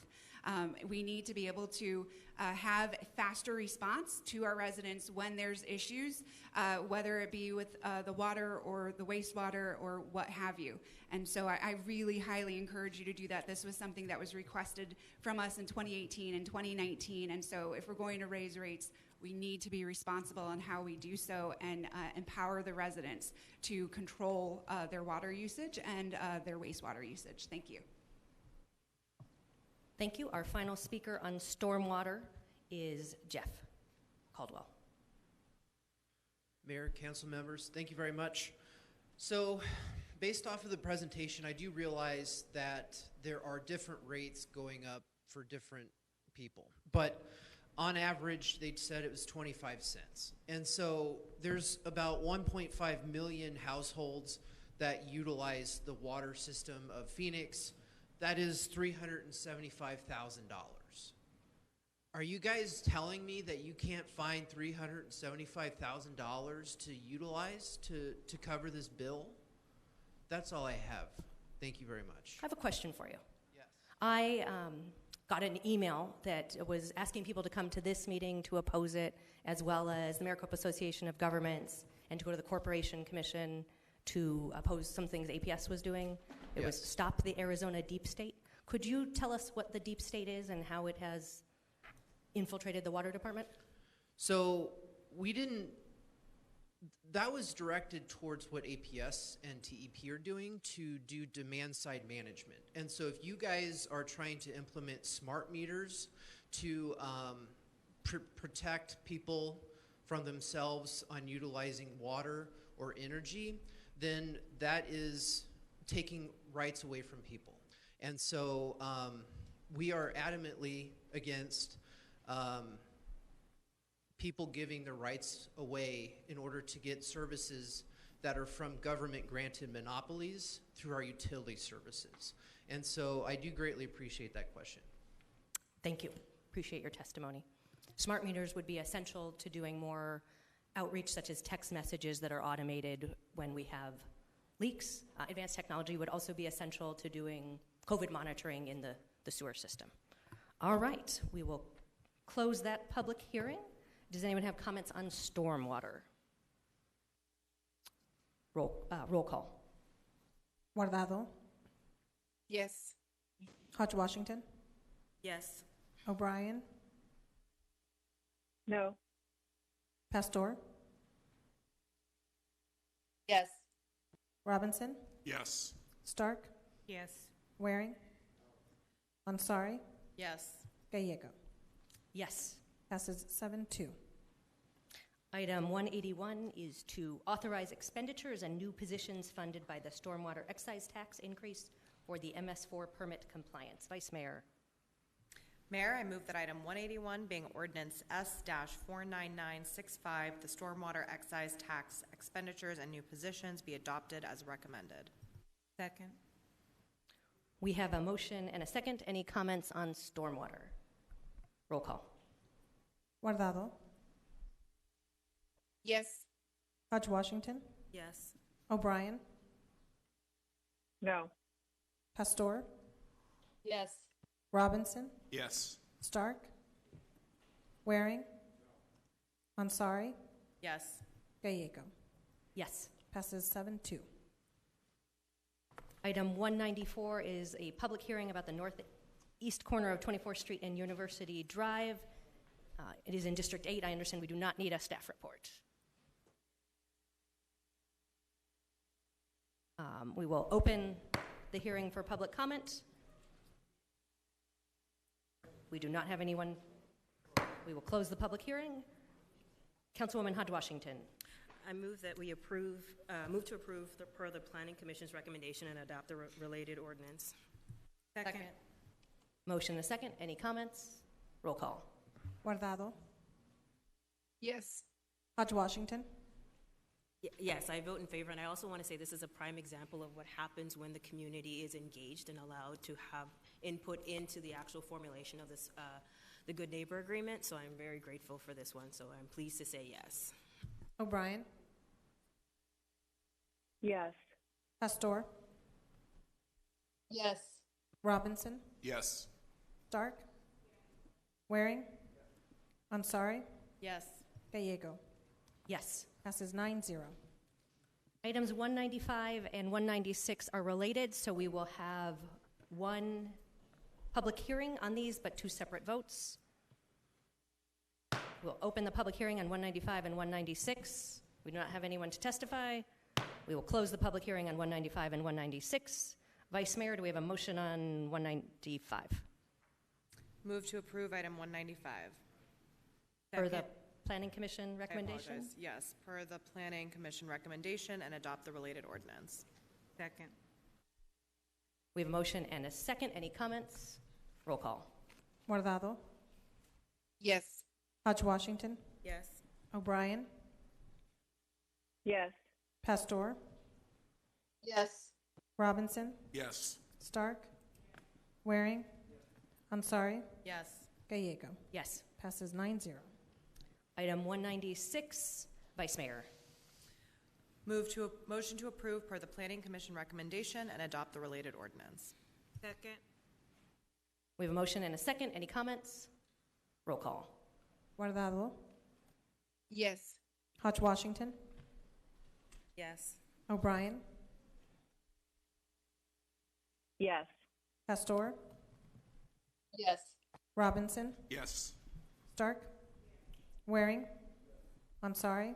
Yes. Gallego. Yes. Passes 9-0. Thank you. That concludes our agendized business. I will turn to our city attorney to explain public comment. Thank you, Mayor. During citizen comment, members of the public may address the City Council for up to 3 minutes on issues of interest or concern to them.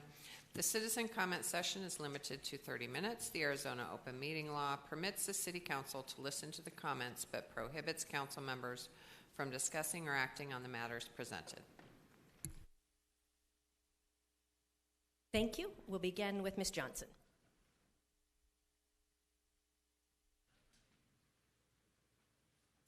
Followed by Sherry Dale.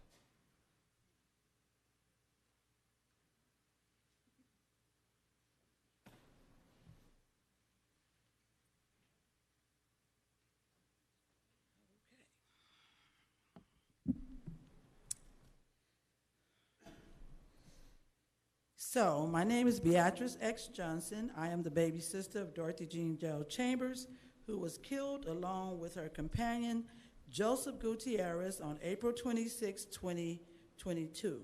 I speak on behalf of my entire, very huge family.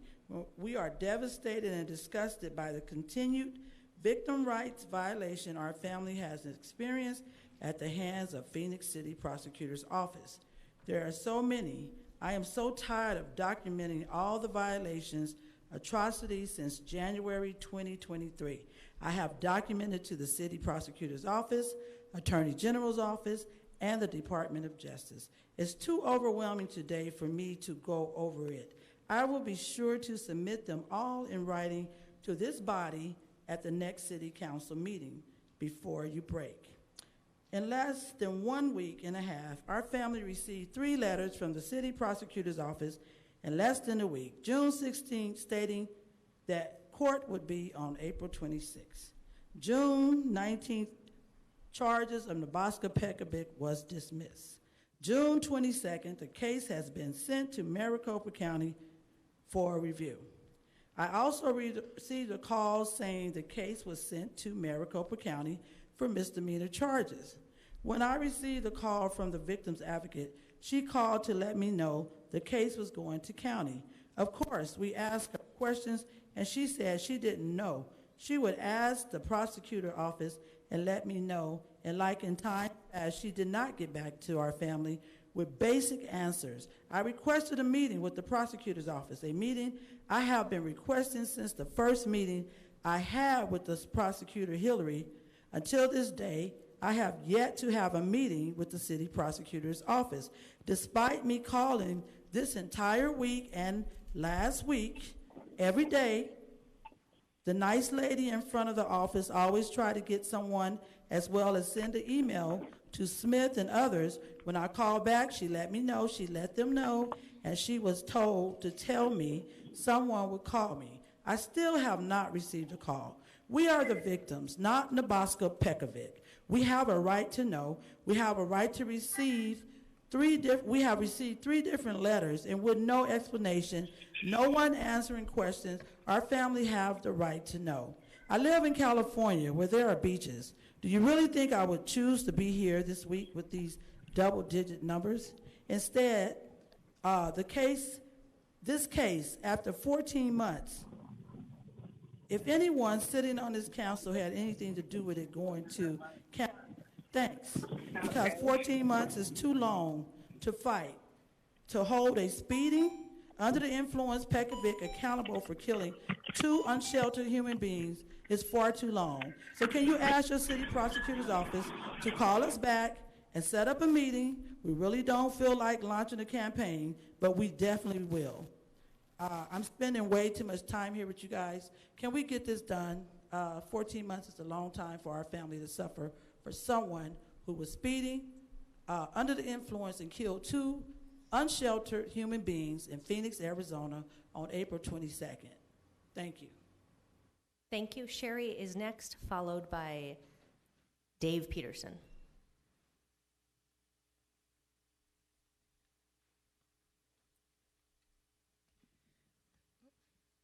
Good evening.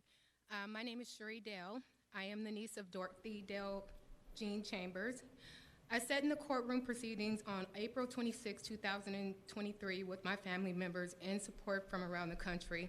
While my family and supporters traveled from across the country, but the killer, Nabasket Pekovic, was not in the courtroom, nor was he there for pre-arraignment for him not to be there, and I didn't see how he would be eligible for anything other than being there since he was picked up on the first-degree failure to appear. I further watched the city prosecutor, city judge, and Pekovic attorney agree to allow him to plead guilty or not guilty over the telephone. The judge admitted that the request for him to be on the phone is not a regular practice and is unusual, but she still allowed it. I personally, along with others, watched Pekovic's attorney put the phone in his pocket while my aunt Beatrice was speaking to the court. I also witnessed Pekovic's attorney place the phone on the judge's bench when he had prosecutor's attorney approach the bench. The defendant was able to hear what was said at the bench, but not our family. 14 months is a long time for one family to receive so many victim right violations and no accountability for my auntie who was killed by someone who was speeding under the influence and killed 2 people. Thank you. Thank you. Dave Peterson is next, followed by Jim.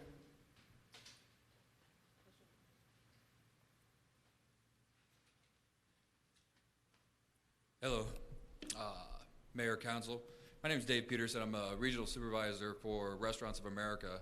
I have some locations here in Phoenix, Yuma, Tucson. The one I kind of want to talk about or get some support on, if at all possible, is Maryville Mall area. You know, we've talked a lot today about homeless and all the challenges out there. We're really seeing a lot in that Maryville Mall. I think it's District 7, don't know. It's split between 7 and 5, but I've really tried to reach out and talk to some of the Circle Ks, get some support with them. They're on board. I've been working with Transit PD, the Lieutenant Mark. He's been very responsive, but the challenges are real. I mean, we call PD probably twice a day. They have to come out. They talk to us about what they can't do. So there's a lot of challenges with that. So, excuse me. It's been a long afternoon sitting here.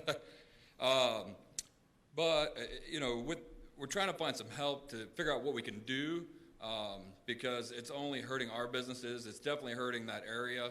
There's a lot of new builds going up. There's a lot of great things going on. But, you know, the drugs are out of hand. I feel like I know the difference between homeless and drugs.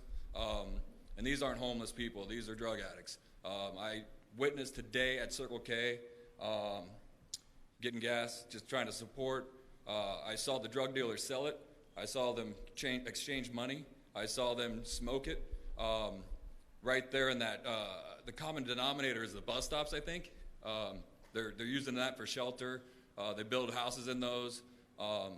And talking to Circle K, they have kind of the same problems in 3 major locations. And that would be that 75th and Thomas, 75th and, hold on a second, sorry.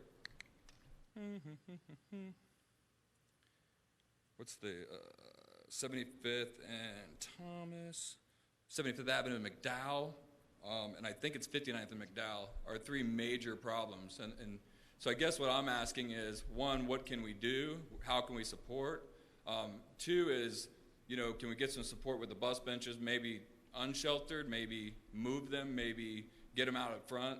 I don't know what the options are, but I'm definitely willing to help support and figure out plans to make it a little bit safer over there. You know, I did hear some talk about families and where you would go. It's sad I wouldn't take my family into my own restaurants. And that's not the way I want to go about it. And I have 3 children under 14, wife. You know, we go into our restaurants all the time, and I would not go into 75th Avenue and Thomas right now with the challenges that we're having on a daily basis. Okay, thank you. We'll see if we can get a couple, it might be a couple departments to follow up in addition to the work that Lieutenant Schweikert is doing. And I do have an email that I received today, higher up with Circle K. They're more than willing to support and jump in any way they can. So I'm just trying to get collective here. You know, we have another location in Metro Center, so we have seen that same process, and I've seen how long it went down and how long it took to come back up, and I'd hate to see that happen with Maryville as the next one. And we do have Fiesta Mall area. We were part of Arizona Center, so we've been a part of this community for a while. In Maryville right now, it's struggling, and you can see it in the businesses.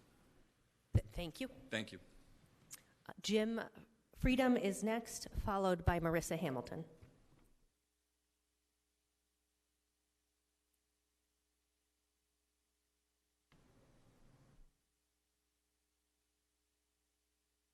Marissa is next.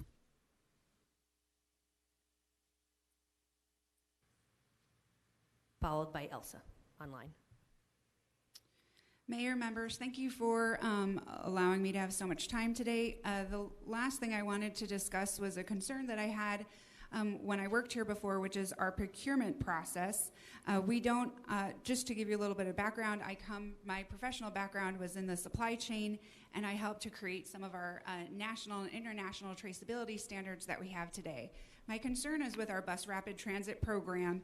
I asked the city for some documents, and I'd like to thank my councilwoman for helping with this about to ensure that our bus rapid transit program, that the buses did not have any type of child slave labor that was used to procure any of the materials. The materials that go into electric buses, electric vehicles, solar panels, etc., are known to be prone to be procured from child slave labor or slave labor coming from China. And so the documents that were forwarded to me by the city of Phoenix on this are simply from the federal standard, which really isn't sufficient. And the documents just say that there's a low risk that forced, indentured, or involuntary labor was used in their manufacture. That's not really a sufficient statement to ensure that you aren't voting on money that ends up going back to profiting slave labor. And so I would encourage Phoenix to develop an independent traceability process within your procurement process to ensure that as these programs move forward, that you can be for certain that none of our tax dollars are going to such abhorrent practices. Thank you. Thank you. Elsa is next, followed by Stacy. Hello, can you hear me? A little bit faint, but yes. Okay, I'll try to be louder. I'm here to, my name is Elsa. I'm here to uplift the story and the call for justice for Dorothy Jean Dale Chambers, Joseph Gutierrez, and a call for the city of Phoenix to reopen and relook and re-research into the case of Jacob Harris, who was murdered by Phoenix police, but whose friends are sitting in jail right now instead of the people that actually murdered him. And calling for justice for both Jacob Harris, who was murdered, and his friends Jeremiah Triplett, Soraya Busani, and Johnny Reed, one of which was tried as an adult when they were just 14 years old. And so I urge this council to research and return to this case and to look into ways that the justice system as a whole failed these families and fail our youth on a regular basis. And I urge the council to really reprioritize where they put where we are putting city resources. Has so much of city resources that I even heard throughout this meeting could be repurposed into direct community support, including supporting our youth. Thank you. Thank you. Stacy is next, followed by Michael Norton. Hello, Mayor and council members. Can you hear me okay? Yes. Thank you. Almost daily, I get notifications about pedestrians and cyclists injured and killed on our dangerous by design city streets. 3 things related to the Vision Zero Community Advisory Committee you may not be aware of, but should be. I have attended both meetings just as a passionate member of the public. 1, the majority of volunteer committee members expressed the desire to meet monthly. The bylaws were changed to allow this, but your director of streets told members they can only meet every other month because his staff can't support monthly meetings. This isn't okay. Also, per the director of streets, any ideas, recommendations from this advisory committee don't even go directly to you, the mayor or council. They can ignore change, decide to not push the community advisory committee recommendations forward, etc. This also isn't okay, in my opinion. The city doesn't need any more toothless tiger window dressing committees. We need action. Perhaps another city department could assist streets to ensure that these passionate volunteers aren't muzzled like past active committees that were shut down, like the Urban Heat Island Tree and Shade Committee, Subcommittee, and the Complete Streets Committee before that. And to that family's please, there are a very, very large number of unsheltered folks who are involved in hit and runs and just pedestrian fatalities on our city streets. So I think it's important for this committee, if you guys are really serious about Vision Zero, to be supported to meet monthly. Thank you for your time. Have a good night. Thank you. Michael is next, followed by Mimi.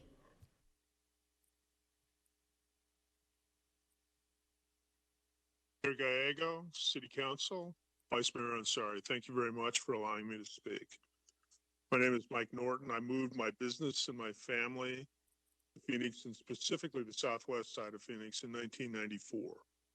I'm here today speaking on behalf of the Rogers Ranch community, which consists of thousands of homeowners in a square mile that was developed in the late 1990s and the early 2000s and was the leading edge of the development of the Laveen community as we know it today. The Rogers Ranch family gave 14 acres of land to the city to become a park. It sat next to the Rogers Ranch School, sat next to the Laveen area conveyance channel, and it was supposed to be the centerpiece of the community. For the last 23 years, it has been a dirt lot surrounded by a chain link fence with weeds growing and nothing more. We have come to you repeatedly over the last years. In the last 2 years, we asked for the opportunity to be part of the general bond obligation funds. We were told no. We asked to be part of the impact fee funds. We were told no. We asked to be part of the 2023-24 budget. We were told no. We were also told recently by the park recreation staff that we're not even on the list of projects that might be considered before 2030, 3 full decades after that land was given to the city, and we should not expect to be a park before then. Imagine how we felt a month ago when we watched you approve $20 million of funding for 2 industrial park developers who had plenty of money to do that project on their own, but you wanted to move them ahead faster. We want you to activate the Rogers Ranch Park. If you are not going to activate the Rogers Ranch Park, we ask you to give the land back to us, and we will do it ourselves. We're capable of managing this project if you will get out of the way, because right now you're just in the way. Nothing happens. So either please put this project on the list of capital improvement projects that should be and must be approved, or put this on the list of land that should be given back to the people that could do the job because you don't want to do it. Thank you. Thank you. Mimi is next, followed by Rafilwe, who is our final speaker. Can you hear me? Yes. Hello, everyone. My name is Mimi, and I am an organizer at Black Lives Matter Phoenix Metro. I am also here to uplift the case of Dorothy Jean Dale Chambers. And I am here today to speak about a case from January of 2019, where Phoenix Police Department Special Assignment Unit officers Christopher Burtz and David Norman murdered 19-year-old Jacob Harris.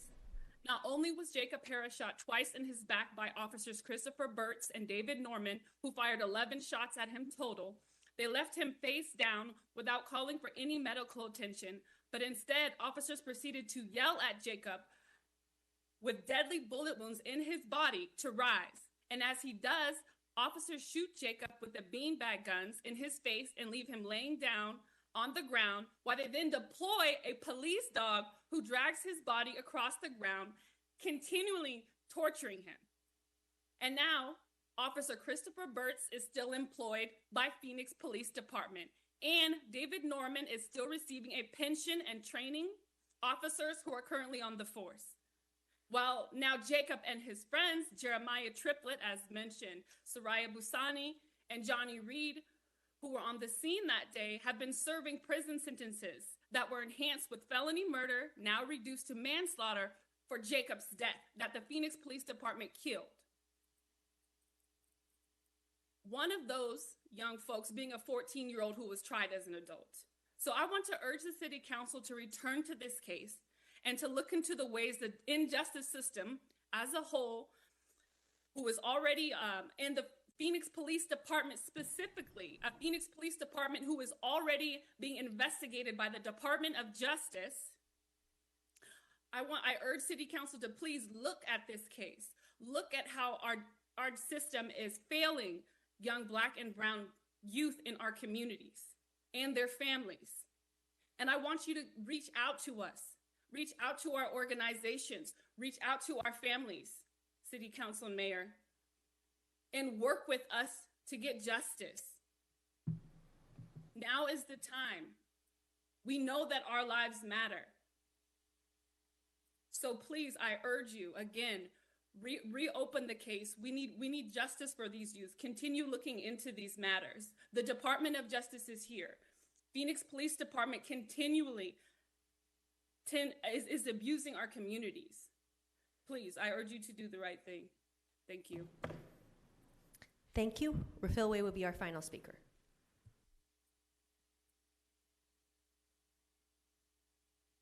And I am an organizer with the Anti-Police Terror Project. I've now addressed this council a number of times as justice has been delayed, in solidarity and outrage with the family of Dorothy Jean Dale Chambers and her partner Joseph Gutierrez, who have yet to see justice for the murder of their loved ones and continue to have their victims' rights violated, as underlined by the family tonight. I'm also here and will continue to be with community partners like Black Lives Matter Phoenix to call for the justice of Jacob Harris and the freedom of Jeremiah Triplett, Johnny Reed, and Sarah Busani. The injustices of January 2019 that changed these young people's lives and took one of them forever, and the ongoing deadly failures of the Phoenix Police Department's Special Investigations Unit are egregious and cause for your immediate attention. The community looks to have your support in our fight for justice. The extrajudicial murders of Black and brown people in Phoenix and the adult prosecution of youth will not go unanswered, and cannot stand. Thank you. That is our final speaker. We are adjourned.